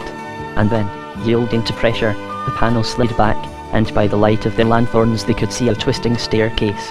For a few seconds they gazed at each other in silent triumph. Then Master Nathaniel chuckled, and said, "Well, here goes, down with our buckets into the well, and may we draw up something better than an old shoe or a rotten walnut." And straightway he began to descend the stairs, Master Ambrose valiantly following him. The stairs went twisting down into the very bowels of the earth, it seemed, but at long last they found themselves in what looked like a long tunnel. "Tally-ho, tally-ho," whispered Master Nathaniel, laughing for sheer joy of adventure. "Take it at a gallop, Rosie. It may lead to an open glade, and the deer it be, and digging him in the ribs," he added. "Better sport than moth hunting, eh?" Which showed the completeness of their reconciliation. Nevertheless, it was very slowly, and feeling each step, that they groped their way along the tunnel. After what seemed a very long time, Master Nathaniel halted, and whispered over his shoulder, "Here we are. There's a door. Oh, thunder and confusion on it forever. It's locked." And, beside himself with irritation at this unlooked for obstacle, he began to batter and kick at the door, like one demented. He paused a minute for breath, and from the inside could be heard a shrill female voice demanding, "The password." "Password," bellowed back Master Nathaniel, "by the sun, moon and stars and the golden apples of the west." "What?" But before he could finish his sentence, the door was opened from the other side, and they marched into a low, square room, which was lit by one lamp swinging by a chain from the ceiling, for which there seemed but little need, for a light more brilliant than that of any lamp, and yet as soft as moonlight, seemed to issue from the marvellous tapestries that hung on the walls. They were dumb with amazement. This was as different from all the other tapestry they had ever seen as is an apple tree in full blossom against a turquoise sky in May to the same tree in November, when only a few red leaves still cling to its branches, and the sky is leaden. Oh, those blues, and pinks, and brilliant greens, in what miraculous dyes had the silks been dipped? As to the subjects, they were those familiar to every Dormerite: hunting scenes, fugitives chased by the moon, shepherds and shepherdesses tending their azure sheep. But, depicted in these brilliant hues, they were like the ashes of the past, suddenly, under one's very eyes, breaking into flame. Hey presto, the men and women of a vanished age, noisy, gaudy, dominant, are flooding the streets, and driving the living before them like dead leaves. And what was this lying in heaps on the floor? Pearls and sapphires, and monstrous rubies, or windfalls of fruit, marvellous fruit, fallen from the trees depicted on the tapestry. Then, as their eyes grew accustomed to all the brilliance, the two friends began to get their bearings. There could be no doubt as to the nature of that fruit lying on the floor. It was fairy fruit, or their names were not respectively Chanticleer and Honeysuckle, and, to their amazement, the guardian of this strange treasure was none other than their old acquaintance Mother Tibbs. Her clear, childlike eyes that shone like lamps out of her seared weather-beaten face were gazing at them in a sort of mild surprise. "If it isn't Master Hyacinth and Master Josiah," she exclaimed, adding, with her gay, young laugh, "to think of their knowing the password." Then she peered anxiously into their faces. "Are your stockings wearing well yonder? The last pair I washed for you didn't take the soap as they should. Marching down the Milky Way, and tripping it beyond the moon, is hard on stockings." Clearly she took them for their own fathers. Meanwhile, Master Ambrose was drawing in his breath, with a noise as if he were eating soup, and creasing his double chins, sure signs, to anyone who had seen him on the bench, that he was getting ready to hector. But Master Nathaniel gave him a little warning nudge, and said cordially to their hostess, "Why, our stockings, and boots too, are doing very nicely, thank you. So you didn't expect us to know the password, eh? Well, perhaps we know more than you think." Then, under his breath to Master Ambrose, "By my great aunt Rump, Ambrose, what was the password?" Then turning again to Mother Tibbs, who was slightly swaying from her hips, as if in time to some jig, which she alone could hear, he said, "You've got some fine tapestry. I don't believe I've ever seen finer." She smiled, and then coming close up to him, said in a low voice, "Does your worship know what makes it so fine?" "No." "Why, it's the fairy fruit." And she nodded her head mysteriously, several times. Master Ambrose gave a sort of low growl of rage, but again Master Nathaniel shot him a warning look, and said in a voice of polite interest, Indeed. And where, may I ask, does the fruit come from?" She laughed merrily. "Why, the gentlemen bring it. All the pretty gentlemen, dressed in green, with their knots of bands, crowding down in the sunrise from their ships with the scarlet sails to suck the golden apricots, when all in Lud are fast asleep. And then the cock says cock-doodle-doo, cock-doodle-doo, and her voice trailed off, far away and lonely, suggesting, somehow, the first glimmer of dawn on ghostly hayricks. And I'll tell you something, Master Nat Cockle, the roost, she went on, smiling mysteriously, and coming close up to him, you'll soon be dead. Then she stepped back, smiling and nodding encouragingly, as if to say, there's a pretty present I've given you, take care of it. And as for Mother Tibbs, she went on triumphantly, she'll soon be a fine lady, like the wives of the senators, dancing all night under the moon, the gentlemen have promised. Master Ambrose gave a snort of impatience, but Master Nathaniel said with a good-humoured laugh, so that's how you think the wives of the senators spend their time, eh? I'm afraid they've other things to do, and as to yourself, aren't you getting too old for dancing? A slight shadow passed across her clear eyes. Then she tossed her head with the noble gesture of a wild creature, and cried, no, no, as long as my heart dances my feet will too, and nobody will grow old when the Jew comes back. But Master Ambrose could contain himself no longer. He knew only too well Nat's love of listening to long rambling talk, especially when there happened to be some serious business on hand. Come, come, he cried in a stern voice, in spite of being crack-brained, my good woman, you may soon find yourself dancing to another tune, unless you tell us in double quick time who exactly these gentlemen are, and who it was that put you on guard here, and who brings that filthy fruit, and who takes it away. We will. Why, we will cut the fiddle strings that you danced to. This threat was a subconscious echo of the last words he had heard spoken by Moonlove. Its effect was instantaneous. Cut the fiddle strings. Cut the fiddle strings, she wailed, adding coaxingly, no, no, pretty master, you would never do that, would he now? And she turned appealingly to Master Nathaniel. It would be like taking away the poor man's strawberries. The senator has peaches and roasted swans and peacocks' hearts, and a fine coach to drive in, and a feather bed to lie late in of a morning, and the poor man has black bread and baked haws, and work, but in the summer he has strawberries and tunes to dance to. No, no, you would never cut the fiddle strings. Master Nathaniel felt a lump in his throat, but Master Ambrose was inexorable. Yes, of course I would, he blustered. I'd cut the strings of every fiddle in Lud, and I will, too, unless you tell us what we want to know. Come, Mother Tibbs, speak out, I'm a man of my word. She gazed at him beseechingly, and then a look of innocent cunning crept into her candid eyes and she placed a finger on her lips, then nodded her head several times and said in a mysterious whisper, if you'll promise not to cut the fiddle strings I'll show you the prettiest sight in the world. The sturdy dead lads in the fields of Gramercy hoisting their own coffins on their shoulders, and tripping it over the daisies. Come, and she darted to the side of the wall, drew aside the tapestry and revealed to them another secret door. She pressed some spring, it flew open disclosing another dark tunnel. Follow me, pretty masters, she cried. There's nothing to be done, whispered Master Nathaniel, but to humour her. She may have something of real value to show us. Master Ambrose muttered something about a couple of lunatics and not having left his fireside to waste the night in indulging their fantasies, but all the same he followed Master Nathaniel, and the second secret door shut behind them with a sharp click. Phew, said Master Nathaniel. Phew, puffed Master Ambrose, as they pounded laboriously along the passage behind their light-footed guide. Then they began to ascend a flight of stairs, which seemed interminable, and finally fell forward with a lurch onto their knees, and again there was a click of something shutting behind them. They groaned and cursed and rubbed their knees and demanded angrily to what unholy place she had been pleased to lead them. But she clapped her hands gleefully. Don't you know, pretty masters? Why, you're where the dead cocks roost. You've come back to your own snug cottage. Master Josiah Chanticleer, take your lanthorn and look round you. This Master Nathaniel proceeded to do, and slowly it dawned on him where they were. By the golden apples of the West, Ambrose, he exclaimed, if we're not in my own chapel. And, sure enough, the rays of the lanthorn revealed the shelves lined with porphyry coffins, the richly wrought marble ceiling, and the mosaic floor of the home of the dead Chanticleers. Toasted cheese, muttered Master Ambrose in amazement. It must have two doors, though I never knew it, said Master Nathaniel. A secret door opening onto the hidden flight of steps. There are evidently people who know more about my chapel than I do myself, and suddenly he remembered how the other day he had found its door ajar. Mother Tibbs laughed gleefully at their surprise, and then, placing one finger on her lips, she beckoned them to follow her, and they tiptoed after her out into the moonlit fields of Gramercy. where she signed to them to hide themselves from view behind the big trunk of a sycamore. The dew, like lunar daisies, lay thickly on the grassy graves.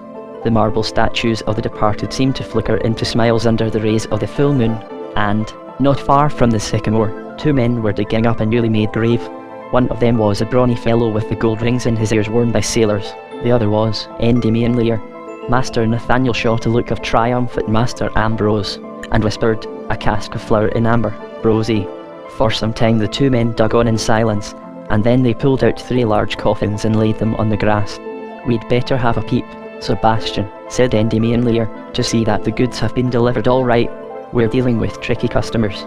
The young man, addressed as Sebastian, grinned, and taking a clasp knife from his belt, began to prise open one of the coffins.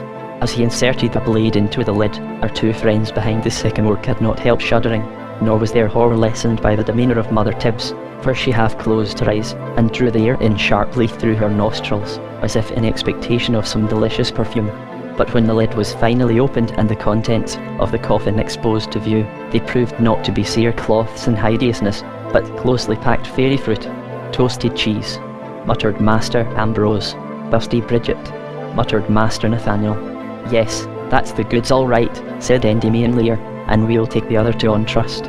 "Shut it up again, and help to hoist it onto my shoulder, and do you follow with the other 2. We'll take them right away to the tapestry room. We're having a council there at midnight, and it's getting on for that now."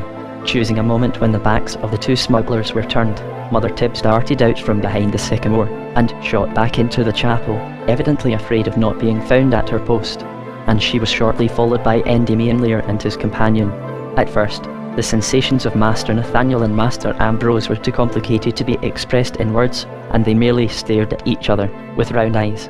Then a slow smile broke over Master Nathaniel's face. "No moongrass cheese for you this time, Rosie," he said.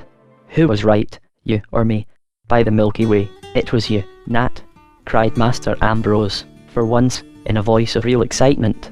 "The rascal, the unmitigated rogue. So it's him, is it? We parents have to thank for what has happened. But he'll hang for it, he'll hang for it, though we have to change the whole constitution of Dorimere.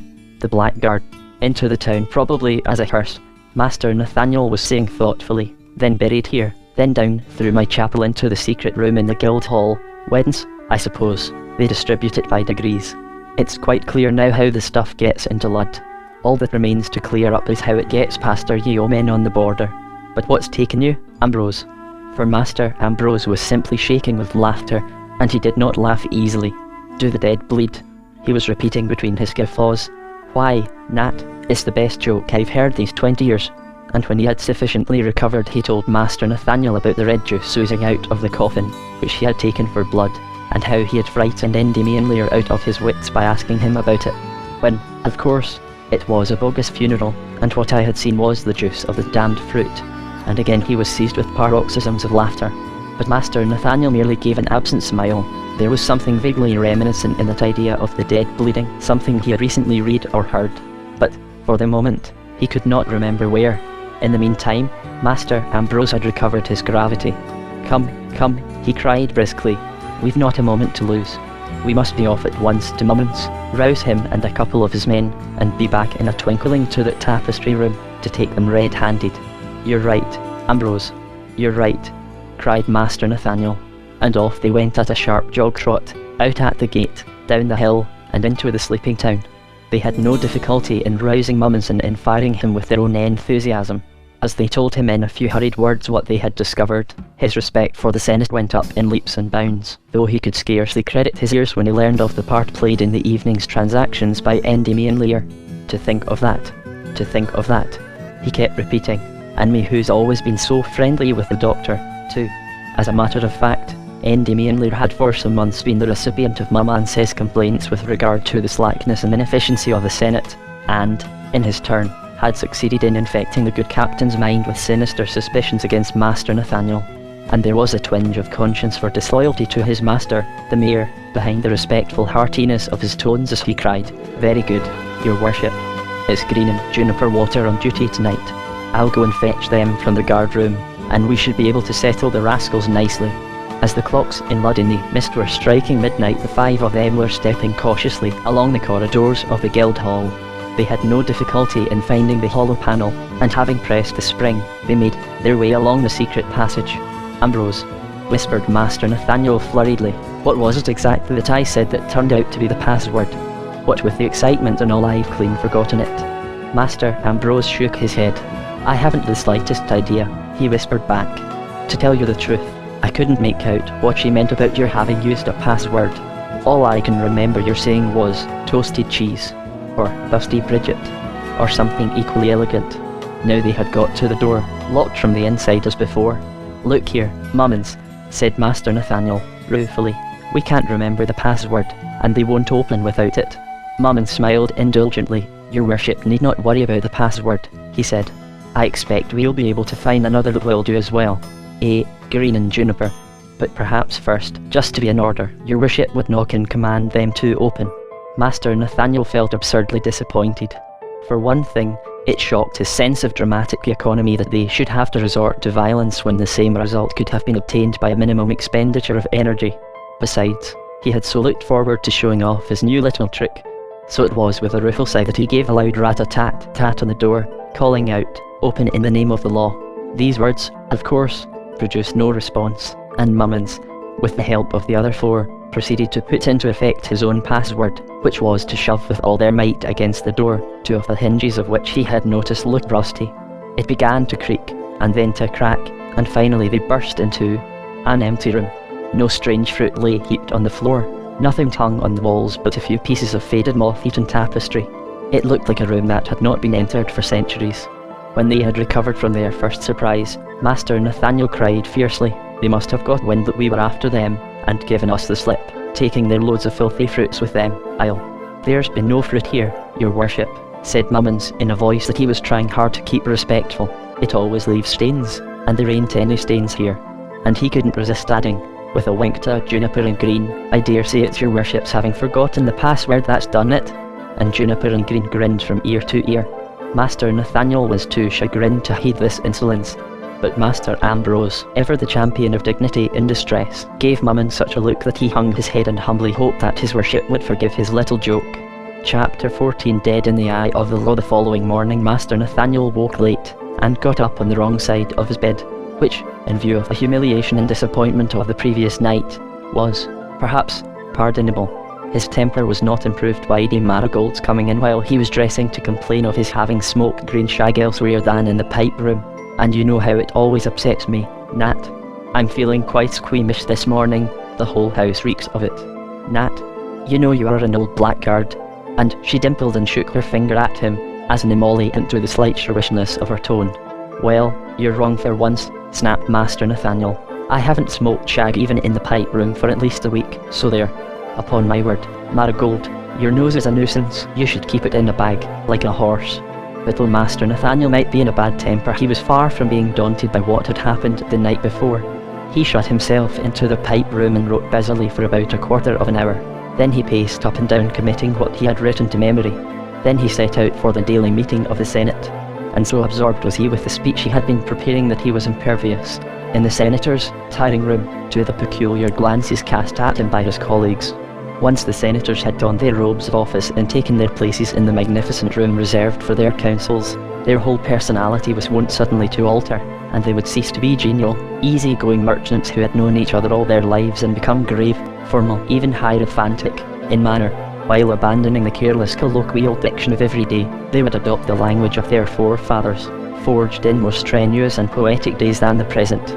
In consequence, the stern look in Master Nathaniel's eye that morning, when he rose to address his colleagues, the stern tone in which, he said, senators of Doramere, might have heralded nothing more serious than the suggestion that they should, that year, have geese instead of turkeys at their public dinner.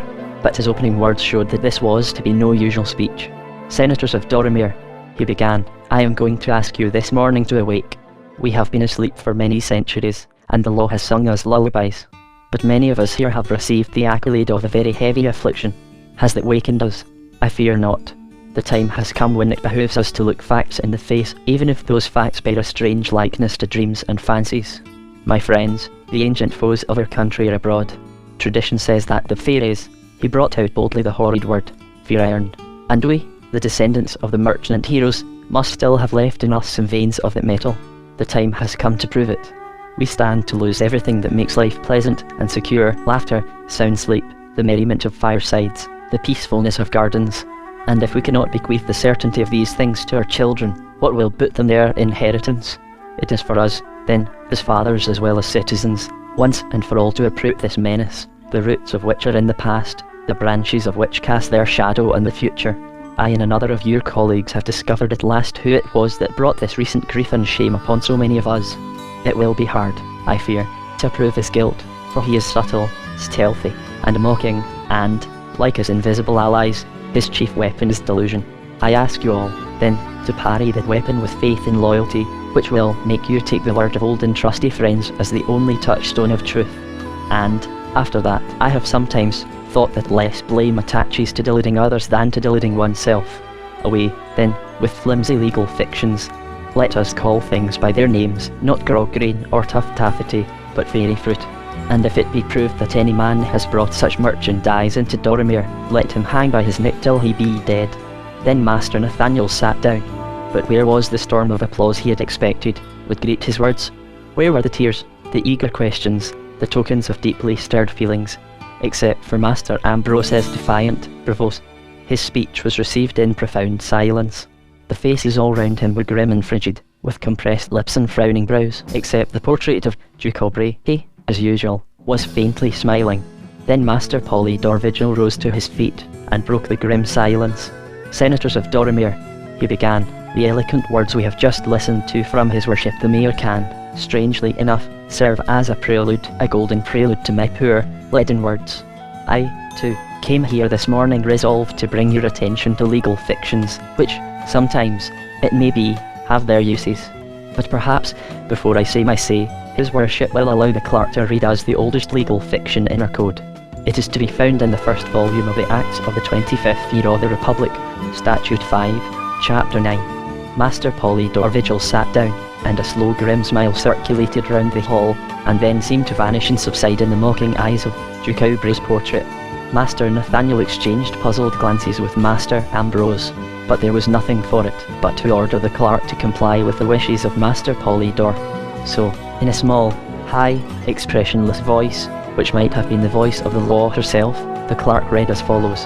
Further, we ordain that nothing but death alone shall have power to dismiss the mayor of Lud-in-the-Mist and Hyacinthshire of Dorimere before the 5 years of his term of office shall fully have expired.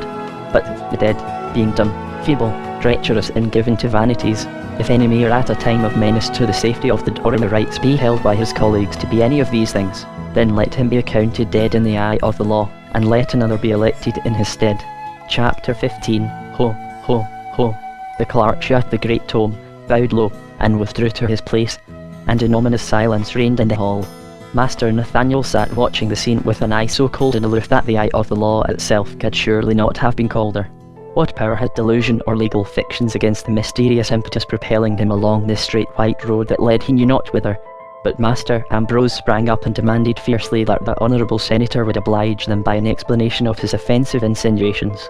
Nothing loth, Master Polydore again rose to his feet, and, pointing a menacing finger at Master Nathaniel, he said, His worship the mayor has told us of a man stealthy, mocking, and subtle, who has brought this recent grief and shame upon us. That man is none other than his worship the mayor himself. Master Ambrose again sprung to his feet, and began angrily to protest, but Master Nathaniel, ex cathedra, sternly ordered him to be silent and to sit down. Master Polydore continued, He has been dumb, when it was the time to speak, feeble, when it was the time to act, treacherous, as the desolate homes of his friends can testify, and given to vanities. Aye, given to vanities, for what? And he smiled ironically, but vanity in a man is too great a love for grog-grains and tough taffeties and other costly silks. Therefore, I move that in the eye of the law he be accounted dead. A low murmur of approval surged over the hall. Will he deny that he is over fond of silk? Master Nathaniel bowed, in token that he did deny it. Master Polydore asked if he would then be willing to have his house searched. Again Master Nathaniel bowed, there and then, and Master Nathaniel bowed again. So the Senate rose, and 20 of the senators, without removing their robes, filed out of the guild hall and marched 2 and 2 towards Master Nathaniel's house. On the way he should tag himself onto the procession at Endymion Lear. At this, Master Ambrose completely lost his temper. He would like to know why this double-dyed villain, this shameless son of a fairy, was putting his rancid nose into the private concerns of the Senate. But Master Nathaniel cried impatiently, "Oh, let him come, Ambrose, if he wants to. The more the merrier." You can picture the consternation of Dame Marigold when, a few minutes later, her brother, with a crowd of senators pressing up behind him, bade her, with a face of grave compassion, to bring him all the keys of the house. They proceeded to make a thorough search, ransacking every cupboard, chest and bureau, but nowhere did they find so much as an incriminating pip, so much as a stain of dubious colour. "Well," began Master Polydore, in a voice of mingled relief and disappointment, "it seems that our search has been a fruitless one, eh?" prompted Endymion Lear, rubbing his hands, and darting his bright eyes over the assembled faces. "Well, perhaps it has. Perhaps it has." They were standing in the hall, quite close to the grandfather's clock, which was ticking away, as innocent and foolish looking as a newly born lamb. Endymion Lear walked up to it and gazed at it quizzically, with his head on one side. Then he tapped its mahogany case, making Dame Marigold think of what the guardian at the Guildhall had said of his likeness to a woodpecker. Then he stood back a few paces and wagged his finger at it in comic admonition. "Vulgar buffoon," said Master Ambrose quite audibly, and then the wag turned to Master Polydore and said, "Just before we go, to make quite sure, what about having a peep inside this clock?" Master Polydore had secretly sympathised with Master Ambrose's ejaculation, and thought that the doctor, by jesting at such a time, was showing a deplorable lack of good breeding. All the same, the law does not shrink from reducing thoroughness to absurdity, so he asked Master Nathaniel if he would kindly produce the key of the clock. He did so, and the case was opened. Dame Marigold made a grimace and held her pomander to her nose, and to the general amazement that foolish, innocent-looking grandfather's clock stood revealed as a veritable cornucopia of exotic, strangely coloured, sinister-looking fruits. Vine-like tendrils, studded with bright, menacing berries were twined round the pendulum and the chains of the two leaden weights, and at the bottom of the case stood a gourd of an unknown colour, which had been scooped hollow and filled with what looked like crimson grapes, tiny figs, raspberries of an emerald green, and fruits even stranger than these, and of colour and shape not found in any of the species of Doromere. A murmur of horror and surprise arose from the assembled company, and, was it from the clock, or down the chimney, or from the ivy peeping in at the window, from somewhere quite close came the mocking sound of ho, ho, ho. Of course, before many hours were over, the whole of Lud-in-the-Mist was laughing at the anticlimax to the mayor's highfalutin speech that morning in the Senate, and in the evening he was burned in effigy by the mob, and among those who danced round the bonfire were Bawdy Bess and Mother Tibbs. Though it was doubtful whether Mother Tibbs really understood what was happening, it was an excuse for dancing, and that was enough for her. It was reported, too, that the yeomanry and their captain, though not actually taking part in these demonstrations, stood looking on with indulgent smiles. Among the respectable tradesmen in the far from unsympathetic crowd of spectators was Ebenezer Prim the clockmaker. He had, however, not allowed his two daughters to be there, and they were sitting dully at home, keeping the supper hot for their father and the black-wigged apprentice. But Ebenezer came back without him, and Rosie and Lettuce were too much in awe of their father to ask any questions. The evening dragged wearily on. Ebenezer sat reading The Good Mayor's Walk Through Lud-in-the-Mist, a didactic and unspeakably dreary poem dating from the early days of the Republic, and from time to time he would glance severely over the top of his spectacles at his daughters, who were whispering over their tatting, and looking frequently towards the door. But when they finally went upstairs to bed, the apprentice had not yet come in, and in the privacy of their bedroom the girls admitted to each other that it was the dullest evening they had spent since his arrival, early in spring. For it was wonderful what high spirits were concealed behind that young man's prim exterior. Why, it was sufficient to enliven even an evening spent in the society of Pap to watch the comical grimaces he pulled behind that gentleman's respectable back, and it was delicious when the shrill ho, ho, ho would suddenly escape him, and he would instantly snap down on the top of it his most sanctimonious expression, and then he seemed to possess an inexhaustible store of riddles and funny songs, and there was really no end to the invention and variety of his practical jokes. The Misses Prim, since their earliest childhood, had craved for a monkey or a cockatoo, such as sailor brothers or cousins brought to their friends. Their father, however, had always sternly refused to have any such creature in his house, but the new apprentice had been 10 times more amusing than any monkey or cockatoo that had ever come from the Cinnamon Isles. The next morning, as he did not come for his usual early roll and glass of homemade cordial, the two girls peeped into his room, and found that his bed had not been slept in, and lying neglected on the floor was the neat black wig, nor did he ever come back to claim it. and when they timidly asked their father what had happened to him, he sternly forbade them ever again to mention his name, adding, with a mysterious shake of the head, "For some time I have had my suspicions that he was not what he appeared." And then he sighed regretfully, and murmured, "But never before have I had an apprentice with such wonderfully skillful fingers." As for Master Nathaniel, while he was being burned in effigy in the marketplace, he was sitting comfortably in his pipe room, deep in an infolio. He had suddenly remembered that it was something in the widow Gibbertis trial that was connected in his mind with Master Ambrose's joke about the dead bleeding, and he was rereading that trial, this time with absorption. As he read, the colours of his mental landscape were gradually modified, as the colours of a real landscape are modified according to the position of the sun. But if a white road cuts through the landscape, it still gleams white, even when the moon has taken the place of the sun, and a straight road still gleamed white across the landscape of Master Nathaniel's mind. Chapter 16 The Widow Gibbertis Trial. The following day, with all the masquerading that the law delights in, Master Nathaniel was pronounced in the Senate to be dead. His robes of office were taken off him, and they were donned by Master Polydore Vigil, the new mayor. As for Master Nathaniel, was wrapped in a shroud, laid on a bier and carried to his home by 4 of the senators, the populace lining the streets and greeting the mock obsequies with catcalls and shouts of triumph. But the ceremony over, when Master Ambrose, boiling with indignation at the outrage, came to visit his friend, he found a very cheerful corpse who greeted him with a smack on the back and a cry of, "Never say die, Rosie. I've something here that should interest you," and he thrust into his hand an open infolio. "What's this?" asked the bewildered Master Ambrose.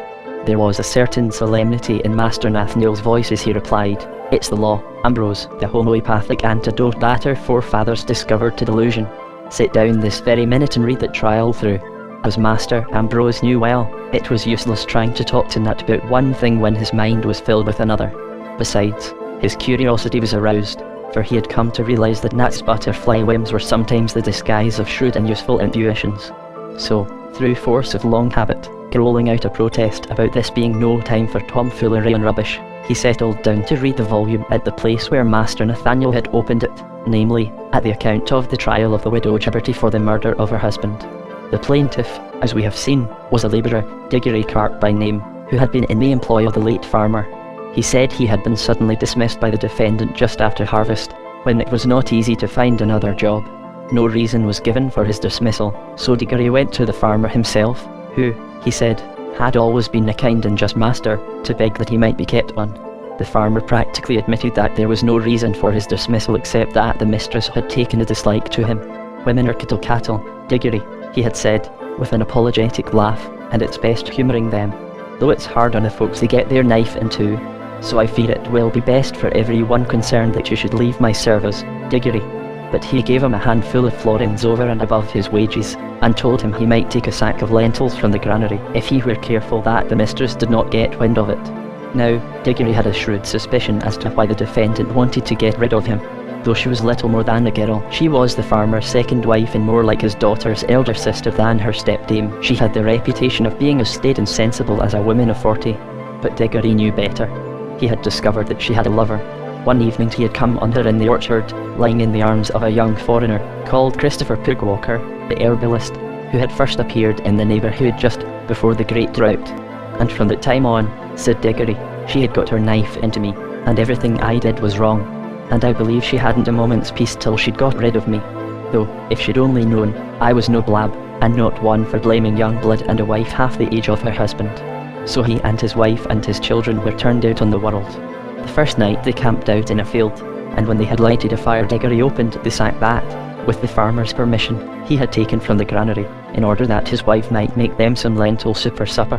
But lo and behold, instead of lentils the sack contained fruit that Diggory Carp, as a West Countryman, born and bred near the Elfin Marches, recognised at the first glance to be of a kind that he would not dream of touching himself or of allowing his wife and children to touch.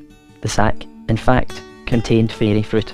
So they buried it in the field, for, as Diggory said, though the stuff be poisoned for men, they do say as how it's a mighty fine manure for the crops.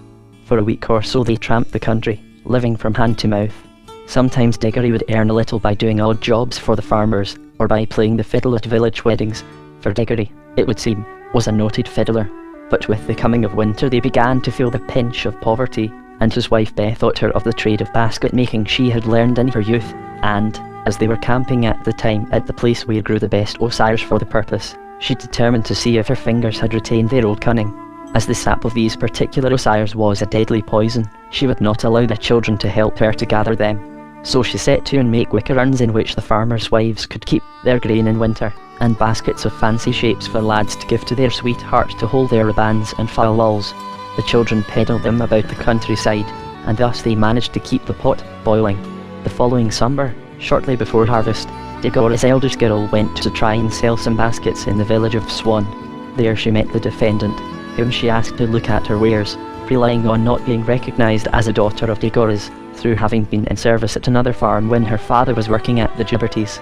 The defendant seemed pleased with the baskets, bought 2 or 3, and got into talk with the girl about the basket-making industry, in the course of which she learned that the best osiers for the purpose were very poisonous. Finally she asked the girl to bring her a bundle of the osiers in question, as making baskets, she said, would make a pleasant variety of an evening from the eternal spinning, and in the course of a few days the girl brought her, as requested, a bundle of the osiers, and was well paid for them. Not long afterwards came the news that the farmer Gibberty had died suddenly in the night, and with it was wafted the rumour of foul play. There was an old custom in that part of the country that whenever there was a death in the house all the inmates should march in procession past the corpse. It was really a sort of primitive inquest, for it was believed that in the case of foul play the corpse would bleed at the nose as the murderer passed it. This custom, said Diggory, was universally observed in that part of the country, even in cases as free from all suspicion as those of women dying in childbed. And in all the taverns and farmhouses of the neighbourhood it was being whispered that the corpse of the farmer Gibberty, on the defendant's walking past it, had bled copiously, and when Christopher Pugwalker's turn had come to pass it, it had bled a second time. And knowing what he did, Diggory Carp came to feel that it was his duty to lodge an accusation against the widow. His 2 reasons, then, for thinking her guilty were that the corpse had bled when she passed it, and that she had bought from his daughter Osiris the sap of which was poisonous. The motive for the crime he found in her having a young lover, whom she wished should stand in her dead husband's shoes. It was useless for the defendant to deny that Pugwalker was her lover. The fact had for months been the scandal of the neighbourhood, and she had finally lost all sense of shame and had actually had him to lodge in the farm for several months before her husband's death. This was proved beyond a shadow of a doubt by the witnesses summoned by Diggory. As for the bleeding of the corpse, vulgar superstitions did not fall within the cognizance of the law, and the widow ignored it in her defence. However, with regard to that other vulgar superstition to which the plaintiff had alluded, fairy fruit, she admitted, in passing, that very much against her wishes her late husband had sometimes used it as manure, though she had never discovered how he procured it. As to the osiers, she allowed that she had bought a bundle from the plaintiff's daughter, but that it was for no sinister purpose she was able conclusively to prove. First she summoned various witnesses, among others the midwife from the village, who was always called in cases of sickness, who had been present during the last hours of the farmer, and who had been present during the last hours of the farmer, and who all of them swore that his death had been a painless one, and various physicians, who were summoned as expert witnesses, all maintained that the victim of the poisonous sap of Osiris always died in agony. Then she turned the tables on the plaintiff. She proved that Degora's dismissal had been neither sudden nor unjust, for, owing to his thieving propensities, he had often been threatened with it by her late husband, and several of the farm servants testified to the truth of her words. As to the handful of florins and the sack of lentils, all she could say was that it was not like the farmer to load a dishonest servant with presents. But nothing had been said about 2 sacks of corn, a pig, and a valuable hen, and her brood, which had disappeared simultaneously with the departure of the plaintiff. Her husband, she said, had been very angry about it, and had wanted to have Diggory pursued and clapped into jail, but she had persuaded him to be merciful. The long and the short of it was that the widow left the court without a stain on her character, and that a 10-year sentence for theft was passed on Diggory. As for Christopher Pugwalker, he had disappeared shortly before the trial, and the widow denied all knowledge of his whereabouts. Chapter 17 The World in Law. Well, said Master Ambrose, as he laid down the volume, the woman was clearly as innocent as you are, and I should very much like to know what bearing the case has upon the present crisis. Master Nathaniel drew up his chair close to his friend's and said in a low voice, as if he feared an invisible listener, Ambrose, do you remember how you startled Lear with your question as to whether the dead could bleed? I'm not likely to forget it, said Master Ambrose, with an angry laugh. That was all explained the night before last in the fields of Grammy. Yes, but supposing he had been thinking of something else, not of fairy fruit. What if Endymion Lear and Christopher Pugwalker were one and the same? Well, I don't see the slightest reason for thinking so. But even if they were, what good would it do us? Because I have an instinct that hidden in that old case is a good honest hempen rope, too strong for all the gossamer threads of fairy. You mean that we can get the rascal hanged? By the harvest of souls, you're an optimist, Nat. If ever a fellow died quietly in his bed from natural causes, it was that fellow Gibberty. But, for all that, there's no reason to lie down under the outrageous practical joke that was played off on you yesterday. By my great aunt Rump, I thought Polydor and the rest of them had more sense than to be taken in by such tomfoolery. But the truth of it is that villain Lear can make them believe what he chooses. Exactly, cried Master Nathaniel eagerly. The original meaning of fairy is supposed to be delusion. They can juggle with appearances, we have seen them at it in the tapestry room. How are we to make any stand against an enemy with such powers behind him? You don't mean that you're going to lie down under it, Nat? Cried Master Ambrose indignantly. Not ultimately, but for a time I must be like the mole and work in secret. And now I want you to listen to me, Ambrose, and not scold me for what you call wandering from the point and being prosy. Will you listen to me? Well, yes, if you've got anything sensible to say, said Master Ambrose grudgingly. Here goes, then. What do you suppose the law was invented for, Ambrose? What was the law invented for? What are you driving at, Nat? I suppose it was invented to prevent rapine, and robbery, and murder, and all that sort of thing. But you remember what my father said about the law being man's substitute for fairy fruit. Fairy things are all of them supposed to be shadowy cheats, delusion. But man can't live without delusion, so he creates for himself another form of delusion, the world in law, subject to no other law but the will of man, where man juggles with facts to his heart's content, and says, if I choose I shall make a man old enough to be my father my son, and if I choose I shall turn fruit into silk and black into white, for this is the world I have made myself, and here I am master. And he creates a monster to inhabit it, the man-in-law, who is like a mechanical toy and always behaves exactly as he is expected to behave, and is no more like you and me than are the fairies. For the life of him, Master Ambrose could not suppress a grunt of impatience. But he was a man of his word, so he refrained from further interruption. Beyond the borders of the world in law, continued Master Nathaniel, that is to say, the world as we choose for our convenience that it should appear, there is delusion or reality, and the people who live there are as safe from their clutches as if they lived on another planet. No, Ambrose, you needn't purse up your lips like that. Everything I've been saying is to be found more or less in my father's writings, and nobody ever thought him fantastic, probably because they never took the trouble to read his books. I must confess I never did myself till just the other day. As he spoke, he glanced up at the portrait of the late Master Josiah, taken in the very armchair he, Nathaniel, was at that very moment sitting in, and following his son's every movement with a sly, legal smile. No, there had certainly been nothing fantastic about Master Josiah, and yet, there was something not altogether human about these bright bird-like eyes and that very pointed chin. Had Master Josiah also heard the note, and fled from it to the world in law? Then he went on, but what I'm going to say now is my own idea. Supposing that everything that happens on the one planet, the planet that we call delusion, reacts on the other planet, that is to say, the world as we choose to see it, the world in law. No, Ambrose, you promised to hear me out?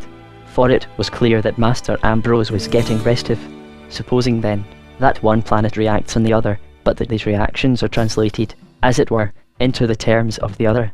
To take an example, supposing that what on one planet is a spiritual sin should turn on the other into a felony, that what in the world of delusion are hands stained with fairy fruit should, in the world in law, turn into hands stained with human blood. In short, that Endymion Lear should turn into Christopher Pugwalker. Master Ambrose's impatience had changed to real alarm. He greatly feared that Nathaniel's brain had been unhinged by his recent misfortunes. Master Nathaniel burst out laughing. I believe you think I've gone off my head, Rosie, but I've not, I promise you.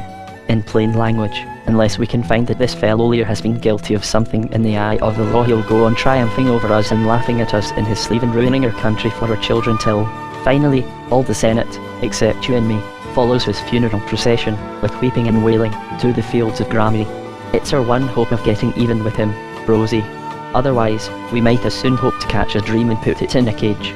Well, according to your ideas of the law, Nat, it shouldn't be too difficult, said Master Ambrose dryly. You seem to consider that in what you call the world in law one does as one likes with facts, launch a new legal fiction, then, according to which, for your own particular convenience, Endymion Lear is for the future Christopher Pugwalker. Master Nathaniel laughed.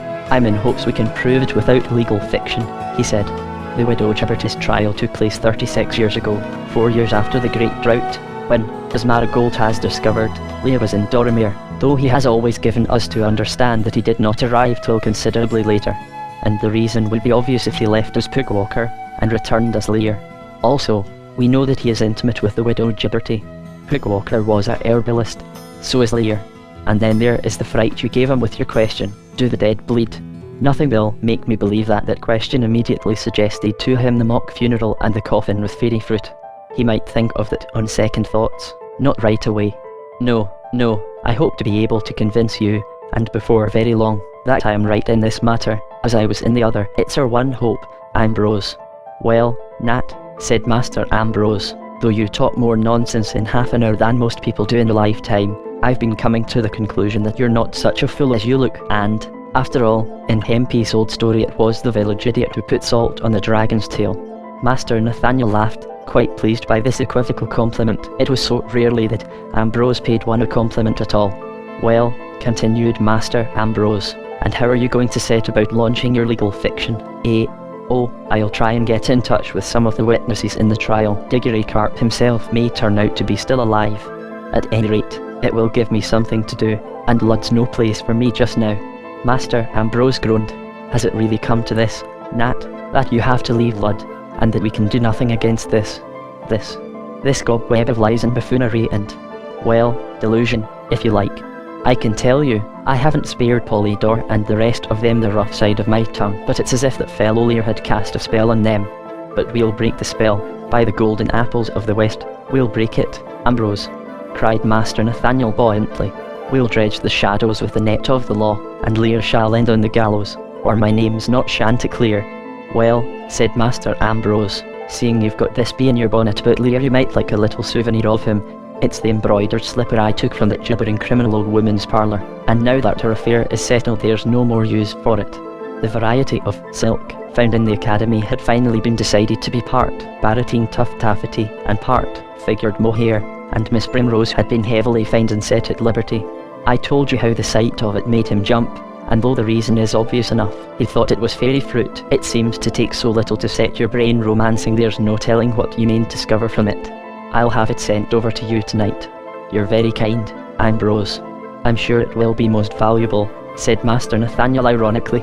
During Miss Primrose's trial the slipper had from time to time been handed round among the judges, without its helping them in the slightest in the delicate distinctions they were drawing between tuft taffety and mohair.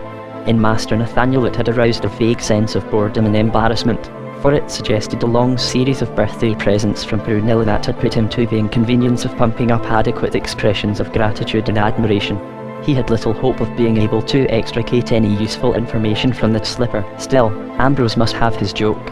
They sat in silence for a few minutes, and then Master Nathaniel rose to his feet and said, "This may be a long business, Ambrose, and we may not have an opportunity for another talk.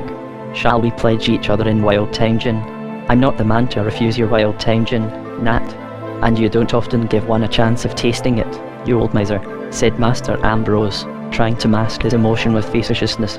When he had been given a glass filled with the perfumed grass-green syrup, he raised it, and smiling at Master Nathaniel, began, "Well, Nat—" "Stop a minute, Ambrose," interrupted Master Nathaniel. "I've got a sudden silly whim that we must take an oath I must have read when I was a youngster in some old book. The words have suddenly come back to me. They go like this. We, and then we say our own names. Nathaniel Chanticleer and Ambrose Honeysuckle swear by the living and the dead, by the past and the future, by memories and hopes, that if a vision comes begging at our door we will take it in and warm it at our hearth, and that we will not be wiser than the foolish nor more cunning than the simple, and that we will remember that he who rides the wind needs must go where his steed carries him. Say it after me, Ambrose. By the white ladies of the fields, never in my life have I heard such fustian," grumbled Master Ambrose. But Nat seemed to have set his heart on this absurd ceremony, and Master Ambrose felt that least he could do was to humour him, for who could say what the future held in store and when they might meet again. So, in a protesting and excessively matter-of-fact voice, he repeated after him the words of the ode. When, and in what book had Master Nathaniel found it? For it was the vow taken by the candidates for initiation into the first degree of the ancient mysteries of Doromere. Do not forget that, in the eye of the law, Master Nathaniel was a dead man. Chapter 18. Mistress Ivy Peppercorn. The tasks assigned to the clerks in Master Nathaniel's counting house did not always concern cargoes and tonnage. For instance, once for 2 whole days they had not opened a ledger, but had been kept busy, under their employer's supervision, in cutting out and pinning together fantastic paper costumes to be worn at Ranulph's birthday party. And they were quite accustomed to his shutting himself into his private office, with strict injunctions that he was not to be disturbed, while he wrote, say, a comic valentine to old Dame Polly by E. Powders, popping his head frequently round the door to demand their help in finding a rhyme. So they were not surprised that morning when told to close their books and to devote their talents to discovering, by whatever means they chose, whether there were any relations living in Lud of the West country farmer called Gibberty who had died nearly 40 years ago. Great was Master Nathaniel's satisfaction when one of them returned from his quest with the information that the late farmer's widowed daughter, Mistress Ivy Peppercorn, had recently bought a small grocer's shop in Moth Green, a village that lay a couple of miles beyond the north gate. There was no time to be lost, so Master Nathaniel ordered his horse, put on the suit of fustian he wore for fishing, pulled his hat well down over his eyes, and set off for Moth Green. Once there, he had no difficulty in finding Mistress Ivy's little shop, and she herself was sitting behind the counter. She was a comely, apple-cheeked woman of middle age, who looked as if she would be more in her element among cows and meadows than in a stuffy little shop, redolent of the various necessities and luxuries of a village community. She seemed of a cheerful, chatty disposition, and Master Nathaniel punctuated his various purchases with quips and cranks and friendly questions. By the time she had weighed him out 2 ounces of snuff and done him up in a neat little paper poke, she had told him that her maiden name had been Gibberty, and that her late husband had been a ship's captain, and she had lived till his death in the seaport town. By the time she had provided him with a quarter of lollipops, he knew that she much preferred a country life to trade. And by the time a woolen muffler had been admired, purchased and done up in a parcel, she had informed him that she would have liked to have settled in the neighbourhood of her old home. But there were reasons. What these reasons were took time, tact and patience to discover, but never had Master Nathaniel's wistful inquisitiveness, masquerading as warm-hearted sympathy, stood him in better stead, and she finally admitted that she had a stepmother whom she detested, and whom, moreover, she had good reason to distrust. At this point Master Nathaniel considered he might begin to show his hand. He gave her a meaning glance, and asked her if she would like to see justice done and rascals getting their deserts, adding, "There's no more foolish proverb than the one which says that dead men tell no tales. To help dead men to find their tongues is one of the chief uses of the law." Mistress Ivy looked a little scared. "Who may you be, sir, please?" she asked timidly. "I'm the nephew of a farmer who once employed a labourer called Diggory Carp," he answered promptly. A smile of enlightenment broke over her face. "Well, who would have thought it?" she murmured. "And what may your uncle's name have been? I used to know all the farmers and their families round apart." There was a twinkle in Master Nathaniel's candid hazel eyes. "I doubt I've been too sharp and cut myself." He laughed. "You see, I've worked for the magistrates, and that gets one into the habit of setting traps for folk. The law's a wily lady. I've no uncle in the West, and I never knew Diggory Carp, but I've always taken an interest in crime and enjoyed reading the old trials. So when you said your name had been Gibberty, my mind at once flew back to a certain trial that had always puzzled me, and I thought perhaps the name Diggory Carp might unlock your tongue. I've always felt there was more behind that trial than met the eye." "Did you indeed?" said Mistress Ivy evasively. "You seem mighty interested in other folks' affairs," and she looked at him rather suspiciously. This put Master Nathaniel on his mettle. "Now, harkee, Mistress Ivy, I'm sure your father took a pleasure in looking at a fine crop, even if it was in another man's field, and that your husband let good seamanship." And here he had to break off his dissertation and listen, which he did very patiently, to a series of reminiscences about the tastes and habits of her late husband. "Well, as I was saying," he went on, when she paused for a moment to sigh, and smile and wipe her eyes with the corner of her apron, "what the sight of a field filled to the brim with golden wheat was to your father, and that of a ship skilfully piloted into harbour was to your husband, the sight of justice crouching and springing on her prey is to me. I'm a bachelor, and I've managed to put by a comfortable little nest egg, and there's nothing I'd like to spend it on better than in preventing justice being balked of her lawful prey, not to mention helping to avenge a fine fellow like your father. We old bachelors, you know, have our hobbies. They are quieter about the house than a crowd of brats, but they are sometimes quite as expensive," and he chuckled and rubbed his hands. He was thoroughly enjoying himself, and seemed actually to have become the shrewd, honest, and somewhat bloodthirsty old fellow he had created. His eyes shone with the light of fanaticism when he spoke of justice, the tiger, and he could picture the snug little house he lived in Lud. It had a little garden gay with flowers, and a tiny lawn, and espalier fruit trees, to the care of which he dedicated his leisure hours. And he had a dog, and a coonery, and an old housekeeper. Probably, when he got home tonight, he would sit down to a supper of sausages and mashed, followed by a toasted cheese.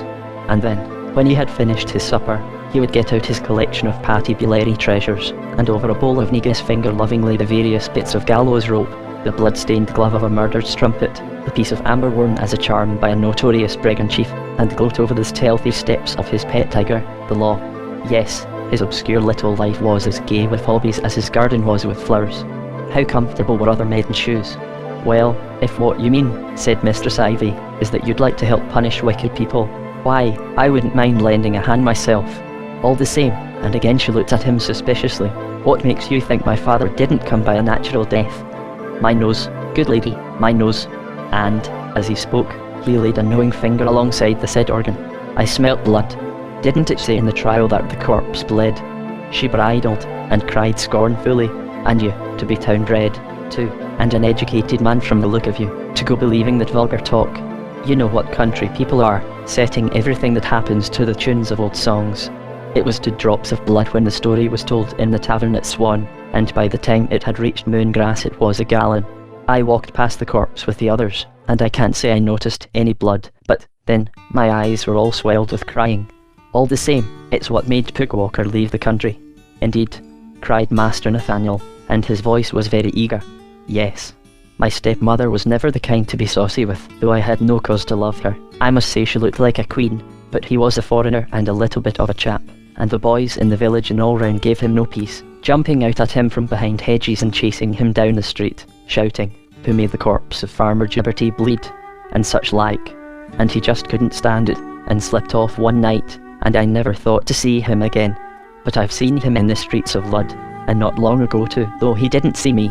Master Nathaniel's heart was thumping with excitement. What is he like? He asked breathlessly. Oh, very like what he was as a young man. They say there's nothing keeps you young like a good conscience. And she laughed dryly. Not that he was ever much to look at, squat and tubby and freckled, and such saucy prying eyes. Master Nathaniel could contain himself no longer, and in a voice hoarse with excitement he cried, Was it? Do you mean the Lud doctor, Endymion Lear? Mistress Ivy pursed up her mouth and nodded meaningfully. Yes, that's what he calls himself now, and many folk set such store by him as a doctor, that, to hear them talk, one would think a baby wasn't properly born unless he'd brought it into the world, nor a man properly dead unless he'd closed his eyes. Yes, yes. But are you sure he is the same as Christopher Pugwalker? Could you swear to him in court? Cried Master Nathaniel eagerly. Mistress Ivy looked puzzled. What good would it do to swear at him? She asked doubtfully. I must say I never held with foul language in a woman's mouth, nor did my poor Peppercorn, for all that he was a sailor. No, no, cried Master Nathaniel impatiently, and proceeded to explain to her the meaning of the expression. She dimpled a little at her own blunder, and then said guardedly, And what would bring me into the law courts, I should like to know. The past is over and done with, and what is done can't be undone. Master Nathaniel fixed her with a searching gaze, and, forgetting his assumed character, spoke as himself. Mistress Peppercorn, he said solemnly, have you no pity for the dead, the dumb, helpless dead? You loved your father, I am sure. When a word from you might help to avenge him, are you going to leave that word unsaid? Who can say that the dead are not grateful for the loving thoughts of the living, and that they do not rest more quietly in their graves when they have been avenged? Have you no time or pity left for your dead father? During this speech, Mistress of his face had begun working, and at the last words she burst into sobs. Don't think that, sir, she gasped. Don't think that. I remember well how my poor father used to sit looking at her of an evening, not a word passing his lips, but his eyes saying as clearly as if it had been his tongue, No, Clem, for my stepmother's name was Clementine. I don't trust you no further than I see you, but, for all that, you can turn me round your little finger, because I'm a silly, besotted old fool, and we both know it.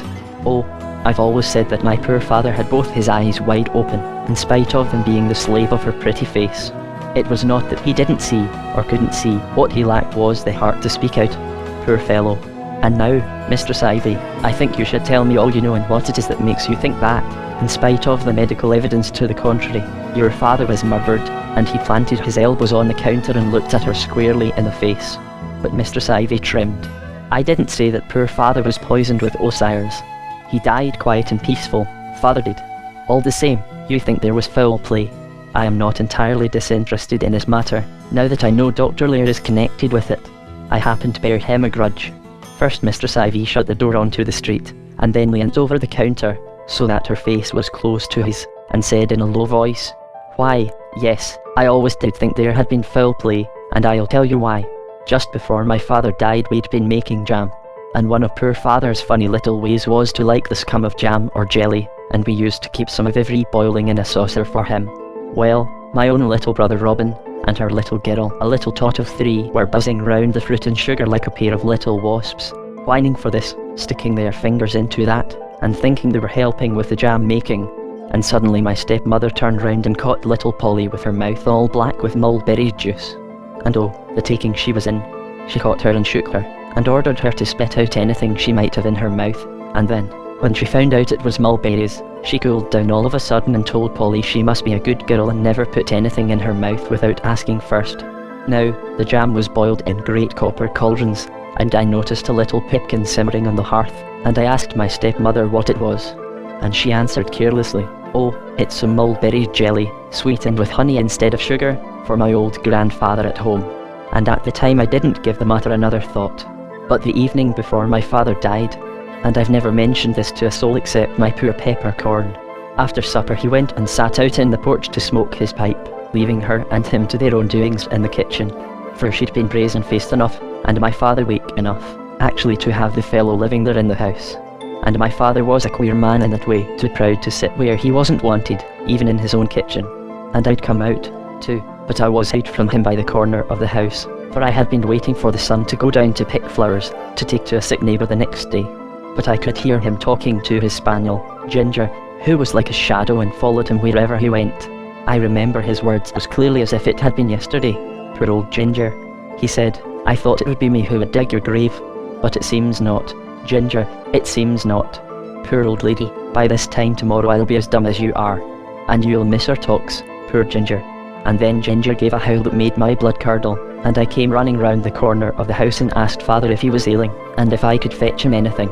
And he laughed, but it was as different as chalk from cheese from the way he laughed as a rule. For poor father was a frank-hearted, open-handed man, and not one to hoard up bitterness any more than he would hoard up money. But that laugh, the last I heard him give, was as bitter as gall. And he said, "Well, Ivy, my girl, would you like to fetch me some peonies and marigolds in shepherd's time from the hill where the silent people have danced, and make me a salad from them?" And seeing me looking surprised, he laughed again, and said, "No, no, I doubt there are no flowers growing this side of the hills that could help your poor father. Come, give me a kiss, you've always been a good girl. Now, these are flowers that old wives use in love potions, as I knew from my granny, who was very wise about herbs and charms, but father had always laughed at her for it, and I supposed he was fretting over my stepmother on Pugwalker, and wondering if he could win her heart back to him.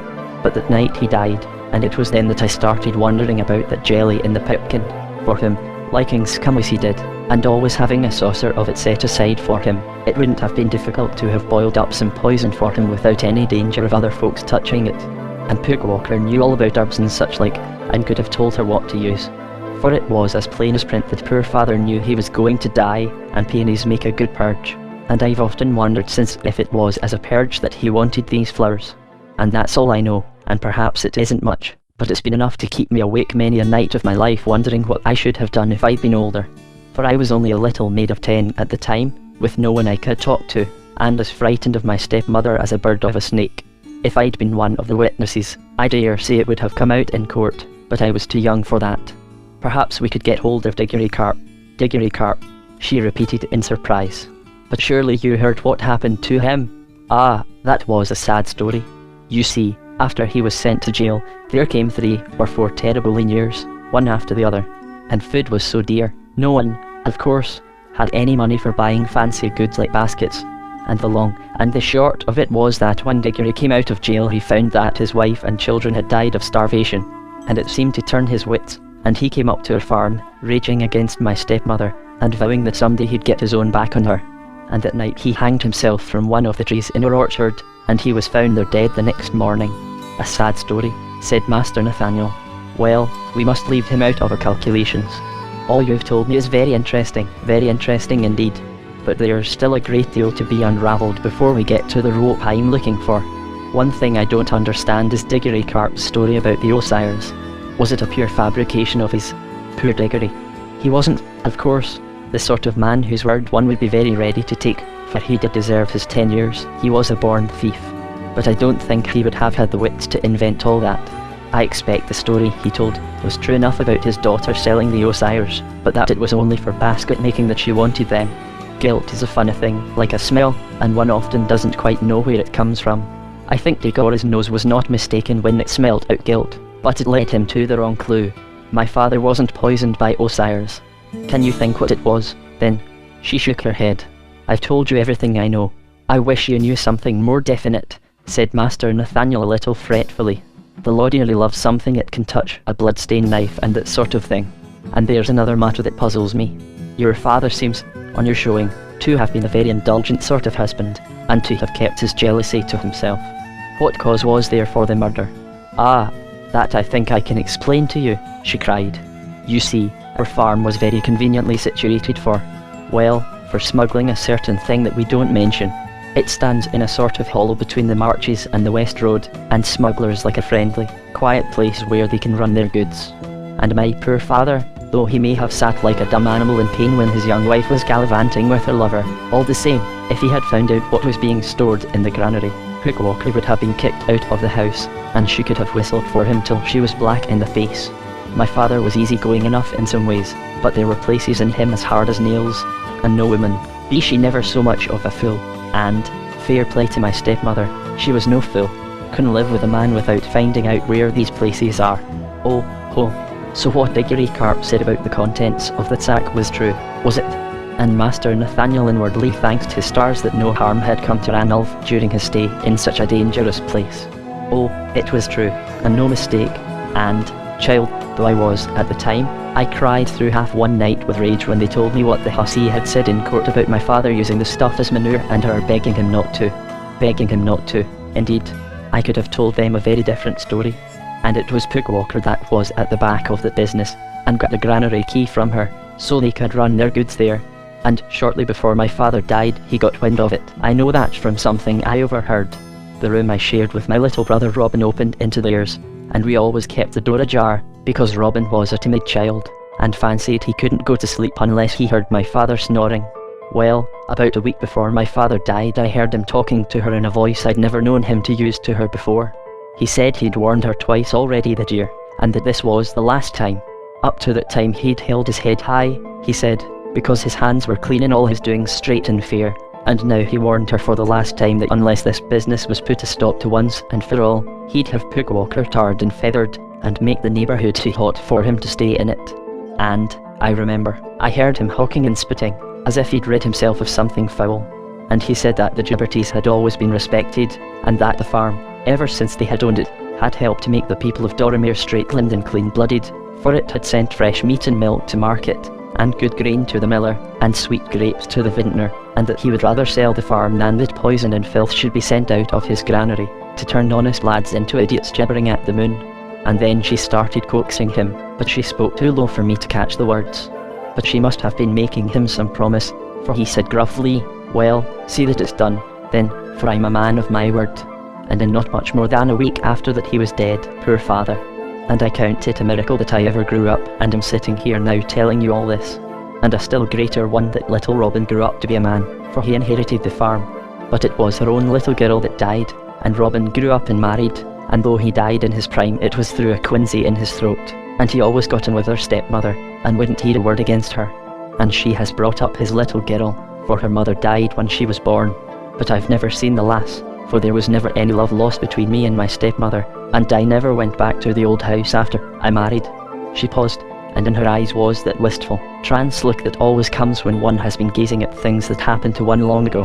I see, said Master Nathaniel meditatively. And Hook Walker, did you ever see him again till you recognised him in the streets of Lud the other day? She shook her head. No, he disappeared, as I told you, just before the trial. Though I don't doubt that she knew his whereabouts and heard from him, met him even, for she was always going out by herself after nightfall. Well, I've told you everything I know, though perhaps I'd have better held my tongue, for little good comes of digging up the past. Master Nathaniel said nothing. He was evidently pondering her story. Well, he said finally, everything you have told me has been very interesting indeed. But whether it will lead to anything definite is another matter. All the evidence is purely circumstantial. However, I'm very grateful to you for having spoken to me as freely as you've done. And if I find out anything further I'll let you know. I shall be leaving Lud shortly, but I shall keep in touch with you. And, under the circumstances, perhaps it would be prudent to agree on some word or token by which you would recognise a messenger as really coming from me. For the fellow you knew as Pookwalker has not grown less cunning with advancing years. He's full of guile, and let him once get wind of what we're after, he'd be up to all sorts of tricks to make our plans miscarry. What shall the token be? Then his eyes began to twinkle. I've got it, he cried. Just to give you a little lesson in swearing, which you say you dislike so much, we'll make it a good round oath. You'll know a messenger comes from me if he greets you with the words, by the sun, moon and stars and the golden apples of the west. And he rubbed his hands in delight, and shouted with laughter. Master Nathaniel was a born tease. For shame, you saucy fellow, dimpled Mistress Ivy. You're as bad as my poor peppercorn. He used all ways. But even Master Nathaniel had had his fill of reminiscences. So he cut her short with a hearty goodbye, and renewed thanks for all she had told him. But he turned back from the door to hold up his finger and say with mock solemnity, remember, it's to be by the sun, moon and stars and the golden apples of the west. Chapter 19, A Berries of Merciful Death. Late into the night Master Nathaniel paced the floor of his pipe room, trying to pierce through the intervening medium of the dry words of the law and the divider though less reliable one of Mistress Ivy's memory, and reach that old rustic tragedy, as it had been before the vultures of time had left nothing of it but dry bones. He felt convinced that Mistress Ivy's reconstruction was correct as far as it went. The farmer had been poisoned, though not by Osiris. But by what? And what had been the part played by Pookwalker, alias Endymion Lear? It was, of course, gratifying to his vanity that his instinctive identification of the two had been correct. But how tantalising it would be if this dead man's tale was to remain but a vague whisper, too low to be heard by the ear of the law. On his table was the slipper that Master Ambrose had facetiously suggested might be of use to him. He picked it up, and stared at it absently. Ambrose had said the sight of it had made Endymion Lear jump out of his skin, and that the reason was obvious. And yet those purple strawberries did not look like fairy fruit. Master Nathaniel had recently become but too familiar with the aspect of that fruit not to recognise it instantly, whatever its variety. Though he had never seen berries exactly like these, he was certain that they did not grow in Fairreal, and he walked across to his bookcase and took out a big volume bound in vellum. It was a very ancient illustrated owl of the plants of Doromere. At first he turned its pages somewhat listlessly, as if he did not really expect to find anything of interest. Then suddenly he came on an illustration, underneath which was written The Berries of Merciful Death. He gave a low whistle, and fetching the slipper laid it beside the picture. The painted berries and the embroidered ones were identical. On the opposite page the berries were described in a style that a literary expert would have recognised as belonging to the Duke Aubrey period. The passage ran thus: The berries of merciful death. These berries are wine-coloured, and crawl along the ground, and have the leaves of wild strawberries. They ripen during the first quarter of the harvest moon, and are only to be found in certain valleys of the west, and even there they grow but sparsely. And, for the sake of birds and children and other indiscreet lovers of fruit, it is well that such is the case, for they are a deadly and insidious poison, though very tardy in their action, often lying dormant in the blood for many days. Then the poison begins to speak in nichings of the skin, while the tongue, as though in punishment for the lies it may have told, becomes covered with black spots, so that it has the appearance of the shards of a ladybird, and this is the only warning to the victim that his end is approaching. For, if evil things ever partake of the blessed virtues, then we may say that this malign berry is mercifully cruel, in that it spares its victims belchings and retchings and fiery humours and racking colics. And, shortly before his end, he is overtaken by a pleasant drowsiness, yielding to which he falls into a peaceful sleep, which is his last. And now I will give you a receipt, which, if you have no sin upon your conscience, and are at peace with the living and the dead, and have never killed a robin, nor robbed an orphan, nor destroyed the nest of a dream, it maybe will prove an antidote to that poison, and maybe it will not. This, then, is the receipt. Take 1 pint of salad oil and put it into a vial glass, but first wash it with rose water and marigold flower water, the flowers being gathered towards the west. Wash it till the oil comes white, then put it into the glass, and then put the retinue buds of peonies, the flowers of marigold and the flowers and tops of shepherd's thyme. The thyme must be gathered near the side of a hill where the fairies are said to dance. Master Nathaniel laid down the book, and his eyes were more frightened than triumphant. There was something sinister in the silent language in which dead men told their tales, with sly malice embroidering them on old maids' canvas work, hiding them away in ancient books, written long before they were born. And why were his ears so attuned to this dumb speech? For him the old herbalist had been describing a murderer, subtle, sinister, mitigating dark deeds with mercy, a murderer, the touch of whose bloody hands was balm to the sick in body, and whose voice could rock haunted minds to sleep. And, as well, in the light of what he already knew, the old herbalist had told a story. A violent, cruel, reckless woman had wished to rid herself of her enemy by the first means that came to her hand, sires, the sap of which produced an agonizing, cruel death. But her discreet though murderous lover took the sires from her, and gave her instead the berries of merciful death. The herbalist had proved beyond the shadow of a doubt that the villain of the story was Endymion Lear. Yes, but how should he make the dead tell their tale loud enough to reach the ear of the law?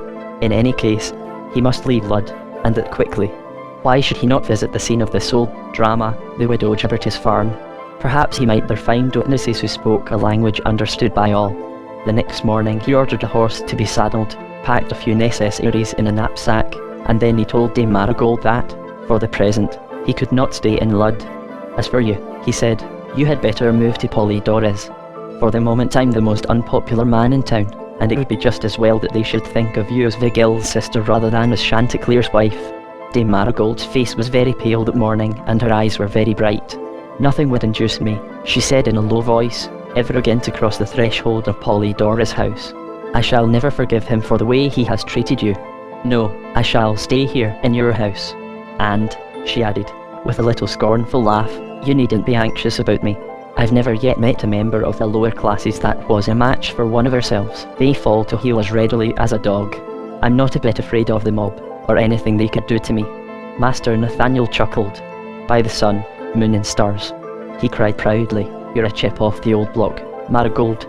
Well, don't stay too long away, Nat, she said, or else when you come back you'll find that I've gone mad like everybody else, and I'm dancing as wildly as Mother Tibbs, and singing songs about Duke Aubrey.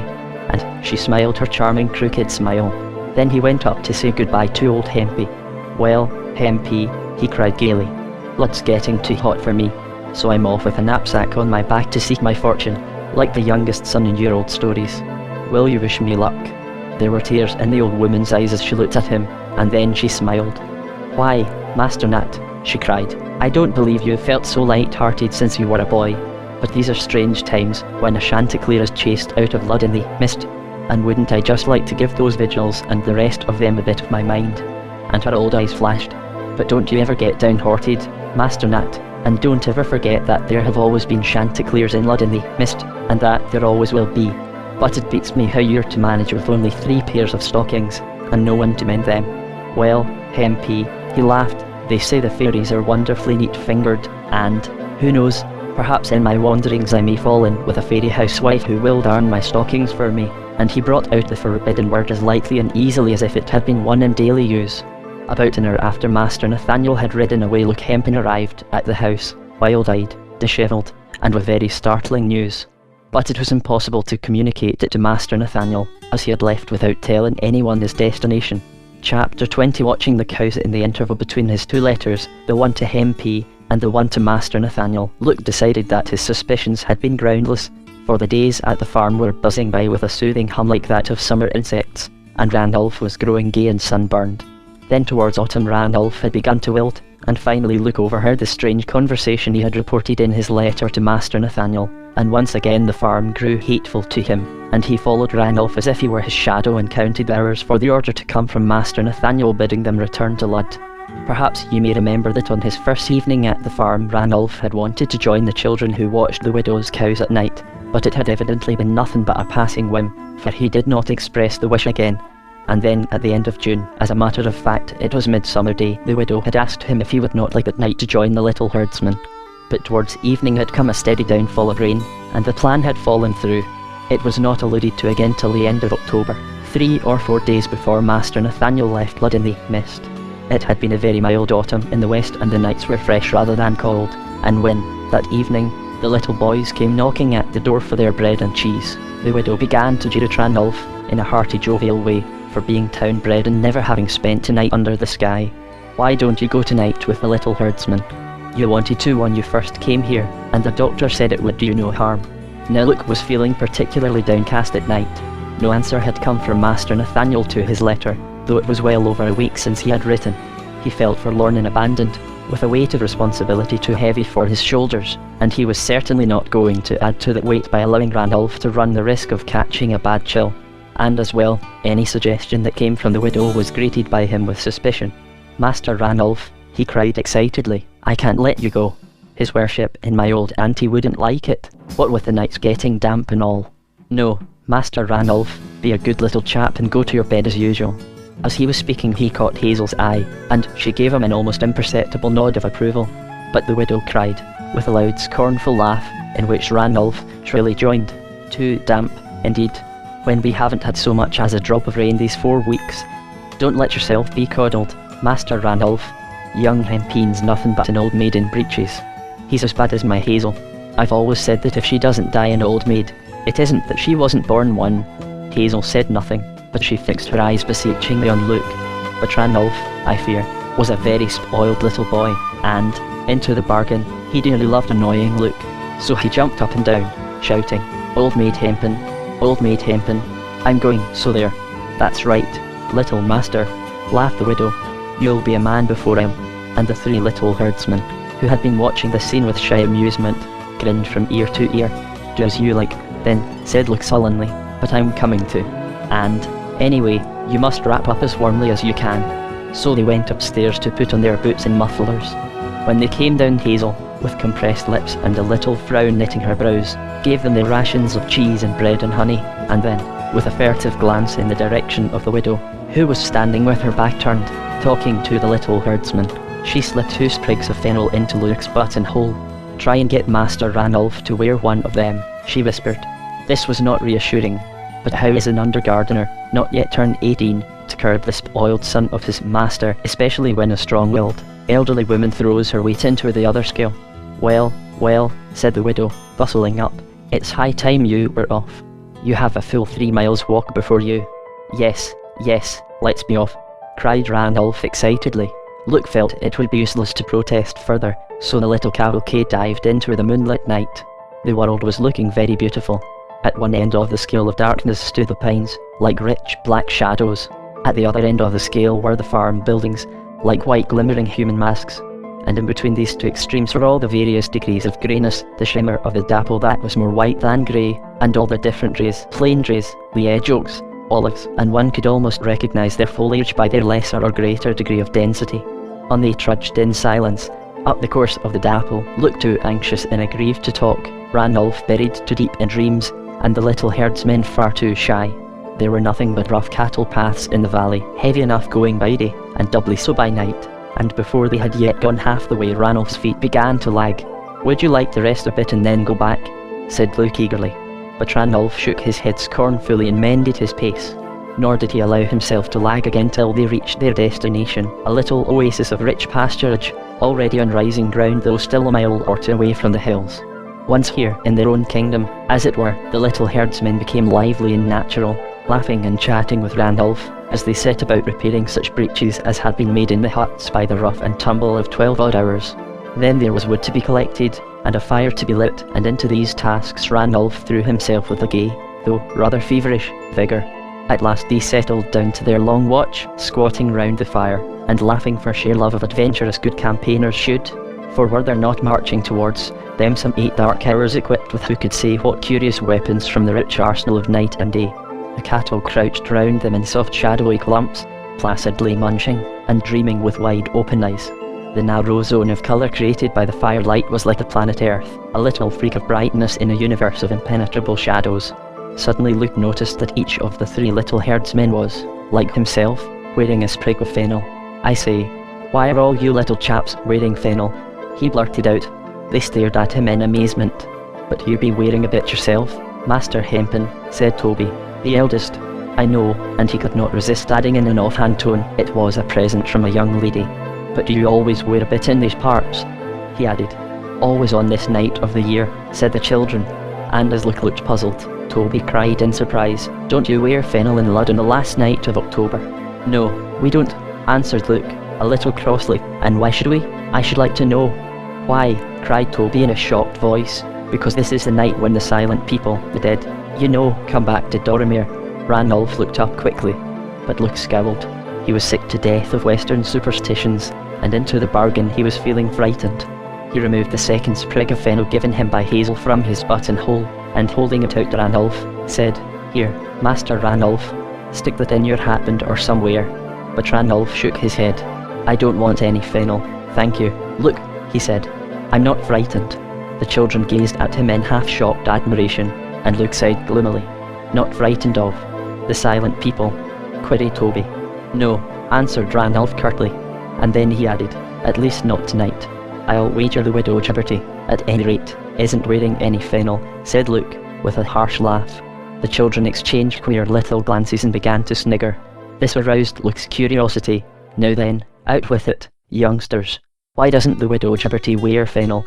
But their only answer was to nudge each other and snigger behind their fingers. This put Luke on his mettle. "Look here, you bantams," he cried. "Don't you forget that you've got the Hyson Sal's son here, and if you know anything about the widow that's a bit fishy. It's your duty to let me know. If you don't, you may find yourselves in jail someday. So you just spit it out." And he glared at them as fiercely as his kindly china blue eyes would allow. They began to look scared. "But the widow doesn't know we've seen anything. And if she found out, and that we'd been blabbing, oh my, wouldn't we catch it?" cried Toby, and his eyes grew round with terror at the mere thought. "No, you won't catch it. I'll give you my word," said Luke. "And if you've really anything worth telling, the Saints will be very grateful, and each of you may find yourselves with more money in your pockets than your three fathers put together have ever had in all their lives. And, anyhow, to begin with, if you'll tell me what you know, you can toss up for this knife, and there's not a finer one to be found in all Lud." And he waved before their dazzled eyes his greatest treasure, a magnificent six-bladed knife, given him one Yuletide by Master Nathaniel, with whom he had always been a favourite. At the sight of this marvel of cutlery, the little boys proved venal, and in voices scarcely above the whisper, and with frequent frightened glances over their shoulders, as if the widow might be lurking in the shadows listening to them, they told their story. One night, just before dawn, a cow called Cornflower, from the unusually blue colour of her hide, who had recently been added to the herd, suddenly grew restless and began to moo, the strange moo of blue cows that was like the cooing of doves, and then rose to her feet and trotted away into the darkness. Now Cornflower was a very valuable cow, and the widow had given them special injunctions to look after her, so Toby, leaving the other two to mind the rest of the herd, dashed after her into the thinning darkness, and though she had got a good start of him, was able to keep in her track by the tinkling of her bell. Finally he came on her standing at the brink of the Dapple and nozzling the water. He went close up to her and found that she had got her teeth into something beneath the surface of the stream and was tearing at it in intense excitement. Just then who should drive up in a cart but the widow and Doctor and Damien Lear. They appeared much annoyed at finding Toby, but they helped him get Cornflower away from the water. Bits of straw were hanging from her mouth, and it was stained with juices of a colour he had never seen before. The widow then told him to go back to his companions, and said she would herself take Cornflower back to the herd in the morning. And, to account for her sudden appearance on the scene, she said she had come with the doctor to try and catch a very rare fish that only rose to the surface an hour before sunrise. "But you see," went on Toby, "my dad's a great fisherman, and often takes me out with him, but he never told me about this fish in the Dapple that can only be caught before sunrise, and I thought I'd just like to have a peep at it. So instead of going back to the others right away, I did, behind some trees. And they took some nets. They did, out of the cart, but it wasn't fish they drew up in them. No, it wasn't." He was suddenly seized with embarrassment, and he and his two little friends again began to snigger. "Out with it," cried Luke impatiently. "What was in their nets? You'll not get the knife for only half a story, you know." "You say, Dorian," said Toby bashfully, nudging the second eldest boy, but Dorian, too, would only giggle and hang his head. "I don't mind saying," cried Peter, the youngest, valiantly. "It was fairy fruit, that's what it was." Luke sprang to his feet. "Busty Bridget," he exclaimed in a horrified voice. Ranulph began to chuckle. "Didn't you guess right away what it was, Luke?" he asked. "Yes," went on Peter, much elated by the effect his words had produced. "It was wicker baskets all full of fairy fruit. I know, because cornflower had torn off the top of one of them. Yes, interrupted Toby, beginning to think that little Peter had stolen enough of his thunder. She had torn off the top of one of the baskets, and I've never seen fruit like it. It was as if coloured stars had fallen from the sky into the grass, and were making all of the valley bright. And cornflower, she was eating as if she would never stop. More like a bee among flowers, she was, than a common cow. And the widow and the doctor, though of course, they were put out, they couldn't help laughing to see her. And her milk the next morning, oh my, it tasted of roses and shepherd's time, but she never came back to the herd, for the widow sold her to a farmer who lived 20 miles away, But Luke could contain himself no longer. "You little rascals," he cried, "to think of all the trouble there is in Lud just now, and the magistrates and the town guard racking their brains to find out how the stuff gets across the border, and 3 little bantams like you knowing all about it, and not telling us all. Why did you keep it to yourselves like that?" "We were frightened of the widow," said Toby sheepishly. "You won't tell that we've blabbed," he added in an imploring voice. "No, I'll see that you don't get into trouble," said Luke. "Here's the knife, and a coin to toss up for it with. Toasted cheese. A nice place this we've come to. Are you sure, young Toby, it was Dr. Lear you saw?" Toby nodded his head emphatically. "Aye, it was Dr. Lear and no mistake, here's my hand on it." And he stuck out a brown little paw. "Well, I'm blessed." "Dr. Lear!" exclaimed Luke, and Randolph gave a little mocking laugh. Luke fell into a brown study, surprise, indignation, and pleasant visions of himself swaggering in Lud, praised and flattered by all as the man who had run the smugglers to earth, chasing each other across the surface of his brain. And, in the light of Toby's story, could it be that the stranger whose mysterious conversation with the widow he had overheard was none other than the popular, kindly Dr. Endymion Lear? It seemed almost incredible, but on one thing he was resolved. For once he would assert himself, and Randolph should not spend another night at the widow Gibberty's farm. Toby won the toss and pocketed the knife with a grin of satisfaction, and by degrees the talk became as flickering and intermittent as the light of the dying fire, which they were too idle to feed with sticks. And finally it was quenched to silence, and they yielded to the curious drugged sensation that comes from being out of doors and wide awake at night. It was as if the earth had been transported to the sky, and they had been left behind in chaos, and were gazing up at its towns and beasts and heroes flattened out in constellations and looking like the stippled pictures in a Neolithic cave. And the Milky Way was the only road visible in the universe. Now and then a toad harped on its one silvery note, and from time to time a little breeze would spring up and then die down. Suddenly Randolph broke the silence with a startling question. "How far is it from here to Fairfield?" And the little boys nudged one another and again began to snigger behind their hands. "For shame, Master Randolph," cried Luke indignantly, talking like that before youngsters. "But I want to know," said Randolph petulantly. "Till what your old granny used to say, Dorian," giggled Toby. And Dorian was finally persuaded to repeat the old saying, 1,000 leagues by the Great West Road and 10 by the Milky Way. Randolph sprang to his feet, and with rather a wild laugh, he cried, "Let's have a race to Fairfield, and I bet it will be me that gets there first. 1, 2, 3, and away." And he would actually have plunged off into the darkness, had not the little boys, half shocked, half admiring, flung themselves on him and dragged him back. "There's an imp of mischief got into you tonight, Master Randolph," growled Luke. "You shouldn't joke about things like that. Especially tonight, Master Chanticleer," said Toby gravely. "You're right there, young Toby," said Luke. "I only wish he had half your sense. It was just a bit of fun, wasn't it, Master Chanticleer? You didn't really want us to race to yonder?"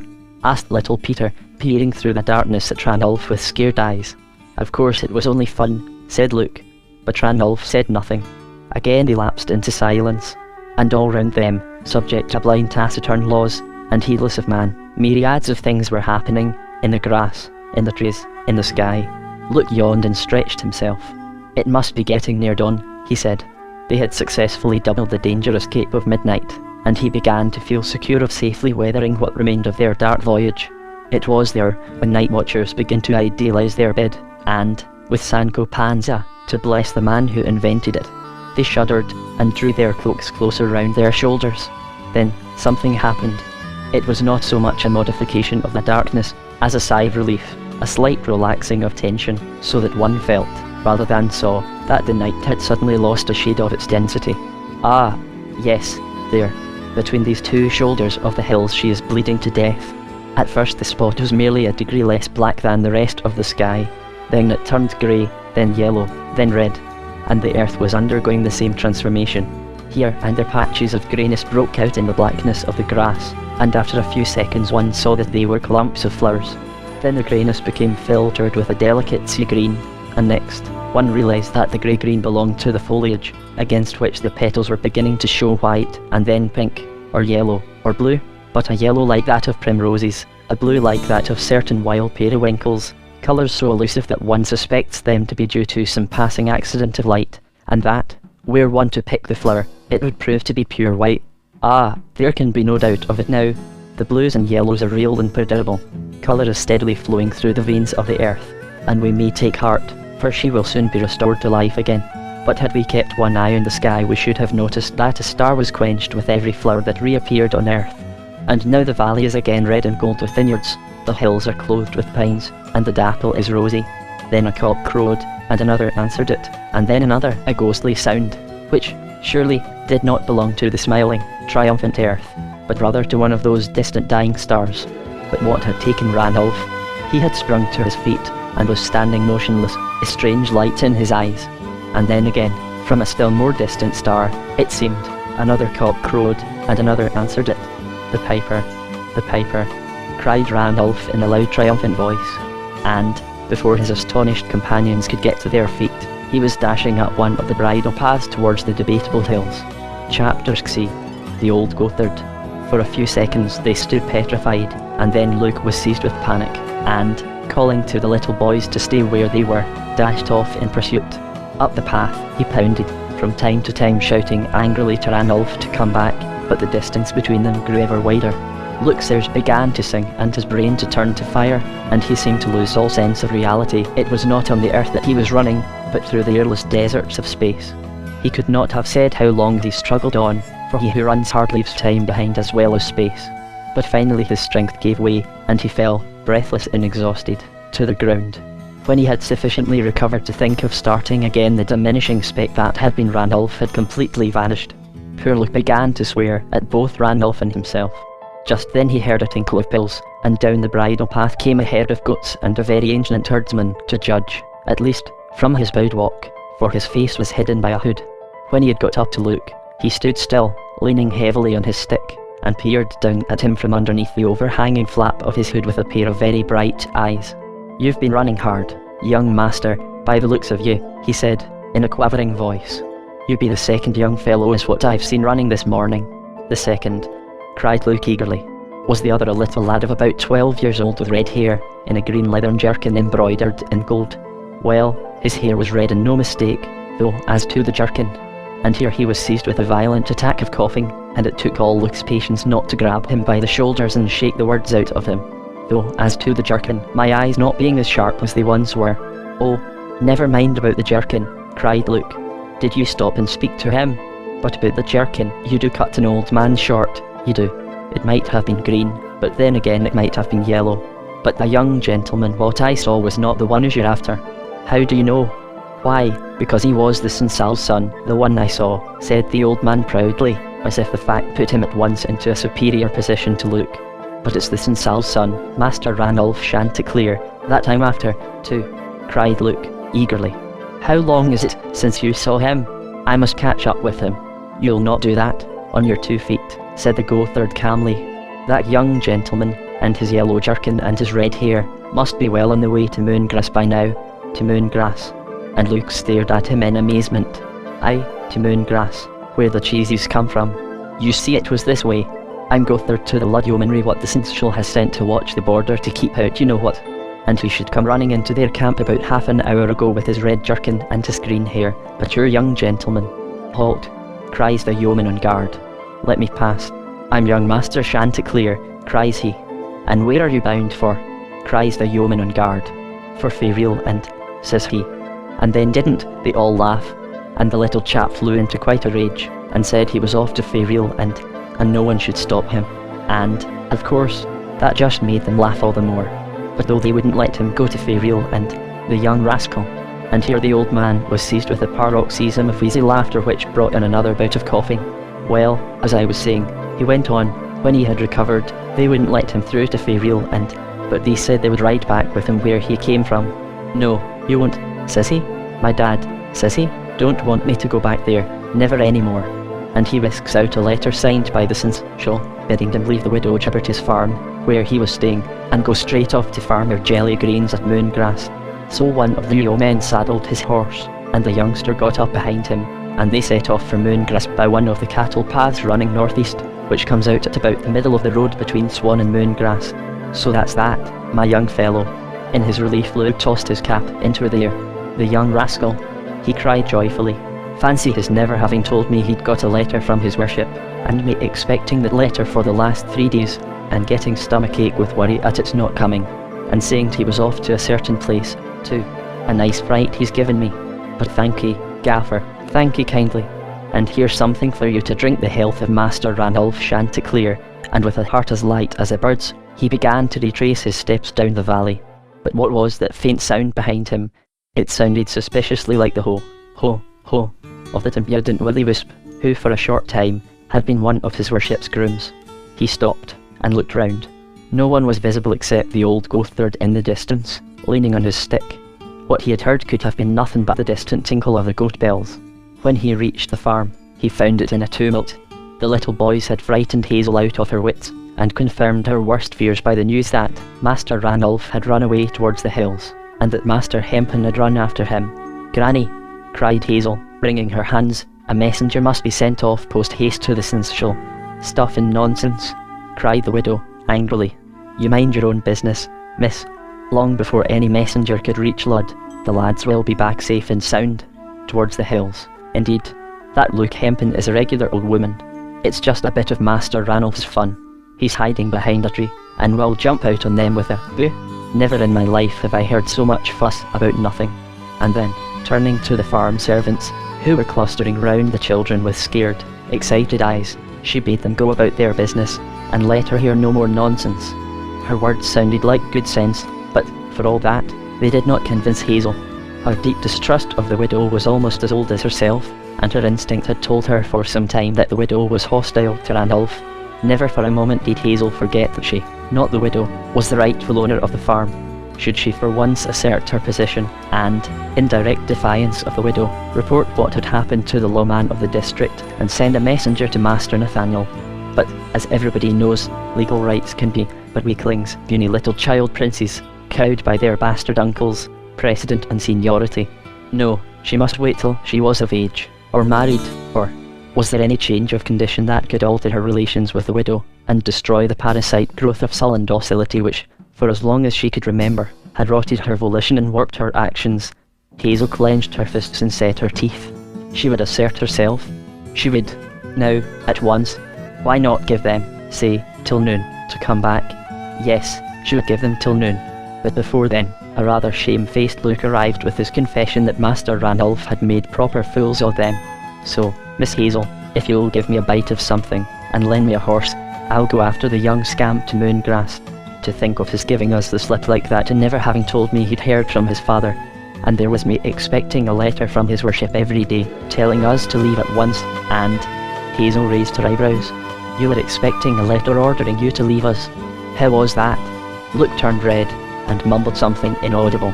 Hazel stared at him for a few seconds, in silence, and then she said quietly, "I'm afraid you were wise if you asked the Seneschal to remove Master Ranulph." He gave her a shrewd glance. "Yes, I fear this is no place for Master Ranulph, but if you'd excuse me for being so bold, miss, I'd like to give you a word of warning. Don't you trust the 10 Damien Lear further than you can see him, and don't you ever let your granny take you out fishing." "Thank you, Master Hempen, but I am quite able to look after myself," said Hazel haughtily, and then an anxious look came into her eyes. I hope that you'll find Master Ranulph safe and sound at Moongrass.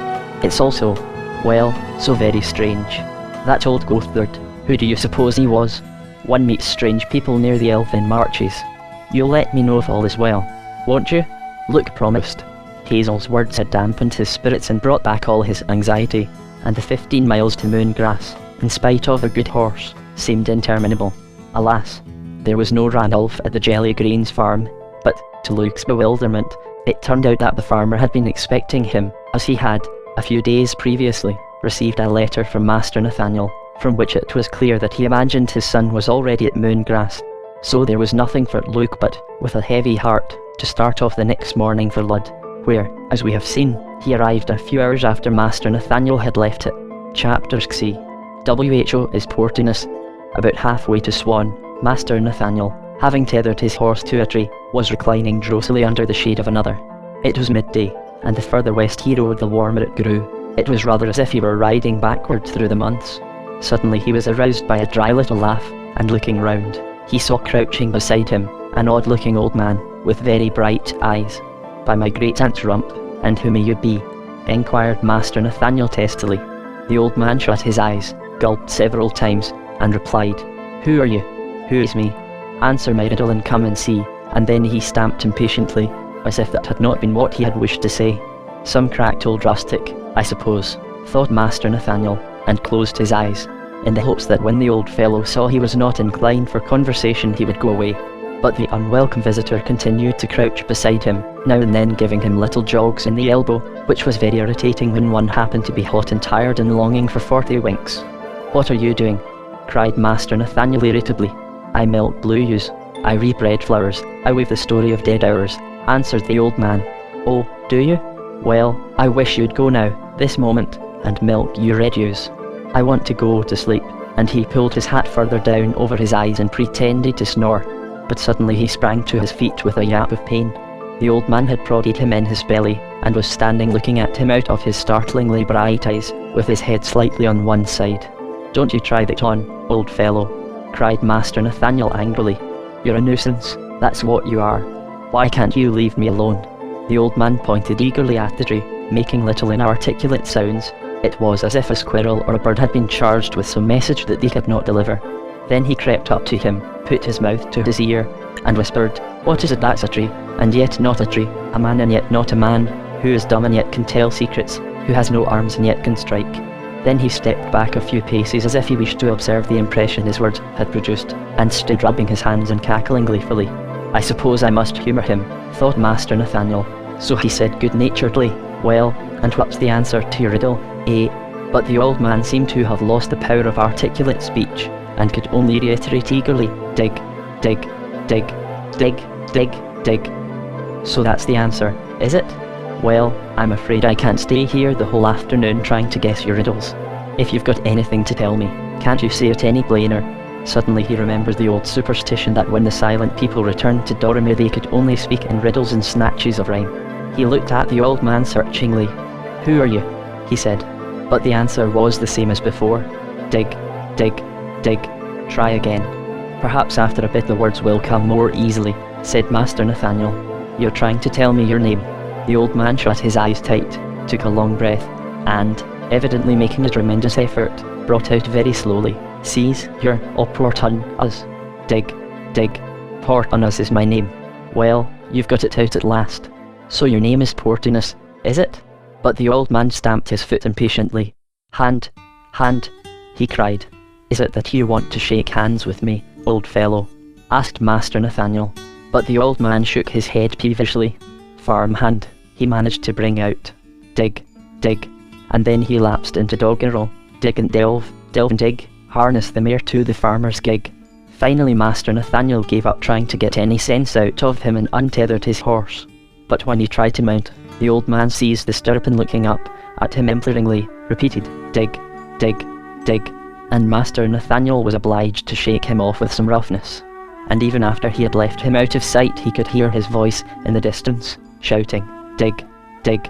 "I wonder what the old fellow was trying to tell me," said Master Nathaniel to himself.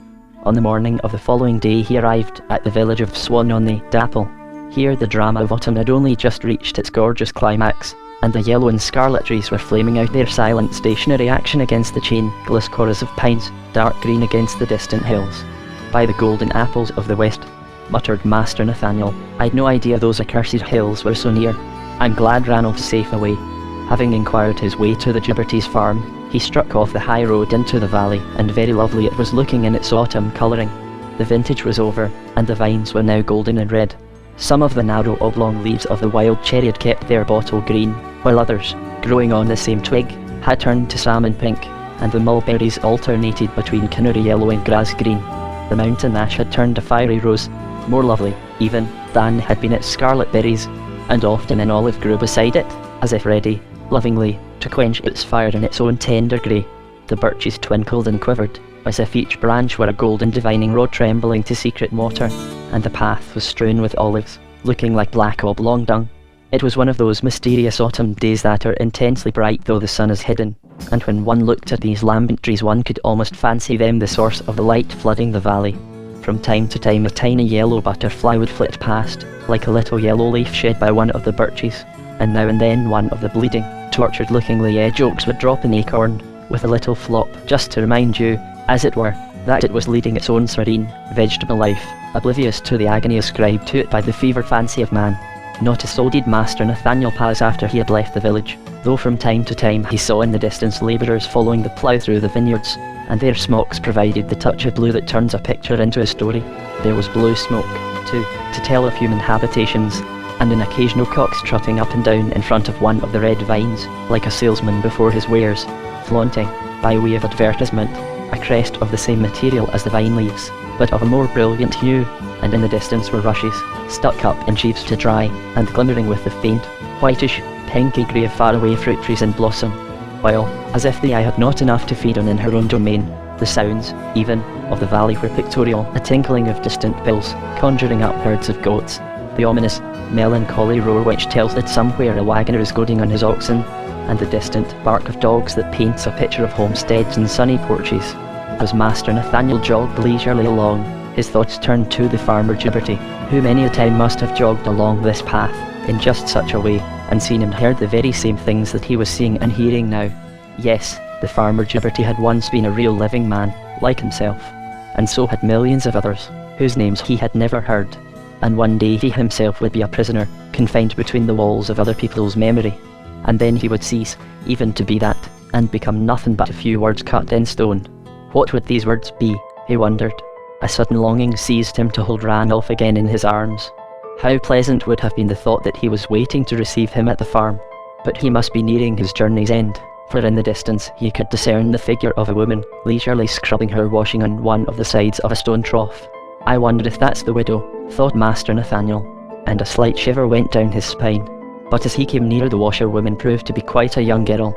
He decided she must be the granddaughter, Hazel, and so she was. He drew up his horse beside her and asked if this were the widow Gibberty's farm. "Yes, sir," she answered shortly, with that half-frightened, half-defiant look that was so characteristic of her. "Why, then, I've not been misdirected. But though they told me I'd find a thriving farm and a fine herd of cows, the fools forgot to mention that the farmer was a rose in petticoats," and he winked jovially. Now this was not Master Nathaniel's ordinary manner with young ladies, which, as a matter of fact, was remarkably free from flirtatious facetiousness, but he had invented a role to play at the farm, and was already beginning to identify himself with it. As it turned out, this opening compliment was a stroke of luck, for Hazel bitterly resented that she was not recognised as the lawful owner of the farm, and Master Nathaniel's greeting of her as the farmer thawed her coldness into dimples.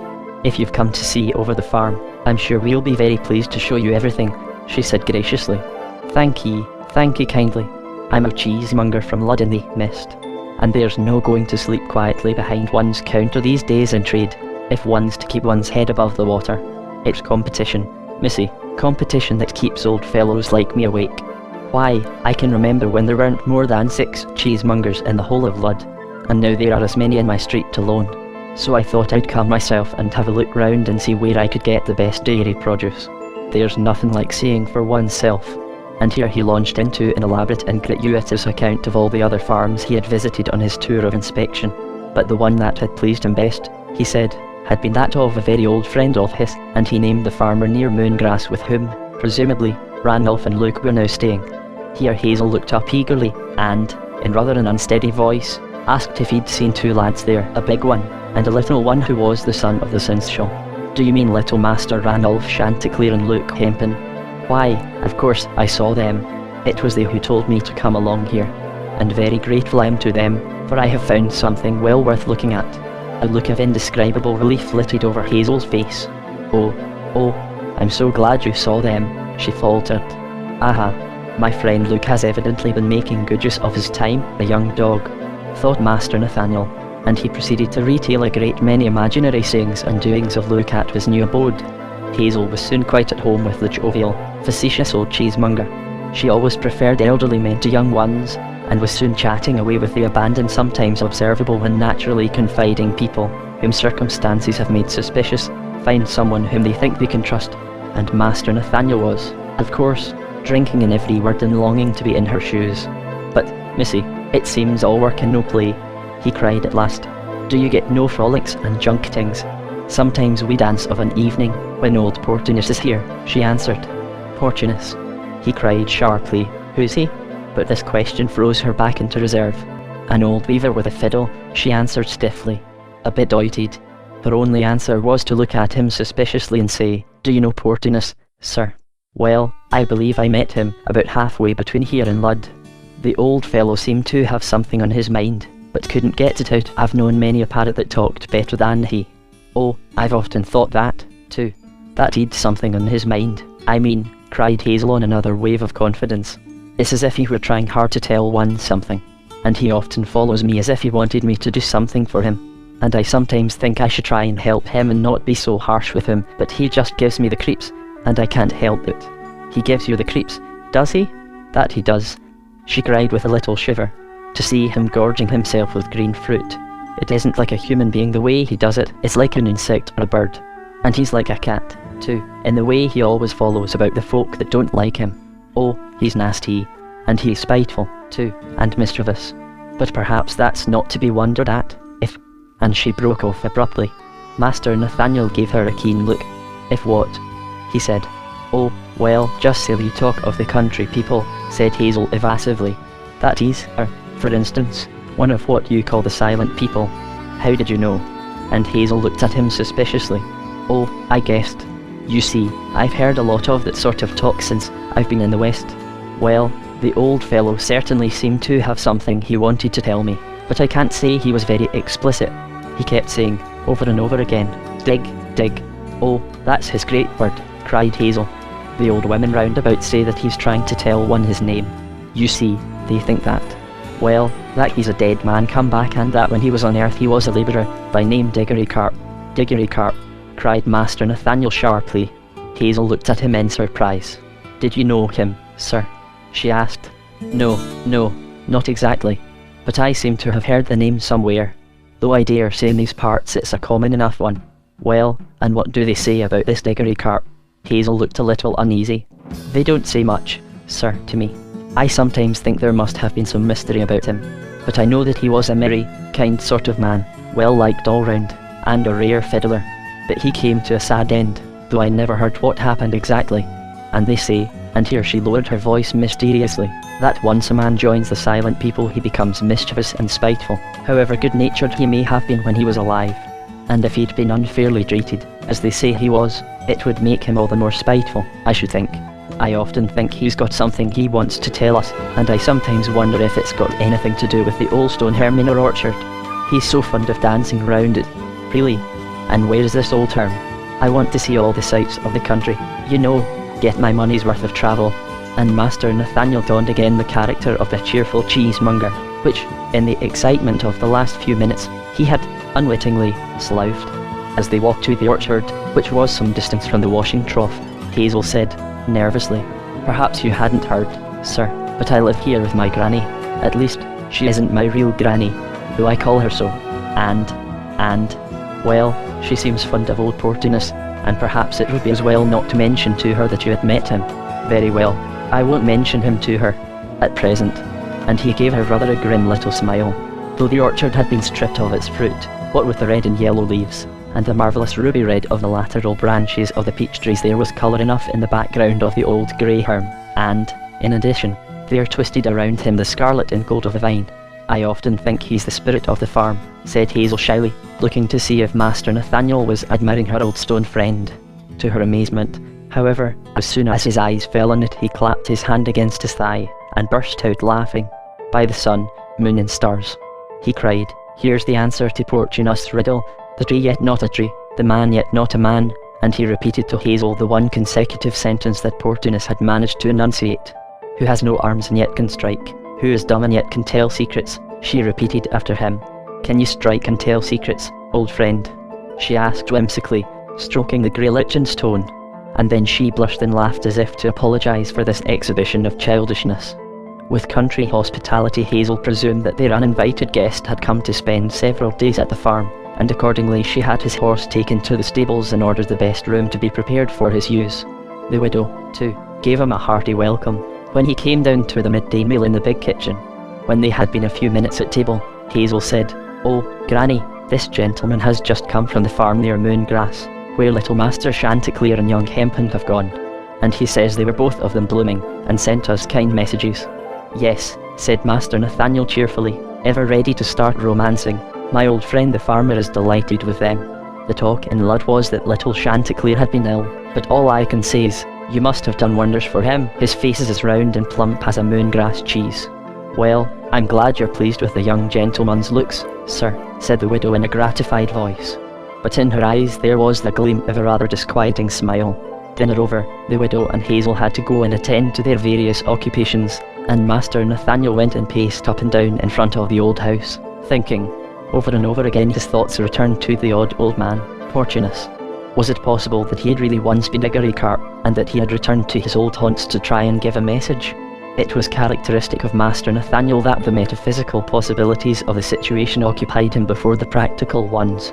If Portunus were, indeed, Diggory Carp, then these stubble fields and vineyards, these red and golden trees, would be robbed of their peace and stability. For he realised at last that the spiritual balm he had always found in silent things was simply the assurance that the passions and agonies of man were without meaning, roots, or duration, no more part of the permanent background of the world than the curls of blue smoke that from time to time were wafted through the valley from the autumn, bonfires of weeds and rubbish, and that he could see winding like blue wraiths in and out of the foliage of the trees. Yes, their message, though he had never till now heard it distinctly, had always been that ethereal and was nothing but delusion. There was life and death, and that was all. And yet, had their message always comforted him? There had been times when he had shuddered in the company of the silent things. Aye, he murmured dreamily to himself, and then he sighed. But he had yielded long enough to vain speculations. There were things to be done. Whether Portunus were the ghost of Diggory Carp or merely a doited old weaver, he evidently knew something that he wanted to communicate, and it was connected with the orchard term. Of course, it might have nothing whatever to do with the murder of the late farmer Gibberty, but with the memory of the embroidered slipper fresh in his mind, Master Nathaniel felt it would be rank folly to neglect a possible clue. He went over in his mind all the old man's words. Dig, dig. That word had been the ever-recurring burden. Then he had a sudden flash of inspiration. Why should not the word be taken in its primary meaning? Why, instead of the first syllable of Diggory Carp, should it not be merely in order to dig, with a spade or a shovel? In that case it was clear that the place to dig in was under the term, and he decided that he would do so as soon as an opportunity presented itself. Chapter C. The Northern Firebox in Dead Maiden's Tales. That night Hazel could not get to sleep. Perhaps this was due to having noticed something that afternoon that made her vaguely uneasy. The evenings were beginning to be chilly, and, shortly before supper, she had gone up to Master Nathaniel's room to light his fire. She found the widow and one of the maidservants there before her, and, to her surprise, they had brought down from the attic an old charcoal stove that had lain there unused for years, for Dorimere was a land of open fires, and stoves were practically unknown. The widow had brought the stove to the farm on her marriage, for, on her mother's side, she had belonged to a race from the far north. On Hazel's look of surprise, she had said casually, "The logs are dampish today, and I thought this would make your guest cosier." Now Hazel knew that, though it was not in the least damp. How could it be, as it had not rained for days? But that this should have made her uneasy was a sign of her deep, instinctive distrust of her grandfather's widow. Perhaps the strongest instinct in Hazel was that of hospitality, that all should be well, physically and morally, with the guests under the roof that she never forgot was hers, was a need in her much more pressing than any welfare of her own. Meanwhile, Master Nathaniel, somewhat puzzled by the outlandish apparatus that was warming his room, had got into bed. He did not immediately put out his candle. He wished to think, for being much given to reverie.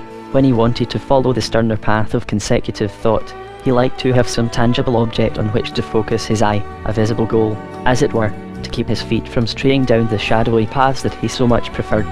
Tonight it was the fine embossed ceiling on which he fixed his eye, the same ceiling at which Ranulph used to gaze when he had slept in this room.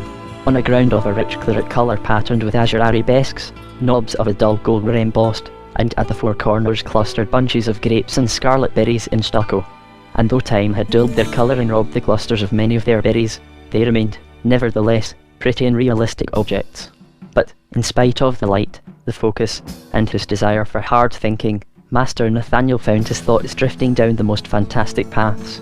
And, besides, he was so drowsy and his limbs felt so strangely heavy.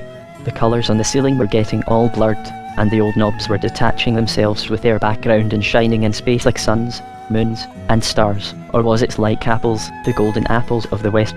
And now the claret-coloured background was turning into a red field, a field of red flowers, from which leered Portinus, and among which wept Ranulph.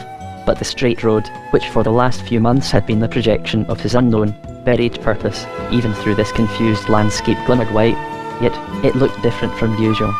Why, of course, it was the Milky Way, and then he knew no more. In the meantime Hazel had been growing more and more restless, and, though she scolded herself for foolishness, more and more anxious. Finally, she could stand it no more. "I think I'll just creep up to the gentleman's door and listen if I can hear him snoring," she said to herself.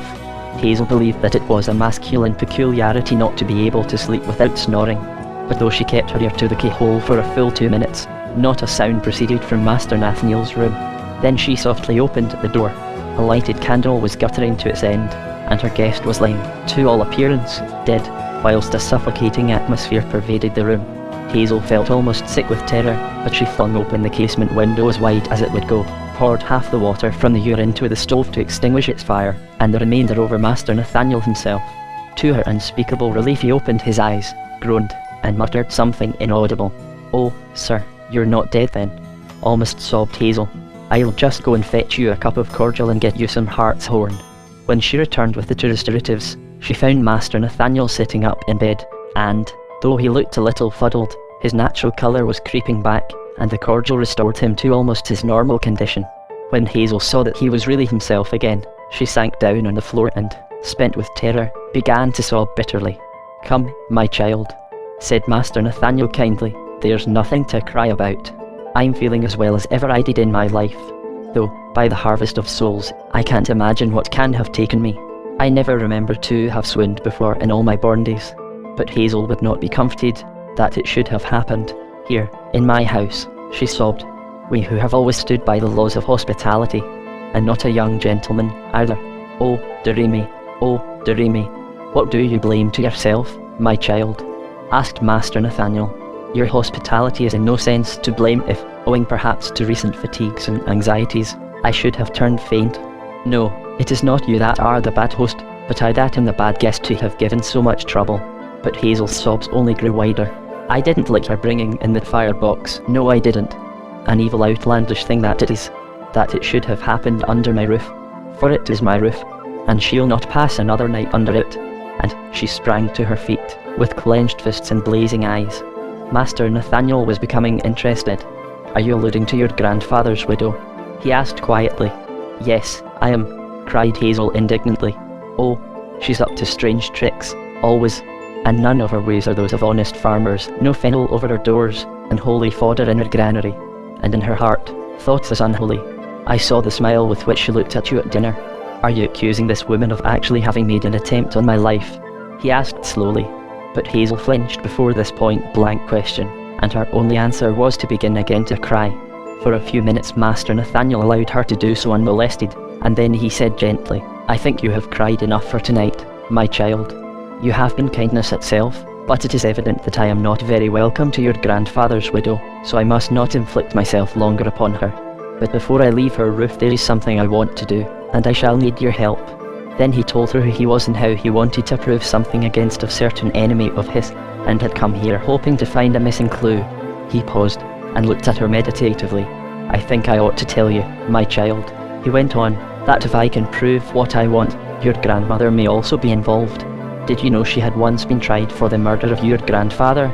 "Yes," she faltered. "I've heard that there was a trial, but I thought she was proved innocent." "Yes, but there is such a thing as a miscarriage of justice. I believe that your grandfather was murdered, and that my enemy, whose name I don't care to mention till I have more to go upon, had a hand in the matter, and I have a shrewd suspicion that the widow was his accomplice. Under these circumstances, will you still be willing to help me?" Hazel first turned red, and then she turned white, and her lower lip began to tremble. She disliked the widow, but had to admit that she had never been unkindly treated by her, and, though not her own kith and kin, she was the nearest approach to a relative she could remember. But, on the other hand, Hazel belonged by tradition and breed to the votaries of the grim cult of the law. Crime must not go unpunished. Moreover, and here Hazel subscribed to a still more venerable code, one's own kith and kin must not go unavenged. But the very vehemence with which she longed to be rid of the widow's control had bred a curious irrational sense of guilt with regard to her, and, into the bargain, she was terrified of her. Supposing this clue should lead to nothing, and the widow discovered that they had been imagining, how, in that case, should she dare to face her, to go on living under the same roof with her? And yet, she was certain she had tried to murder their guest at night. How dared she? How dared she? Hazel clenched her fists, and in a little gasping voice said, "Yes, sir, I'll help you." "Good," said Master Nathaniel briskly. "I want to take old Portuna's advice, and dig under the term in the orchard, this very night. Though, mind you, it's just as likely as not to prove nothing but the ravings of a crazy mind, or else it may concern some buried treasure, or something else that has nothing to do with your grandfather's murder. But, in the case of our finding a valuable bit of evidence, we must have witnesses, and I think we should have the lawman of the district with us. Who is he?" "It's the Swan blacksmith, Peter Pease. Is there any servant you trust whom you could send for him? Someone more attached to you than to the widow?" "I can trust them all, and they all like me best," she answered. "Good. Go and wake a servant and send him off at once for the blacksmith. Tell him not to bring him up to the house, but to take him straight to the orchard. We don't want to wake the widow before need be, and the servant can stay and help us with the job. The more witnesses the better." Hazel felt as if she was in a strange, rather terrible dream, but she crept up to the attic and aroused one of the unmarried labourers who, according to the old custom, slept in their master's house, and bade him ride into Swan and bring the blacksmith back with him on important business concerning the law. Hazel calculated that he should get to Swan and back in less than an hour, and she and Master Nathaniel crept out of the house to wait for them in the orchard, each provided with a spade. The moon was on the wane, but still sufficiently full to give a good light. She was, indeed, an orchard thief, for no fruit being left to rob, she had robbed the leaves of all their colour. "Poor old moon," chuckled Master Nathaniel, who was now in the highest of spirits, always filching colours with which to paint her own pale face, and all in vain. "But just look at your friend, at Master Herm. He does look knowing." For in the moonlight the old Herm had found his element, and under her rays his stone flickered and glimmered into living silver flesh, while his archaic smile had gained a new significance. "Excuse me, sir," said Hazel timidly, "but I couldn't help wondering if the gentleman you suspected was Dr. Lear." "What makes you think so?" asked Master Nathaniel sharply. "I don't quite know," faltered Hazel. "I just wondered." Before long they were joined by the labourer and the lawman blacksmith, a burly, jovial, red-haired rustic of about 50. "Good evening," cried Master Nathaniel briskly. "I am Nathaniel Chanticleer." He was sure that the news of his deposition had not yet had time to travel to Swan, and if my business were not very pressing in secret I would not, you may be sure, have had you roused from your bed at this ungodly hour. I have reason to think that something of great importance may be hidden under this arm, and I wanted you to be there to see that our proceedings are all in order." And he laughed genially. "And here's the guarantee that I'm no masquerader," and he removed his signet ring and held it out to the blacksmith. It was engraved with his well-known crest, and with 6 chevrons, in token that 6 of his ancestors had been Hyacinth Shills of Dorimere. Both the blacksmith and the labourer were at first quite overwhelmed by learning his identity, but he pressed a spade into the hand of each and begged them to begin digging without further delay. For some time they toiled away in silence, and then one of the spades came against something hard. It proved to be a small iron box with a key attached to it. "Out with it! Out with it!" cried Master Nathaniel excitedly. "I wonder if it contains a halter. By the sun, moon and stars, I wonder." But he was sobered by a glimpse of poor Hazel's scared face. "Forgive me, my child," he said gently. "My thirst for revenge has made me forget both decency and manners. And, as like as not, there will be nothing in it but a handful of ducal brie crowns, the nest egg of one of your ancestors." They unlocked the box and found that it contained nothing but a sealed parchment package, addressed as, "To the first who finds me." "I think, Miss Hazel, it should be you who opens it. Don't you agree, Master Lawman?" said Master Nathaniel. So, with trembling fingers, Hazel broke the seal, tore open the wrapper, and drew out a sheet of writing. By the light of the blacksmith's lanthorn they read as follows: "I, Jeremiah Gibberty, farmer and lawman of the district of Swan on the Dapple, having ever been a merry man who loved his joke, do hear and crack my last this side of the debatable hills, in the hopes that it will not lie so long in the damp earth as to prove but a lame rocket when the time comes to fire it off. And this is my last joke, and may all who hear it hold their sides, and may the tears run down their cheeks. I, Jeremiah Gibberty, was wilfully murdered by my second wife, Clementina, daughter of Ralph Baldbreeches, sailor, and an outlandish woman from the far north. In the which crime she was aided by her lover, Christopher Pugwalker, a foreigner who called himself an herbalist. And I know by sundry itchings of my skin which torment me as I write, and by my spotted tongue, that I have been given what the folks who know them call death berries, and they were boiled down to look like mulberry jelly, offered to me by my dear wife, and of which I ate in my innocence. And I bid him who finds this writing to search for a little lad, by name Peter Pease, the son of a tipsy tinker. For this little lad, having an empty stomach and being greedy for pence, came to me but an hour ago with a basket full of these same death berries and asked me if I should like to buy them. And I, to test him, asked him if he thought there was a blight in my orchard that I should be so hard put to it for fruit. And he said he thought we must pick them up at Gibberty's, for he had seen the gentleman who lived with us, Christopher Pugwalker, but a week since, gathering them. And if Christopher Pugwalker should leave these parts, then let the law search for a dumpy fellow, with nut brown hair, a pug nose freckled like a robin's egg, and one eye brown, the other blue. And in order that my last joke may be a well-built one, I have tested the berries I bought from the little lad, though it wrung my heart to do so, on one of the rabbits of a certain little maid, by name Marjorie Beach, the daughter of Meg Carter. And I have done so because she, being 7 years old and a healthy lass, runs a good chance of being still this side of the hills when someone digs up this buried chest. And if she be alive, she will not have forgotten how one of her rabbits took to scratching itself, and how its tongue was spotted like a snake, and how she found it lying dead. And I humbly beg her pardon for having played such a cruel trick on a little maid, and I ask my heirs, if so be any of them still alive, to send her a fine buck rabbit, a ham, and 10 gold pieces. And, though I am low man and could put them under arrest before I die, yet, for a time, I hold my hand. Partly because I have been a hunter all my life, and as the hare and deer are given their chance to escape, so shall they have theirs. And partly because I should like to be very far on my wanderings down the Milky Way before Clementina mounts due cow braes wooden horse, because I think the sound of her strangling would hurt my ears, and, last of all, because I am very weary. And here I sign my name for the last time. Chapter Xiv. Belling the cat. When they had finished reading, Hazel burst into hysterical sobs, crying alternately, "Poor grandfather," and "Will they hang her for it?" Master Nathaniel soothed her as best he could, and, when she had dried her eyes, she said, "Poor Marjorie Beach. She must have that ham and that buck rabbit. She's still alive, then?" asked Master Nathaniel eagerly. Hazel nodded. "She is poor, and still a maid, and lives in Swan." "And what about Peter Pease, the tinker's smart little lad? Is there nothing for him, Miss Hazel?" cried the blacksmith with a twinkle. Hazel stared at him in bewilderment, and Master Nathaniel cried gleefully, "Why, it's the same name, by the harvest of souls." "Were you, then, the little chap who saw Pugwalker picking the berries?" And Hazel said in slow amazement, "You were the little boy who spoke to my grandfather that night. I never thought that I'd begun so humbly. Yes, I was the son of a tinker, or, as they like to be called, of a whitesmith. And now I'm a blacksmith, and as white is better than black, I suppose I've come down in the world." And he winked merrily. "And you remember the circumstances alluded to by the late farmer?" asked Master Nathaniel eagerly.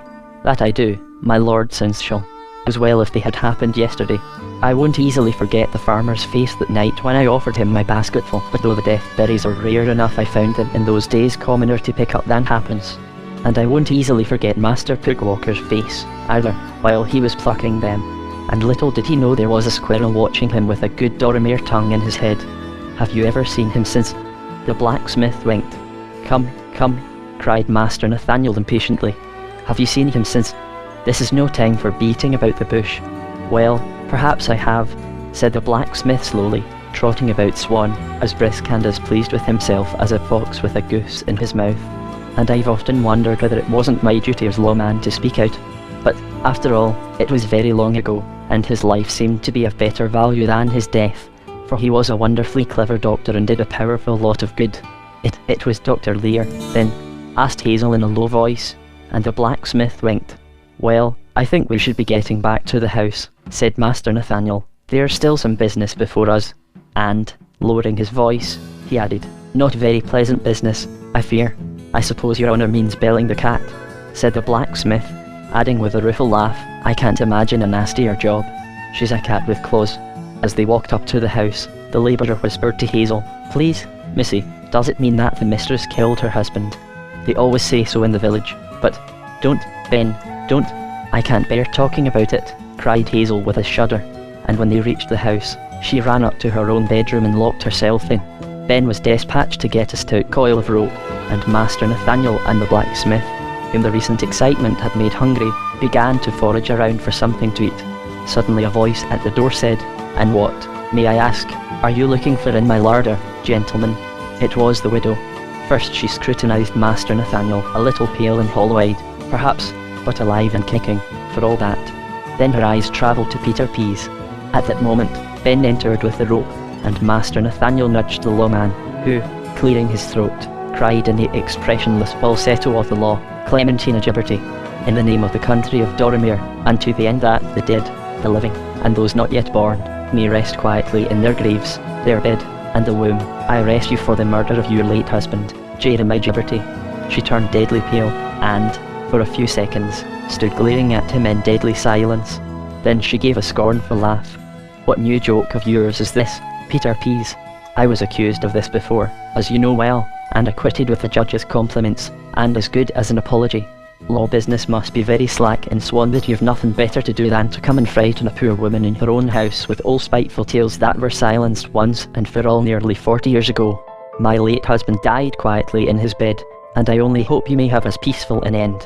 And you must know very little of the law, Peter Pease, if you don't know that a person can't be tried twice for the same crime." Then Master Nathaniel stepped forward. "You were tried before," he said quietly, "for poisoning your husband with the sap of osiers. This time it will be for poisoning him with the berries of merciful death. Tonight the dead have found their tongues." She gave a wild shriek, which reached upstairs to Hazel's room and caused her to spring into bed and pull the blankets over her ears, as if it had been a thunderstorm. Master Nathaniel signed to Ben, who, grinning from ear to ear, as is the way of rustics when witnessing a painful and embarrassing scene, came up to his mistress with the coil of rope. But to bind her, he needed the aid of both the blacksmith and Master Nathaniel, for, like a veritable wild cat, she struggled and scratched and bit. When her arms were tightly bound, Master Nathaniel said, "And now I will read you the words of the dead." She was, for the time, worn out by her struggles, and her only answer was an insolent stare, and he produced the farmer's document and read it through to her. "And now," he said, eyeing her curiously, "shall I tell you who gave me the clue without which I should never have found that letter? It was a certain old man, whom I think you know, by name Portunus." Her face turned as pale as death, and in a low voice of horror she cried, "Long ago I guessed who he was, and feared that he might prove my undoing." Then her voice grew shrill with terror and her eyes became fixed, as if seeing some hideous vision, the silent people. She screamed, "The dumb who speak, the bound who strike. I cherished and fed old Portunus like a tame bird. But what do the dead know of kindness? If old Portunus is he whom you take him to be, I fail to see that he has much cause for gratitude," said Master Nathaniel dryly. "Well, he has taken his revenge, on you and your accomplice." "My accomplice?" "Aye, on Endymion Lear." "Oh, Lear." And she laughed scornfully. "It was a greater than Endymion Lear who ordered the death of Farmer Gibberty." "Indeed, yes. One who cares not for good and evil, and sows his commands like grain. Whom do you mean?" Again she laughed scornfully. "Not one whom I would name to you, but set your mind at rest. He cannot be summoned in a court of law." She gave him a searching look, and said abruptly, "Who are you?" "My name is Nathaniel Chanticleer." "I thought as much," she cried triumphantly. "I wasn't sure, but I thought I'd take no risks. However, you seem to bear a charmed life. I suppose you're alluding to your kind thought for my comfort, putting that nice little death box in my room to keep me warm. Eh?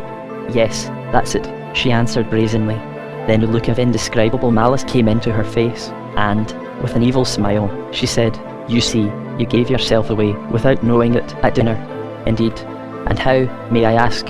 At first she did not answer, but eyed him glow-eatingly as a cat might eye a mouse.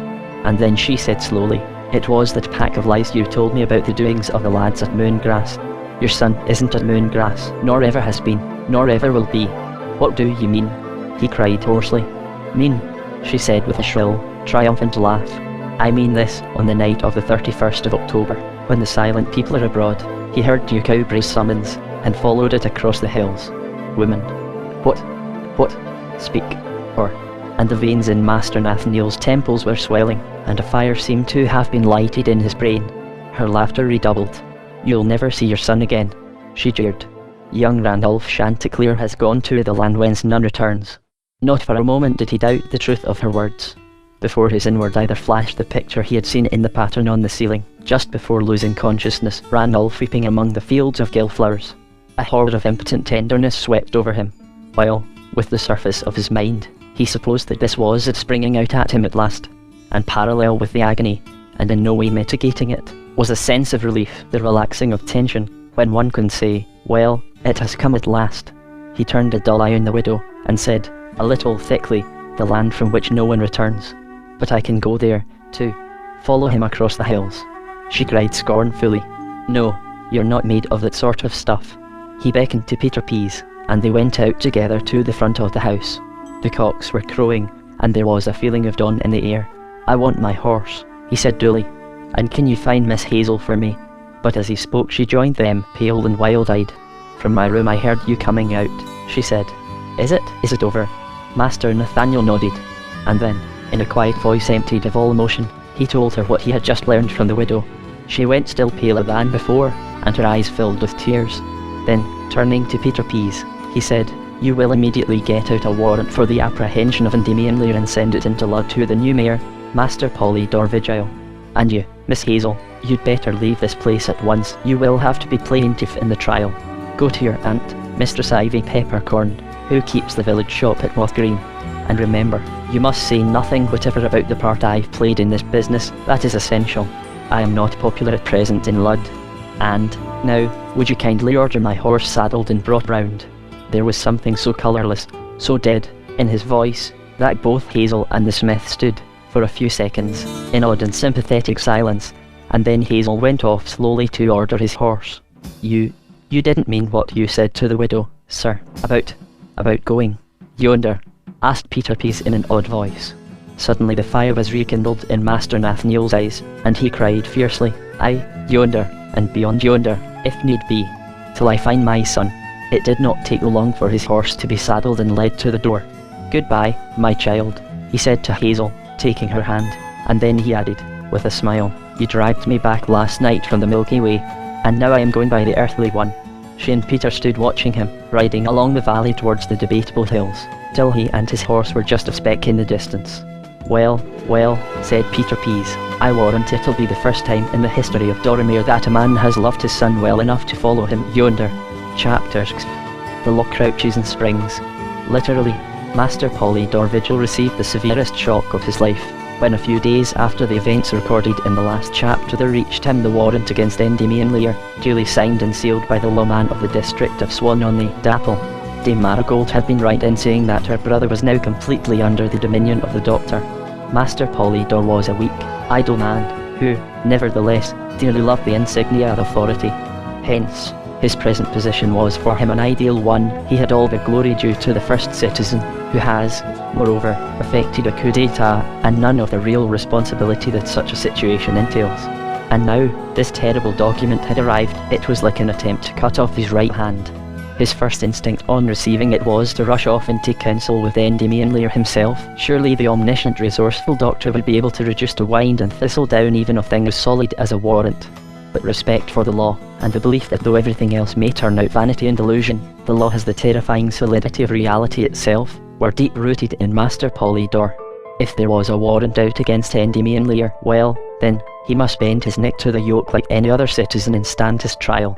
Again he read through the warrant, in the hopes that on the second it would lose its reality, prove to be a forgery, or a hoax.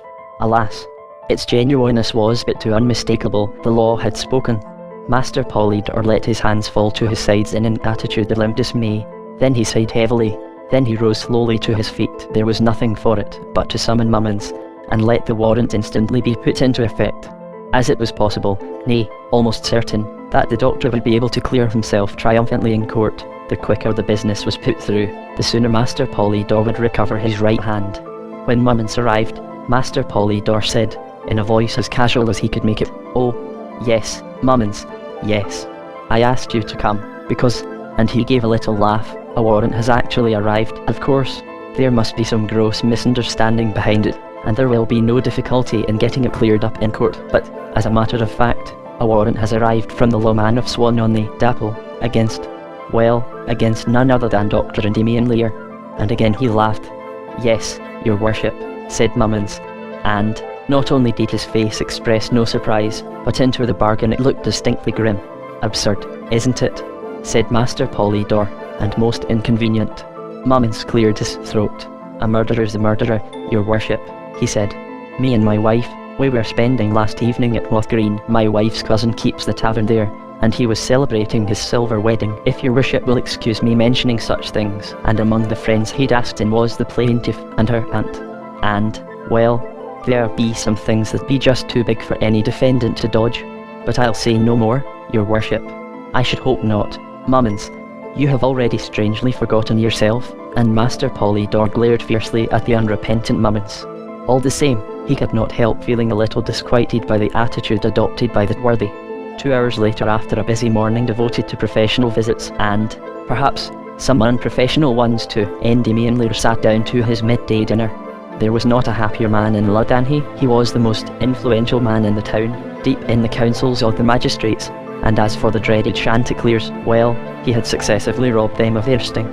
Life being one and indivisible, when one has a sense that it is good its humblest manifestations are transfigured, and that morning the doctor would have found a meal of baked toss sweet to his palate, how much more so the succulent meal that was actually awaiting him.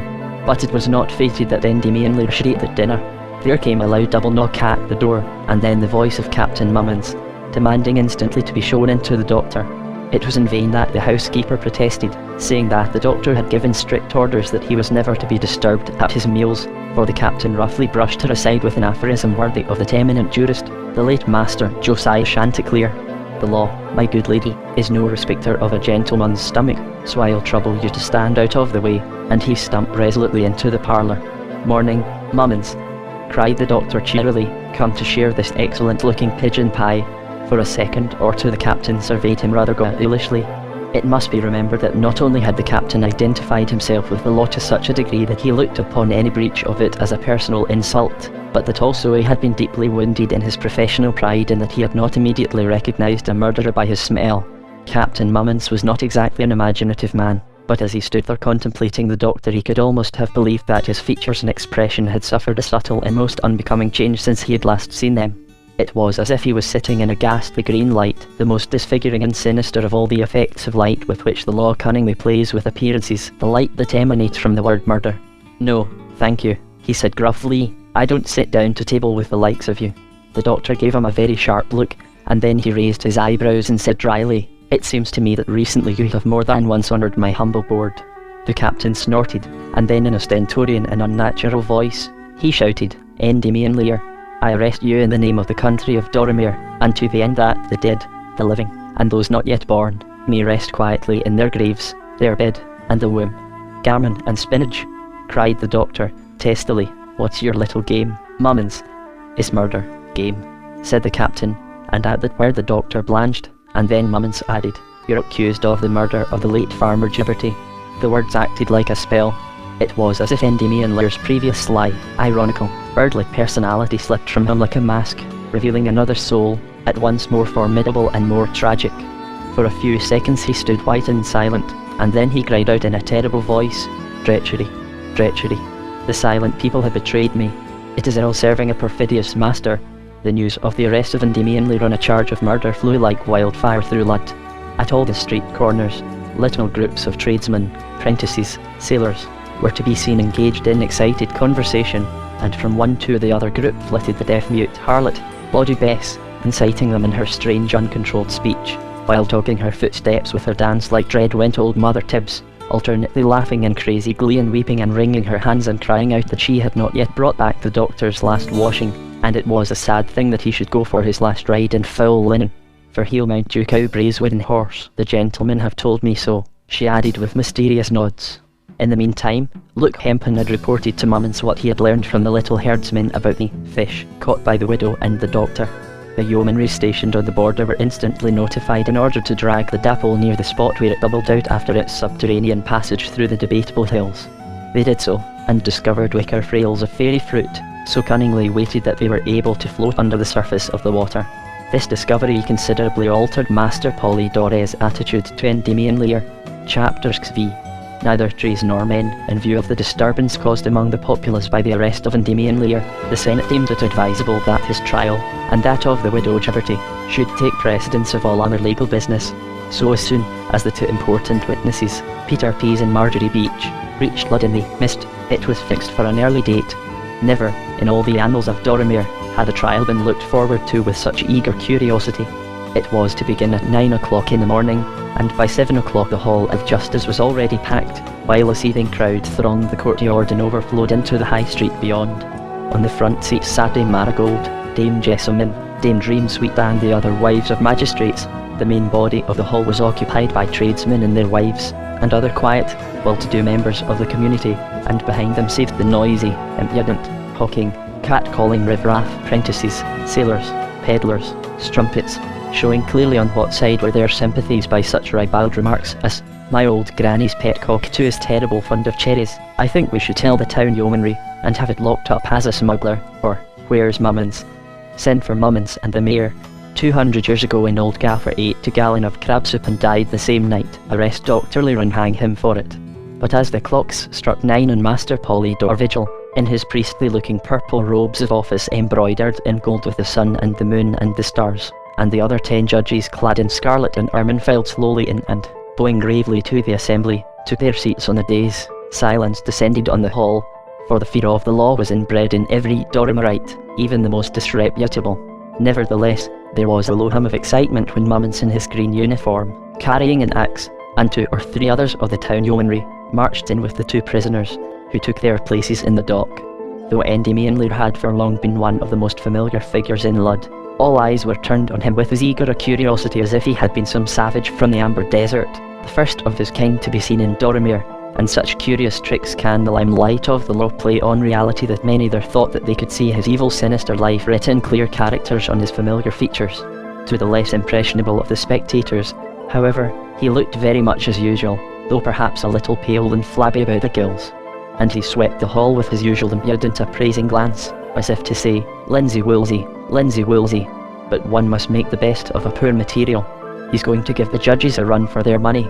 If he's got to die, he'll die game," gleefully whispered various of his partisans. As for the widow, her handsome passionate face was deadly pale and emptied of all expression. This gave her a sort of tragic sinister beauty, reminiscent of the faces of the funereal statues in the fields of Grammy. "Not the sort of woman I'd like to meet in a lonely lane at night," was the general comment she aroused.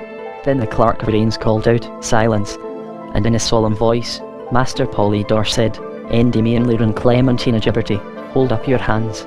They did so, whereupon Master Polydor read the indictment as follows: "Endymion Lear and Clementina Gibberty, you are accused of having poisoned the late Jeremiah Gibberty, farmer and lawman of the district of Swan-on-the-Dapple, 36 years ago, with a fruit known as the berries of merciful death." Then the plaintiff, a fresh-faced young girl, none other, of course, than her old friend, Hazel, knelt at the foot of the dais and was given the great seal to kiss, upon which the clerk of arraigns led her up into a sort of carved pulpit, whence, in a voice, low, but so clear as to penetrate to the furthest corners of the hall, she told, with admirable lucidity, the story of the murder of her grandfather. Next, Mistress Ivy, flustered and timid, told the judges, in somewhat trembling fashion, what she had already told Master Nathaniel. Then came the testimony of Peter Pease and Marjorie Beach, and, finally, the document of the late farmer was handed round among the judges. Endymion Lear, called out Master Polydor, "The law bids you speak, or be silent, as your conscience prompts you." And as Endymion Lear rose to make his defence, the silence of the hall seemed to be trebled in intensity. "My lords judges," he began, "I take my stand, not high enough, perhaps, to be out of reach of the gibbet, but well above the heads, I fancy, of everybody here today, and, first of all, I would have you bear in mind that my life has been spent in the service of Doramere." Here there was a disturbance at the back of the hall and shouts of, "Down with the senators! Long live the good doctor!" But the would-be rioters were cowed by the thunder of the law, rumbling in the silence of the clerk of arraigns. "I have healed and preserved your bodies. I have tried to do the same for your souls. First, by writing a book published anonymously some years ago, in which I tried to show the strange seeds that are sleeping in each of you. But the book hardly aroused the enthusiasm that it so justly deserved, and he gave his old dry chuckle. In fact, not to put too fine a point on it, the copies were burned by the common hangman, and could you have found the author you would gladly have burned him too. I can tell you since writing it I have gone in fear of my life, and have hardly dared to look a red-haired man in the face, still less a blue cow. And here some of his partisans at the back of the hall laughed uproariously. He paused, and then went on in a graver voice. Why have I taken all this trouble with you? Why have I spent my erudition and my skill on you thus? To speak truth, I hardly know myself. Perhaps because I like playing with fire. Perhaps because I am relentlessly compassionate. My friends, your outcasts, though you do not know it, and you have forfeited your place on earth. For there are two races, trees and man, and for each there is a different dispensation. Trees are silent, motionless, serene. They live and die, but do not know the taste of either life or death. To them a secret has been entrusted but not revealed. But the other tribe, the passionate, tragic, rootless tree, man, alas, he is a creature whose highest privileges are a curse. In his mouth is ever the bittersweet taste of life and death, unknown to the trees. Without respite he is dragged by the two wild horses, memory and hope, and he is tormented by a secret that he can never tell. For every man worthy of the name is an initiate, but each one into different mysteries. And some walk among their fellows with the pitying, slightly scornful smile of an adept among catechumens, and some are confiding and garrulous, and would so willingly communicate their own unique secret in vain. For though they shout it in the marketplace, or whisper it in music and poetry, what they say is never the same as what they know, and they are like ghosts charged with a message of tremendous import who can only drill their chains and gibber. Such then are the two tribes. Citizens of Lud-in-the-Mist, to which do you belong? To neither, for you are not serene, majestic, and silent, nor are you restless, passionate, and tragic.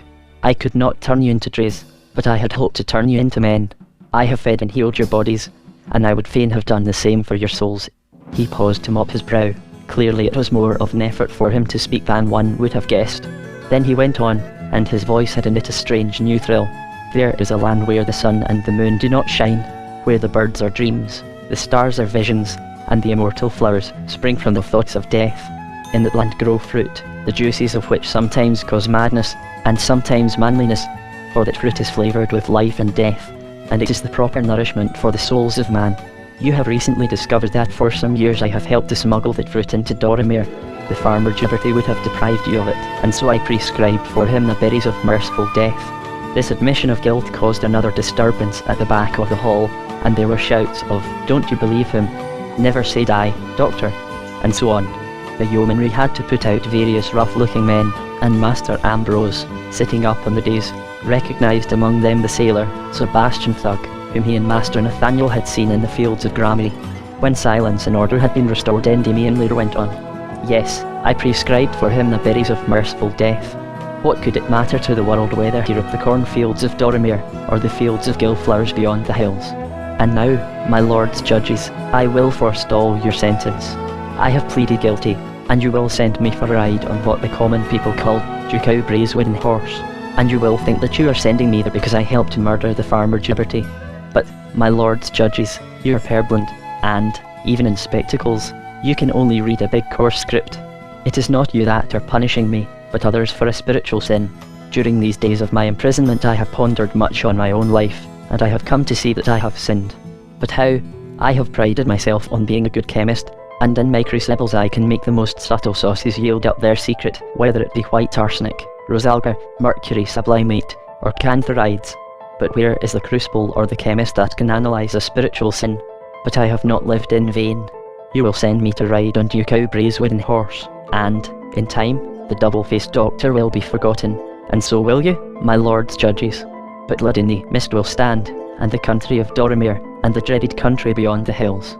And the trees will continue to suck life from the earth and the clouds, and the winds will howl low nights, and men will dream dreams.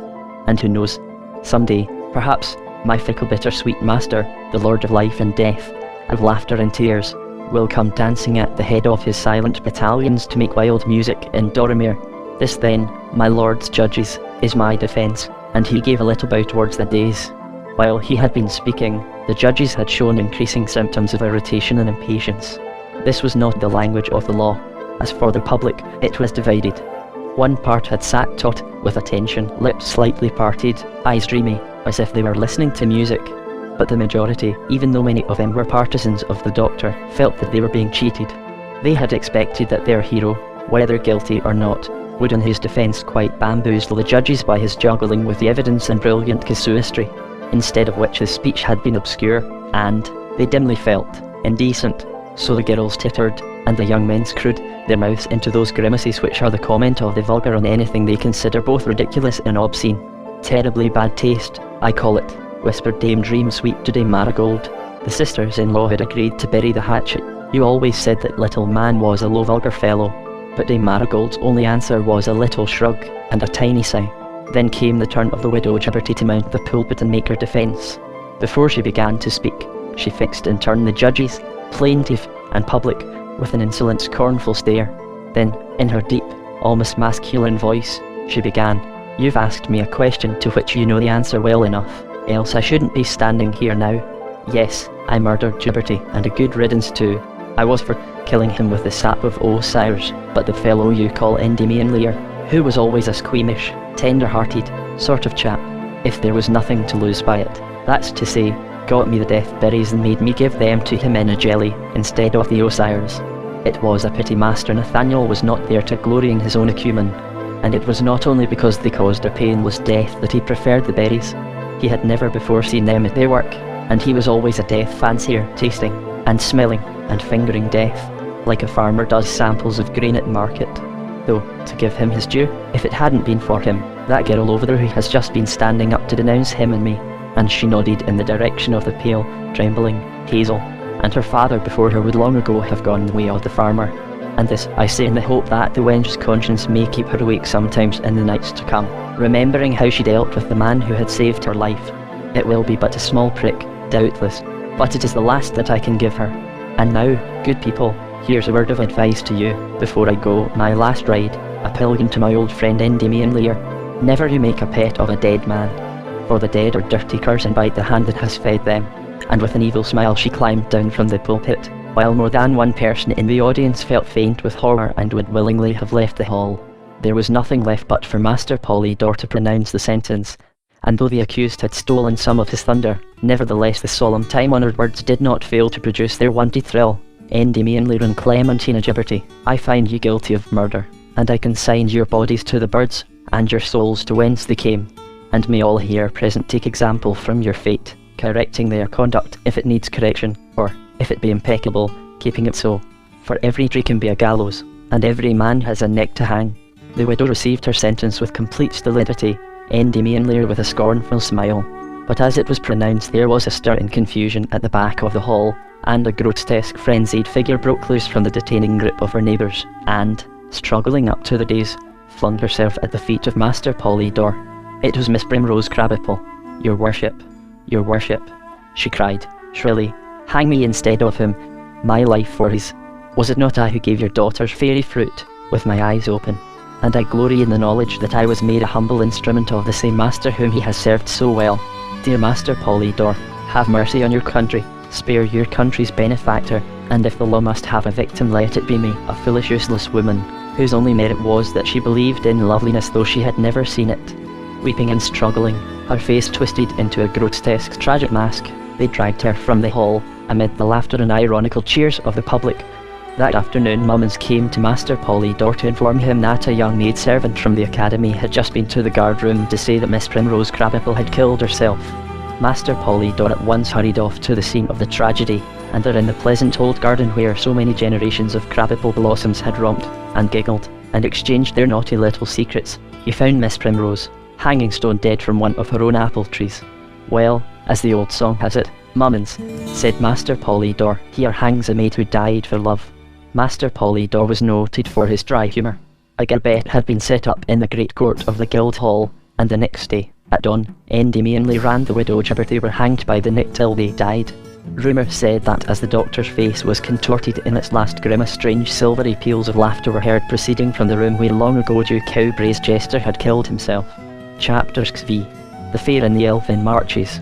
About 2 hours after he had set out from the farm, Master Nathaniel reached a snug little hollow at the foot of the hills, chosen for their camp by the consignment of the Lud yeomanry stationed. by his own orders, at the foot of the Debatable Hills. "Halt!" cried the sentry, and then he dropped his musket in amazement.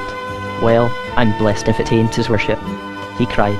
Some 6 or 7 of his mates, who were lounging about the camp, some playing cards, some lying on their backs and staring up at the sky, came hurrying up at the sound of the challenge, and, speechless with astonishment, they stared at Master Nathaniel. "I have come to look for my son," he said. "I have been told that he came this way some 2 or 3 nights ago. If so, you must have seen him." The yeomen shook their heads. "No, your worship, we've seen no little boy. In fact, all the weeks we've been here we've not seen a living soul. And if there are any folks about they must be as swift as swallows and as silent-footed as cats and as hard to see, well, as the dead themselves. No, your worship, little Master Chanticleer has not passed this way." Master Nathaniel sighed wearily. "I had a feeling that you would not have seen him," he said, adding dreamily more to himself than to them. "Who knows? He may have gone by the Milky Way." And then it struck him that this was probably the last normal encounter he would ever have with ordinary human beings, and he smiled at them wistfully. Well, he said, "you're having a pleasant holiday, I expect. Nothing to do and plenty to eat and drink, eh? Here's a couple of crowns for you. Send to one of the farms for a pigskin of red wine and drink my health. And my son's.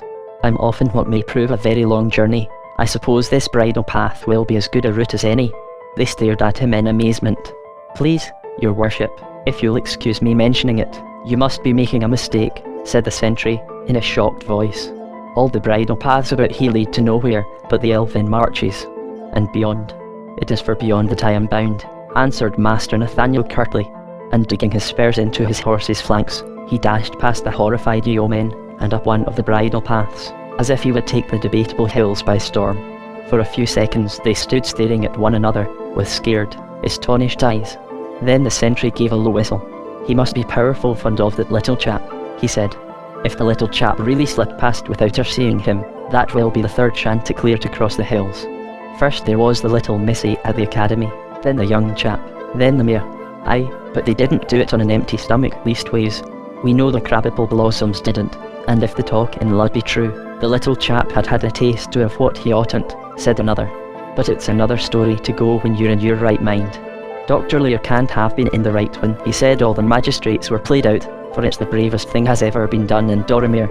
Master Nathaniel, for how long he could not have said, went riding up and up the bridle path that wound in and out among the foothills, which gradually grew higher and higher. Not a living creature did he meet with, not a goat, not so much as a bird. He began to feel curiously drowsy, as if he were riding in a dream. Suddenly his consciousness seemed to have gone out of gear, to have missed one of the notches in time or space, for he found himself riding along a high road in the midst of a crowd of peasants in holiday attire.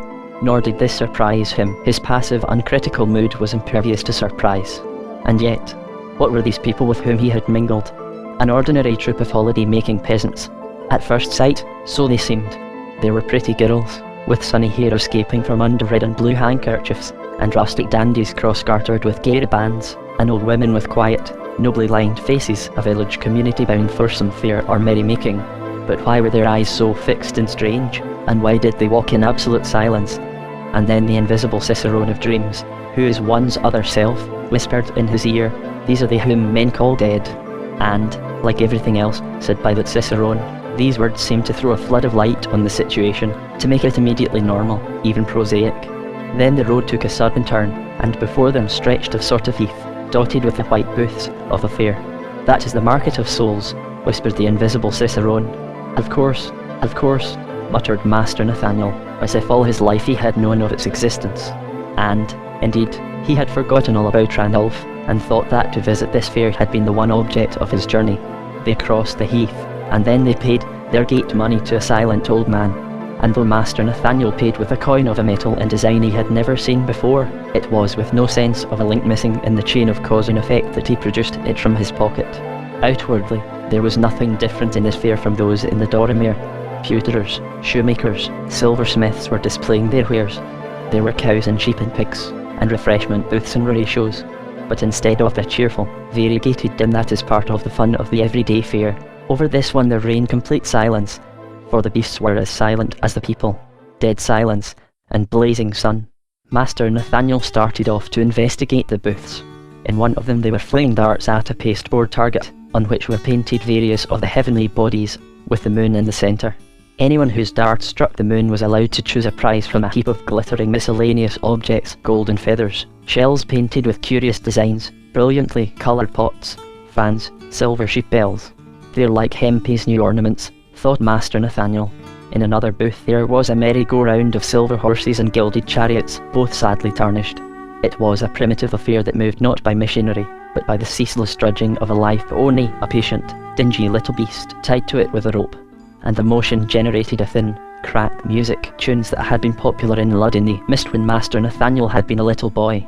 There was, "Oh, you little charmer with your pretty puce bow." There was, "Old Daddy Popinjay fell down upon his rump." There was, "Why did she cock her pretty blue eye at the lad with the silver buckles?" But, except for one solitary little boy, the tarnished horses and chariots were all round without riders, and the pert tunes sounded so thin and wan as to accentuate rather than destroy the silence and atmosphere of melancholy. In a hopeless, resigned sort of way, the little boy was sobbing. It was as if he felt that he was doomed by some inexorable fate to whirl round for ever and ever with the tarnished horses and chariots, the dingy, patient pony, and the old cracked tunes. "It is not long," said the invisible cicerone, "since that little boy was stolen from the mortals. He still can weep." Master Nathaniel felt a sudden tightening in his throat. Poor little boy. Poor little lonely boy. What was it he reminded him of? Something painful, and very near his heart. Round and round trudged the pony, round and round went the hidden musical box, grinding out its thin, blurred tunes. Why did she cock her pretty blue eye at the lad with the silver buckles, when the penniless lad who was handsome and spry got naught but a rap on his knuckles? These vulgar songs, though faded, were not really old.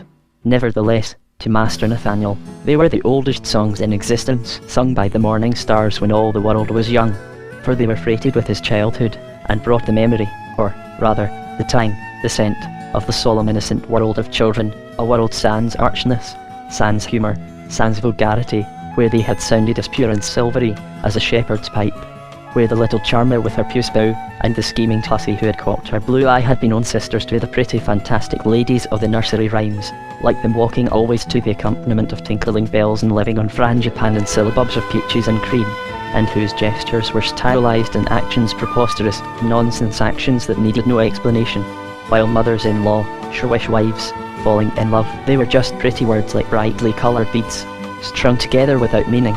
As Master Nathaniel listened, he knew that other people would have heard other tunes, whatever tunes through the milk, moon's whistle, or the cracked fiddle of a street musician, or the voices of young sparks returning from the tavern at midnight. The morning stars may have happened to sing in their own particular infancy. "Oh, you little charmer with your pretty puce bow, I'll tell Mamma if you carry on so." Round and round whirled the tarnished horses and chariots, with their one pathetic little rider. Round and round trudged the pony, the little dusty, prosaic pony. Master Nathaniel rubbed his eyes and looked round. He felt as if after a dive he were slowly rising to the surface of the water.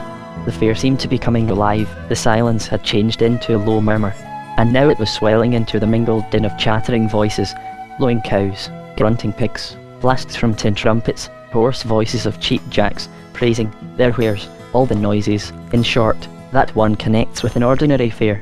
He sauntered away from the merry-go-round and mingled with the crowd. All the stall-keepers were doing a brisk trade, but, above all, the market gardeners, their stalls were simply thronged. But, lo and behold, the fruit that they were selling was of the kind he had seen in the mysterious room of the Guildhall, and concealed inside the case of his grandfather's clock. It was fairy fruit, but the knowledge brought no sense of moral condemnation. Suddenly he realised that his throat was parched with thirst and that nothing would slake it but one of these translucent globes. The wizened old woman who was selling them cried out to him coaxingly, "3 for a penny, sir. Or, for you, I'll make it 4 for a penny, for the sake of your hazel eyes, lovey. You'll find them as grateful as dew to the flowers. 4 for a penny, pretty master. Don't say no." But he had the curious feeling that one sometimes has in dreams, namely, that he himself was inventing what was happening to him, and could make it end as he chose. "Yes," he said to himself, "I am telling myself one of Hempy's old stories, about a youngest son who has been warned against eating anything offered to him by strangers, so, of course, I shall not touch it."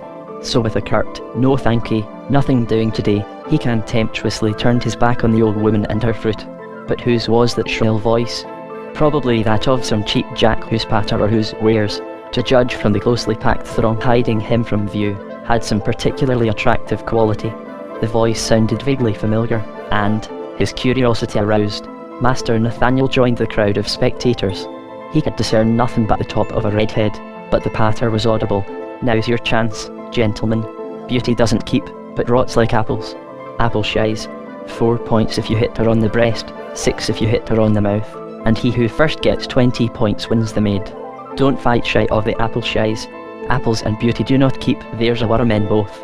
Step up, gentlemen." Yes, he had heard that voice before. He began to shoulder his way through the crowd.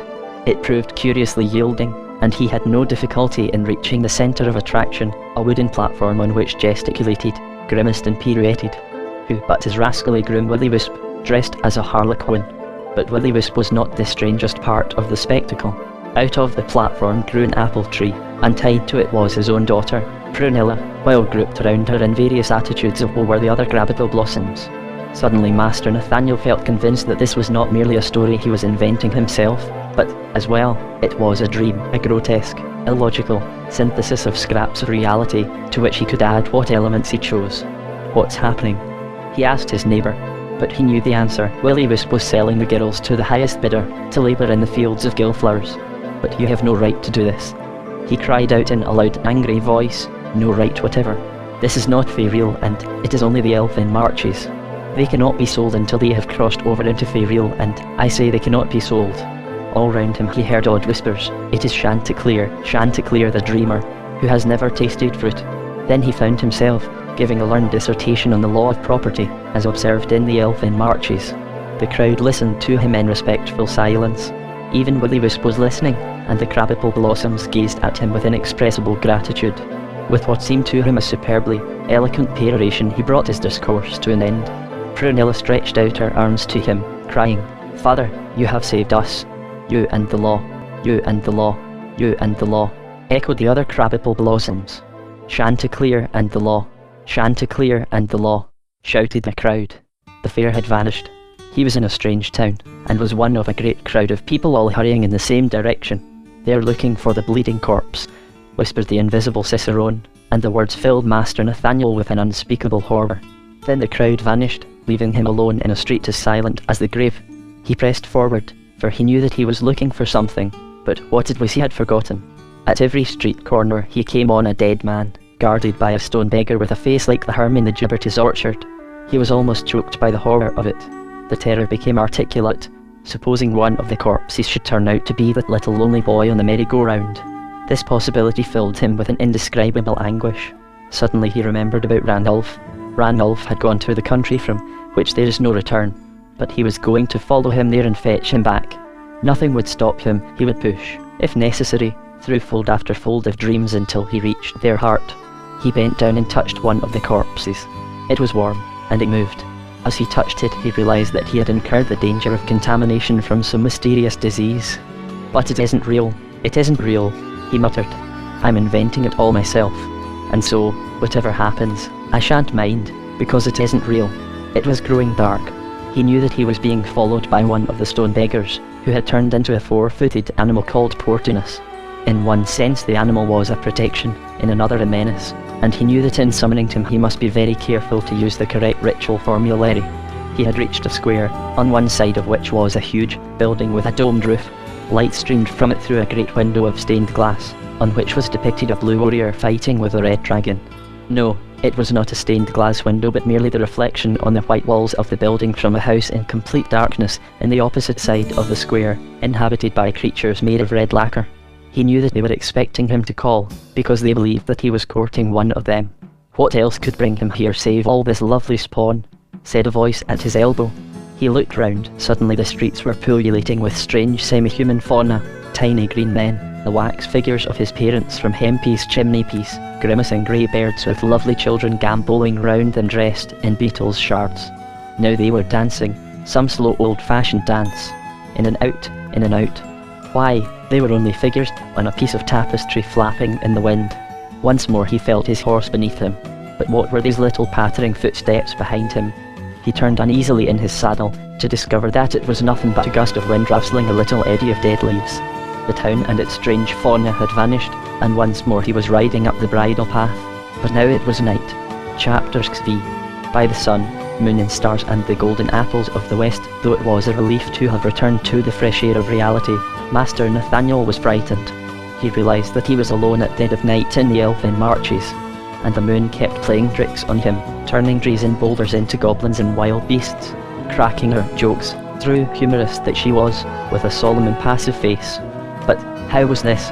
She was a waxing moon, and almost full, while the night before, or what he supposed was the night before, she had been a half-moon on the wane. Had he left time behind him in Doromere? Then suddenly, like some winged monster rushing from its lair, there sprang up a mighty wind.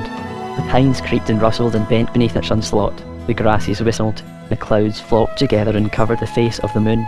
Several times he was nearly lifted from his saddle. He drew his cloak closely round him, and longed, with an unspeakable longing, for his warm bed in Lud, and it flashed into his mind that what he had so often imagined in that bed, to enhance his sense of well-being, was now actually occurring. He was tired, he was cold, and the wind was finding the fissures in his doublet. Suddenly, as if some hero had slain the monster, the wind died down, the moon sailed clear of the clouds, and the pines straightened themselves and once more stood at attention, silent and motionless. In spite of this, his horse grew strangely restive, rearing and jibbing, as if something was standing before it in the path that frightened it, and in vain Master Nathaniel tried to quiet and soothe it. Then it shuddered all over and fell heavily to the ground. Fortunately, Master Nathaniel was thrown clear, and was not hurt, beyond the inevitable bruises entailed by the fall of a man of his weight. He struggled to his feet and hurried to his horse. It was stone dead. For some time he sat beside it. His last link with Lud in familiar things was yet too depressed in mind and aching in body to continue his journey on foot. But what were those sudden strains of piercingly sweet music, and from what strange instrument did they proceed? They were too impersonal for a fiddle, too passionate for a flute, and much too sweet for any pipes or timbrels. It must be a human or superhuman voice, for now he was beginning to distinguish the words. There are windfalls of dreams, there's a wolf in the stars, and life is a nymph who will never be thine, with lily, germander, and sops in wine, with sweetbriar, and bonfire, and strawberry wire, and columbine. The voice stopped, and Master Nathaniel buried his face in his hands and sobbed as if his heart would break. In this magically sweet music once more he had heard the note.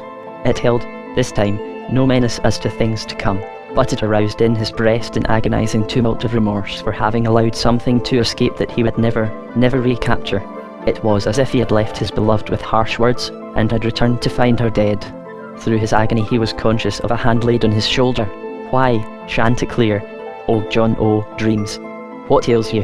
Has the cock's crow become too bittersweet for Chanticleer? Said a voice, half tender and half mocking, in his ear. He turned round, and by the light of the moon saw standing behind him Duke Aubrey. The Duke smiled. Well, Chanticleer, he said, so we meet at last. Your family has been dodging me down the centuries, but someday you were bound to fall into my snares. And, though you did not know it, you have been working for some time past as one of my secret agents. How I laughed when you and Ambrose Honeysuckle pledged each other in words taken from my mysteries. And little did you think, when you stood cursing and swearing at the door of my tapestry room, that you had pronounced the most potent charm in fairy. And he threw back his head and broke into peal upon peal of silvery laughter. Suddenly his laughter stopped, and his eyes, as he looked at Master Nathaniel, became wonderfully compassionate. Poor Chanticleer, poor John O. dreams, he said gently. I have often wished my honey were not so bitter to the taste. Believe me, Chanticleer, I fain would find an antidote to the bitter herb of life, but none grows this side of the hills, or the other. And yet, I have never tasted fairy fruit, said Master Nathaniel in a low broken voice. There are many trees in my orchard, and many and various are the fruit they bear, music and dreams and grief and, sometimes, joy. All your life, Chanticleer, you have eaten fairy fruit, and someday, it may be, you will hear the note again, but that I cannot promise. And now I will grant you a vision, they are sometimes sweet to the taste. He paused, and then he said, do you know why it was that your horse fell down dead? It was because you had reached the brink of Faeril, and the winds of Faerie slew him. Come with me, Chanticleer. He took Master Nathaniel's hand and dragged him to his feet, and they scrambled a few yards further up the bridle path and stepped onto a broad plateau. Beneath them lay what, in the uncertain moonlight, looked like a stretch of desolate uplands. Then Duke Aubrey raised his arms high above his head and cried out in a loud voice, by the sun, moon and stars and the golden apples of the west. At these words the uplands became bathed in a gentle light and proved to be fair and fertile, the perpetual seat of spring, for there were vivid green patches of young corn, and pillars of pink and white smoke, which were fruit trees in blossom, and pillars of blue blossom, which was the smoke of distant hamlets, and a vast meadow of cornflowers and daisies, which was the great inland sea of Faerie. And everything, ships, spires, houses, was small and bright and delicate, yet real. It was not unlike Doromir, or rather, the transfigured Doromir he had once seen from the fields of Grammy. And as he gazed he knew that in that land no winds ever howled at night, and that everything within its borders had the serenity and stability of trees, the unchanging peace of pictures. Then, suddenly, it all vanished. Duke Aubrey had vanished too, and he was standing alone on the edge of the black abyss, while wafted on the wind came the echo of light, mocking laughter. Was Fae real? And then, a delusion? Had Ranulf vanished into nothingness? For a second or two he hesitated, and then he leaped down into the abyss. Chapter 6. A message comes to Hazel and the first swallow today Marigold. The information given by Luke Hempen had enabled the authorities in Lud finally to put a stop to the import of fairy fruit. As we have seen, the dapple had been dragged near its source, and wicker frails had been brought up, so cunningly weighted that they could float beneath the surface of the water, and closely packed with what was unmistakably fairy fruit. After that no further cases of fruit eating came to Mamance's notice. But, for all that, his anxieties were by no means at an end, for the execution of Endymion Lear came near to causing a popular rising. An angry mob, armed with cudgels and led by Bawdy Bess, stormed the court of the Guildhall, cut down the body which had been left hanging on the gibbet as an example to evildoers, and bore it off in triumph. And the longest funeral procession that had been seen for years was shortly following it to the fields of Grammy. The cautious Mummins considered it would be imprudent to interfere with the obsequies. After all, your worship, he said to Master Polydor, the law has had his blood, and if it will mean a little peace and quiet she can do without his corpse. The next day many of the apprentices and artisans went on strike, and several captains of merchant vessels reported that their crews showed signs of getting out of hand. Master Polydor was terrified out of his wits, and Mummins was inclined to take a very gloomy view of the situation. If the town chooses to rise, the yeomanry can do nothing against them, he said dejectedly. We ain't organised. If your worship will pardon the expression, for trouble. No, we ain't.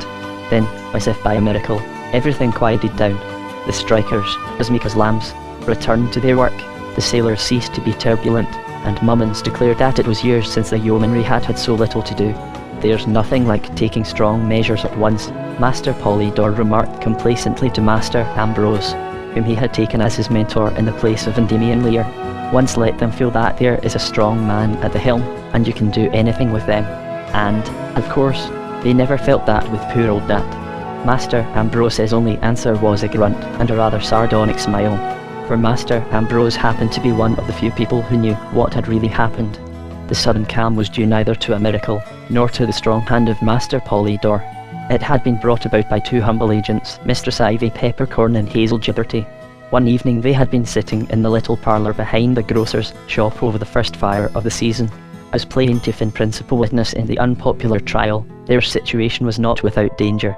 In fact, Mummins had advised them to move into Lud till the storm had blown over. But, to Hazel, Lud was the place where the widow was buried, and, full as she was of Western superstitions, she felt that she could not bear to sleep enclosed by the same town walls as the angry corpse. Nor would she return to the farm.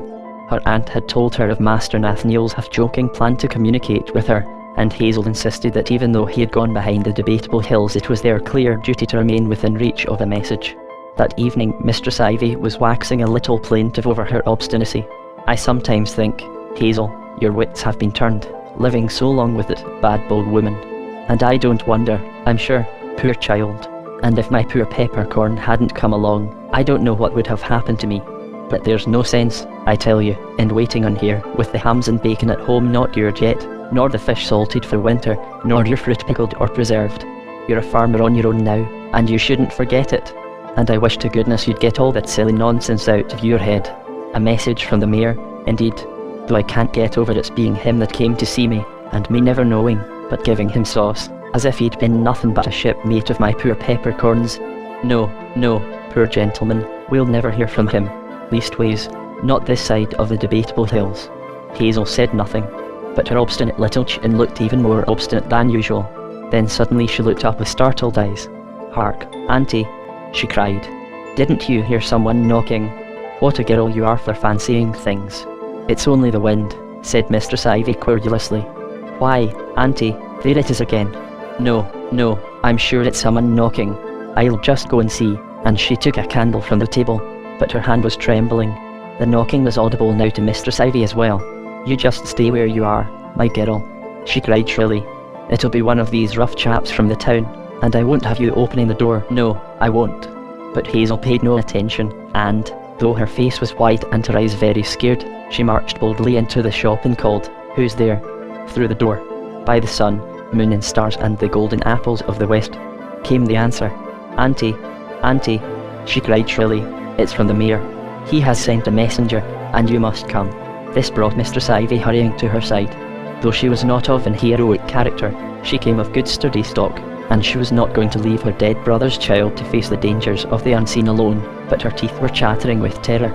Evidently, the messenger was growing impatient, for he began beating a tattoo on the door and singing in a shrill sweet voice, Maids in your smocks, look well to your locks, and beware of the fox, when the bellman knocks. Hazel, not without some fumbling, for her hands were still trembling, drew the bolts, lifted the latch, and flung the door wide open. A sudden gust of wind extinguished her candle, so they could not see the face of the messenger.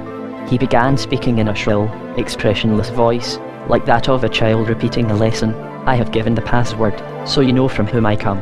I am to bid you go at once to Lud-in-the-Mist, and find a sailor, by name Sebastian Thug. He will probably be drinking at the Tavern of the Unicorn, also a deaf mute, commonly known as Bawdy Bess, whom you will probably find in the same place. You will have need of no other introduction than the words, by the sun, moon and stars and the golden apples of the west.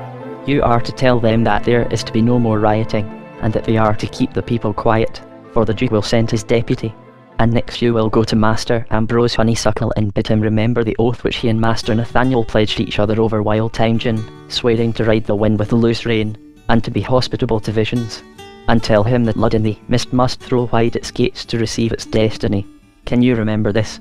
Yes, said Hazel in a low puzzled voice. And now just a trifle to the messenger for his pains. And his voice became gay and challenging. I am an orchard thief and the citizen of a green world. Buss me, green maid. And before Hazel had time to protest, he gave her a smacking kiss on the lips and then plunged into the night, leaving the echoes of his ho, ho, ho, like a silvery trail in his wake. Well, I never did, exclaimed Mistress Ivy in amazement, adding with a fat chuckle, it would seem that it isn't only this side of the hills that saucy young fellows are to be found. But I don't quite know what to make of it, my girl. How are we to know he really comes from the mayor? Well, Auntie, we can't know, of course, for certain, though, for my part, I don't think he was a Dormerite. But he gave the password, so I think we must deliver the messages. There's nothing in them, after all, that could do any harm. That's true, said Mistress Ivy, though I'm sure I don't want to go trudging into Lud at this time of night on a fool's errand. But, after all, a promise is a promise, and doubly so when it's been given to somebody as good as dead. So they put on their pattens and cloaks, lighted a lantern, and started off to walk into Lud, as briskly as Mistress Ivy's age and weight would allow, so as to get there before the gates were shut. Master Ambrose, as a senator, would give them a pass to let them through on the way back. The Unicorn was a low little tavern down by the wharf, of a not very savoury reputation, and as they peeped in at the foul noisy little den, Hazel had considerable difficulty in persuading Mistress Ivy to enter. And to think of the words we have to use too. The poor woman whispered disconsolately. They are not at the best of times the sort of words I like to hear on a woman's lips, but in a place like this you can't be too careful of your speech. It's never safe to swear at folks in liquor. But the effect produced by the words was the exact opposite of what she had feared. On first crossing the threshold they had been greeted by hostile glances and coarse jests, which, on one of the revellers recognising them as two of the protagonists in the trial, threatened to turn into something more serious. Whereupon, to the terror of Mistress Ivy, Hazel had made a trumpet of her hands and shouted with all the force of her strong young lungs, Sebastian Thug and Mistress Bess, by the sun, moon and stars and the golden apples of the west. The words must indeed have contained a charm, for they instantly calmed the angry company. A tall young sailor, with very light eyes and a very sunburnt face, sprang to his feet, and so did a bold-eyed, painted woman, and they hurried to Hazel's side. The young man said in a respectful voice, "You must excuse our rough and ready ways when we first saw you, missy, "We didn't know you were one of us." And then he grinned, showing some very white teeth, and said, "You see, pretty fresh things don't often come our way, and sea dogs are like other dogs and bark at what they are not used to." Bloody Bess' eyes had been fixed on his lips, and his last words caused her to scowl and toss her head, but from Hazel he brought forth a little, not unfriendly, smile. Evidently, like her aunt, she was not averse to seafaring men, and, after all, sailors are apt to have a charm of their own.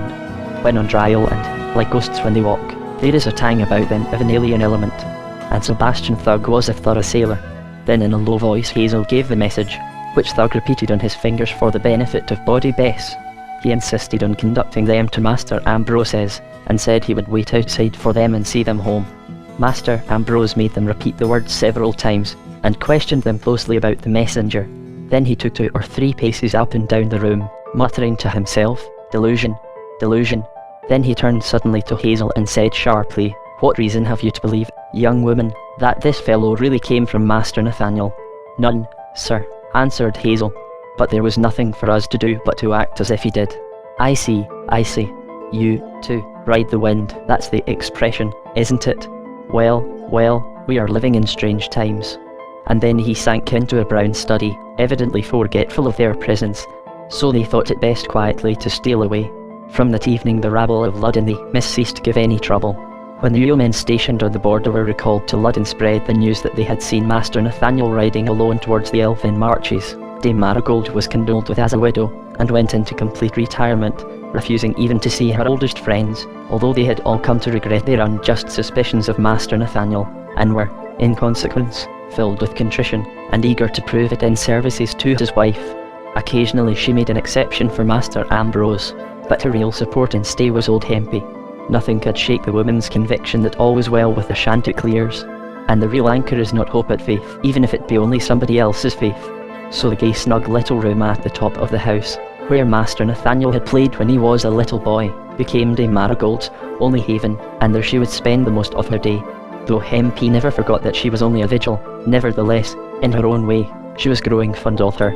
Indeed, she had almost forgiven her for having spilled her cup of chocolate over her sheets, when, after her betrothal, she had come on a visit to Master Nathaniel's parents, almost, but not quite, for to Hempy the Chanticleer's linen was sacrosanct. One night, at the beginning of December, when the first snow was lying on the ground, Dame Marigold, who had almost lost the power of sleep, was tossing wakefully in her bed. Her bedroom ran the whole length of the house, so one of its windows looked out on the lane, and suddenly she heard what sounded like low knocking on the front door. She sat up and listened. There it was again. Yes, someone was knocking at the door. She sprang from bed, flung on a cloak and hurried downstairs, her heart beating violently. With trembling fingers she drew the bolts and flung wide the door. A small, slight figure was cowering outside. "Prunella," she gasped, and with a sort of sob Prunella flung herself into her mother's arms. For some minutes they stood crying and hugging each other, too profoundly moved for questions or explanations. But they were roused by a scolding voice from the stairs. "Dame Marigold, I'm ashamed of you, that I am, not having more sense at your age than to keep her standing there when she must be half frozen, poor child. Come up to your room this minute, Miss Prunella, and no nonsense. I'll have your fire lighted and a warming pan put in your bed." It was Hempy, candle in hand, frowning severely from under the frills of an enormous nightcap. Prunella rushed at her, half laughing, half crying, and flung her arms round her neck. For a few seconds Hempy allowed herself to be hugged, and then, scolding hard all the time, she chivvied her up to her room. And, when Prunella was finally settled in her warm bed, with an inexorable expression she strode in carrying a cup of some steaming infusion. It was blackcurrant tea, for the brewing of which Hempy was famous, and it had always been one of her grievances against Dame Marigold and Prunella that they detested the stuff, and refused to drink it, even when they had a bad cold. For it had always been loved by all true Chanticleers, from old Master Josiah downwards. "Now, miss, you just drink that down, every drop of it," she said severely.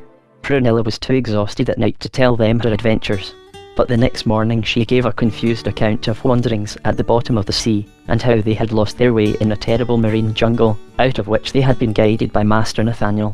It was evident that she had no very clear recollection of what had happened to her since her flight from Lud, or, rather, since Professor Wisp had given his first dancing lesson. The other Crabapple blossoms returned to their respective homes the same night as Prunella, and each gave a different account of their adventures. Moonlove Honeysuckle said they had danced wildly down the waste places of the sky, and then had been imprisoned in a castle in the moon. Viola Vigil said they had been chased by angry trees into the dapple, where they had got entangled in the weeds, and could not extricate themselves, and so on. But on one point all the accounts agreed, namely, that it had been Master Nathaniel Chanticleer who had delivered them. Chapters. Master Ambrose keeps his vow. At first the crab-apple blossoms felt as if they had awakened from an evil dream, but they soon found that it was a dream that had profoundly influenced their souls. Though they showed no further desire to run away and roam the hills, they were moody, silent, prone to attacks of violent weeping, and haunted by some nameless fear, strange melancholy denizens, in fact, of the comfortable, placid homes of their parents. One would not have imagined that a daughter in this condition would have met with much sympathy from Master Ambrose Honeysuckle.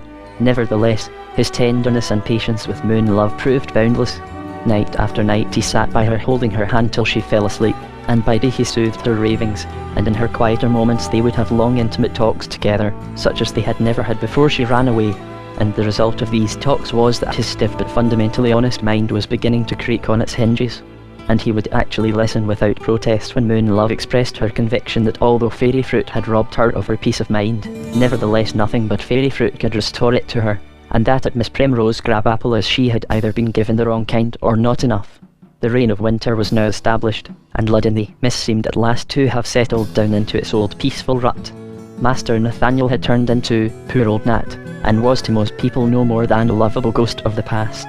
Indeed, Master Polydore was thinking of suggesting to Dame Marigold that 2 empty coffins should be placed in the Chanticleer's chapel bearing respectively the names of Nathaniel and Randolph. As for the Senate, it was very busy preparing for its annual banquet, which was celebrated every December in the Guildhall to commemorate the expulsion of the dukes, and it was kept fully occupied by such important questions as how many turkeys should be ordered and from what poulterers, which senator was to have the privilege of providing the wine, and which the marzipan and ginger, and whether they would be justified in expending on goose liver and peacock's hearts the sum left them in the will of a late linen draper, to be devoted to the general welfare of the inhabitants of Lud-in-the-Mist. But one morning a polished conceit of Master Polydore's concerning that sweet and pungent root commonly known as ginger, a kindly snake who stings us that we may better enjoy the fragrant juice of the grape, was rudely interrupted by the sudden entry of Mummins, his eyes almost starting out of his head with terror, with the appalling tidings that an army of fairies had crossed the Debatable Hills, and that crowds of terrified peasants were pouring into Lud. The news produced something like pandemonium in the Senate. Everyone began talking at once, and a dozen different schemes of defence were mooted, each one more senseless than the last. Then Master Ambrose Honeysuckle rose to his feet. He was the man that carried most weight among his colleagues, and all eyes were turned to him expectantly. In a calm, matter-of-fact voice, he began thus: "Senators of Doromere, before the entry of the captain of the yeomanry we were discussing what dessert we should have at our annual feast. It seems unnecessary to start a fresh subject of discussion before the previous one has been settled to our satisfaction. So, with your permission, I will return to the sweet and pungent." I think these were his worship's well-chosen words, subject of dessert, for there is one item I should like to add to those that have already been suggested. He paused, and then he said in a loud, challenging voice, "Senators of Doromere, I propose that for the first time since the foundation of our annual feast, we should partake at it of fairy fruit." His colleagues stared at him in open-mouthed amazement. Was this some ill-timed jest? But Ambrose was not given to jesting, especially on serious occasions. Then, with a certain rough poetry breaking through the artificial diction of the Senate, he began to speak of the events of the year that was nearly over, and the lessons to be learned from them. And the chief lessons, he said, were those of humility and faith. He ended thus: "One of our proverbs says, 'Remember that the dapple flows into the Dol.' I have sometimes wondered, recently, whether we have ever really understood the true meaning of the proverb. Our ancestors built the town of Lud-in-the-Mist between these 2 rivers, and both have brought us their tribute. The tribute of the Dol has been gold, and we have gladly accepted it. But the tribute of the dapple we have ever spurned. The dapple, our placid old friend, in whose waters we learned as lads the gentle art of angling, has silently, through the centuries, been bringing fairy fruit into Doromere, a fact that, to my mind, at least, proves that fairy fruit is as wholesome and necessary for man as the various other gifts brought for our welfare by our silent friends, the Dol's gift of gold, the earth's gift of corn, the hill's gift of shelter and pasturage, and the tree's gift of grapes and apples in shade. And if all the gifts of life are good, perhaps, too, are all the shapes she chooses to take, and which we cannot alter. The shape she has taken now for Doramere is that of an invasion by our ancient foes. Why should we not make a virtue of necessity and throw our gates wide to them as friends? His colleagues, at first, expressed themselves as horrified, but perhaps they, too, though unknown to themselves, had been altered by recent events. At any rate, this was one of the crises when the strongest man inevitably finds himself at the helm, and there could be no doubt that the strongest man in the Senate was Master Ambrose Honeysuckle. When the Senate rose, he addressed the terrified populace from the marketplace, with the result that before nightfall he had quieted the panic-stricken crowds and had persuaded the citizens, with the exception of such models of old-fashioned respectability as Ebenezer Brim, to accept with calm passivity whatever the future might hold in store. His two most ardent supporters were Sebastian Thug and the disreputable Bawdy Bess. Only a few months ago, what would he have said if someone had told him the day would come when he, Ambrose Honeysuckle, would turn demagogue, and, assisted by a rough sailor and a woman of the town, would be exhorting the citizens of Lud-in-the-Mist to throw wide their gates and welcome in the fairies? So, instead of repairing its walls and testing its cannon and laying in provision against a siege, Lud-in-the-Mist hoisted its flags and festooned its windows with wreaths of Jacobre's ivy, and flung the west gate wide open, and a throng of silent, expectant people lined the streets and waited.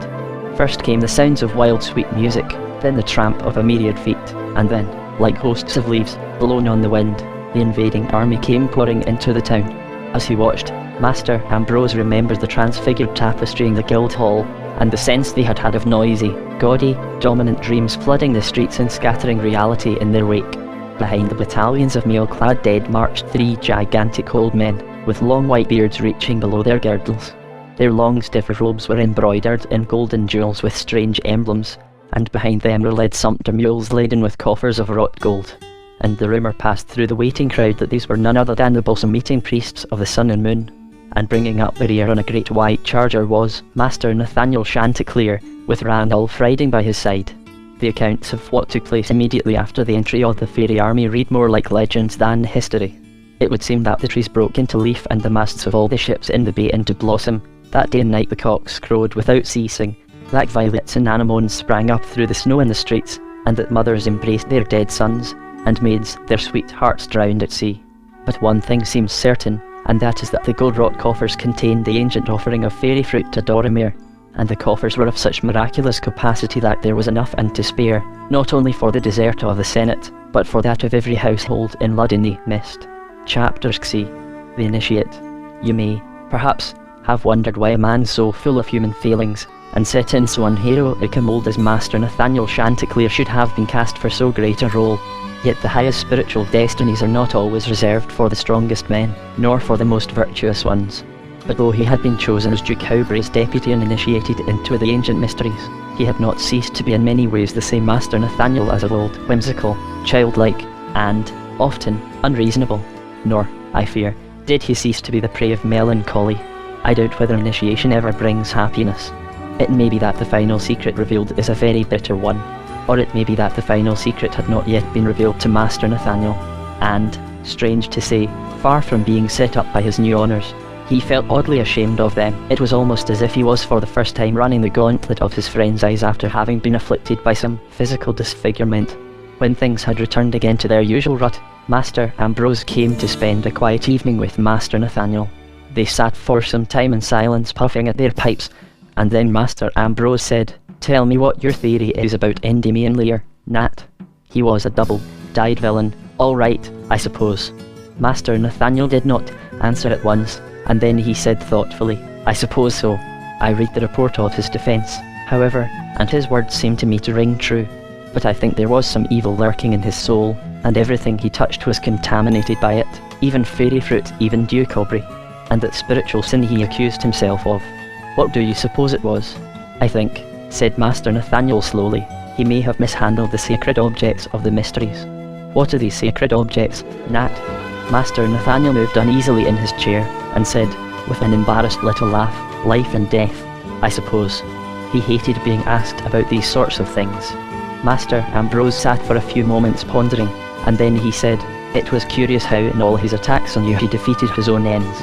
"Yes," cried Master Nathaniel, with much more animation than he had hitherto shown, "that was really very curious. Everything he did produced exactly the opposite effect he had intended it should. He feared the Chanticleers, and wanted to be rid of them, so he gets Ranulph off to Fairfield and whence nobody had ever before returned. And he manages to get me so discredited that I have to leave Lud, and he thinks me safely out of the way. But, in reality, he was only bringing about his own downfall. I have to leave Lud, and so I go to the farm, and there I find old Gibbert's incriminating document. While the fact of Ranulph's having gone off yonder sends me after him, and that is why, I suppose, I come back as Duke Howbray's deputy. And again he gave an embarrassed laugh, and then added dreamily, it is useless to try and circumvent the Duke. He who rides the wind needs must go where his steed carries him, quoted Master Ambrose. Master Nathaniel smiled, and for some minutes they puffed at their pipes in silence. Then Master Nathaniel gave a reminiscent chuckle. Those were queer months that we lived through, Ambrose, he cried. All of us, that's to say those of us who had parts to play, seemed to be living each other's dreams or dreaming each other's lives. Whichever way you choose to put it, and the most incongruous things began to rhyme, apples and bleeding corpses and trees and ghosts. Yes, all our dreams got entangled. Lear makes a speech about menandries, and I find the solution of the situation under a herm, which is half a man and half a tree, and you see the juice of fairy fruit and think that it is the dead bleeding, and so on. Yes, my adventures went on getting more and more like a dream till the climax, and he paused abruptly. A long silence followed, broken at last by Master Ambrose. Well, Nat, he said, I think I've had a lesson in humility. I used to have as good an opinion of myself as most men, I think, but now I've learned that I'm a very ordinary sort of fellow, made of very inferior clay to you and my moon love, all the things that you know at first hand and I can only take on faith. Suppose, Ambrose, that what we know at first hand is only this, that there is nothing to know, said Master Nathaniel a little sadly. Then he sank into a brown study, and Master Ambrose, thinking he wanted to be alone, stole quietly from the room. Master Nathaniel sat gazing moodily into the fire, and his pipe went out without his noticing it. Then the door opened softly, and someone stole in and stood behind his chair. It was Dame Marigold. All she said was, "Funny old Nat," but her voice had a husky tenderness. And then she knelt down beside him and took him into her soft warm arms. And a new hope was born in upon Master Nathaniel that someday he would hear the note again, and all would be clear. Chapter C. Conclusion. I should like to conclude with a few words as to the fate of the various people who have appeared in these pages. Hazel Gibberty married Sebastian Thug, and an excellent husband he made her. He gave up the sea and settled on his wife's farm. Mistress Ivy Peppercorn came and lived with them, and every summer they had a visit from Master Nathaniel and Ranulph. Bawdy Bess left Lud at the time of Sebastian's marriage, out of pique, said the malicious. Luke Hempin entered the Lud Yeomanry, where he did so well that when Mummins retired he was elected captain in his place. Hempy lived to a ripe old age, long enough to tell her stories to Ranulph's children, nor had she any scruples about telling them her views on neighbourliness. And when she died, as a tribute to her long and loving service, she was buried in the family chapel of the Chanticleers. Mother Tibbs, after taking a conspicuous part in the wild revels which followed on the arrival of the fairy army, vanished forever from Dorimere, nor did anyone ever again see Portunus. But, from time to time, a wild red-haired youth would arrive uninvited, and having turned everything topsy-turvy with his pranks, would rush from the house, shouting, "Ho, ho, ho." By degrees the crab-apple blossoms recovered their spirits. But these certainly did not grow up into the sort of young ladies their mothers had imagined they would when they first sent them to Miss Primrose Crabapple's academy. They were never stinted of fairy fruit, for the dapple continued to bring its tribute to Dorimere, adding thereby considerably to the wealth of the country. For, thanks to the sound practical sense of Master Ambrose, a new industry was started, that of candying fairy fruit, and exporting it to all the countries with which they trafficked, in pretty fancy boxes, the painted lids of which showed that art was creeping back to Dorimere. As for Ranulph, when he grew up he wrote the loveliest songs that had been heard since the days of Duke Howbray, songs that crossed the sea and were sung by lonely fishermen in the far north, and by indigo mothers crooning to their babies by the doors of their huts in the Cinnamon Isles. Dame Marigold continued to smile, and to nibble marzipan with her cronies. But she used sometimes sadly to wonder whether Master Nathaniel had ever really come back from beyond the debatable hills. Sometimes, but not always. And Master Nathaniel himself, whether he ever heard the note again I cannot say. But in time he went, either to reap the fields of gillflowers, or to moulder in the fields of gramarye. And below his coffin in the family chapel a brass tablet was put up with this epitaph: Nathaniel Chanticleer, President of the Guild of Merchants, 3 times mayor of Lud-in-the-Mist, to whom was granted no small share of the peace and prosperity he helped to bestow on his town and country, an epitaph not unlike those he used to con so wistfully in his visits to the fields of Grammy. And this is but another proof that the written word is a fairy, as mocking and elusive as Will-o'-the-Wisp, speaking lying words to us in a feigned voice. So let all readers of books take warning, and with this final exhortation this book shall close. Columbine. And can the physician make sick men well, and can the magician a fortune divine?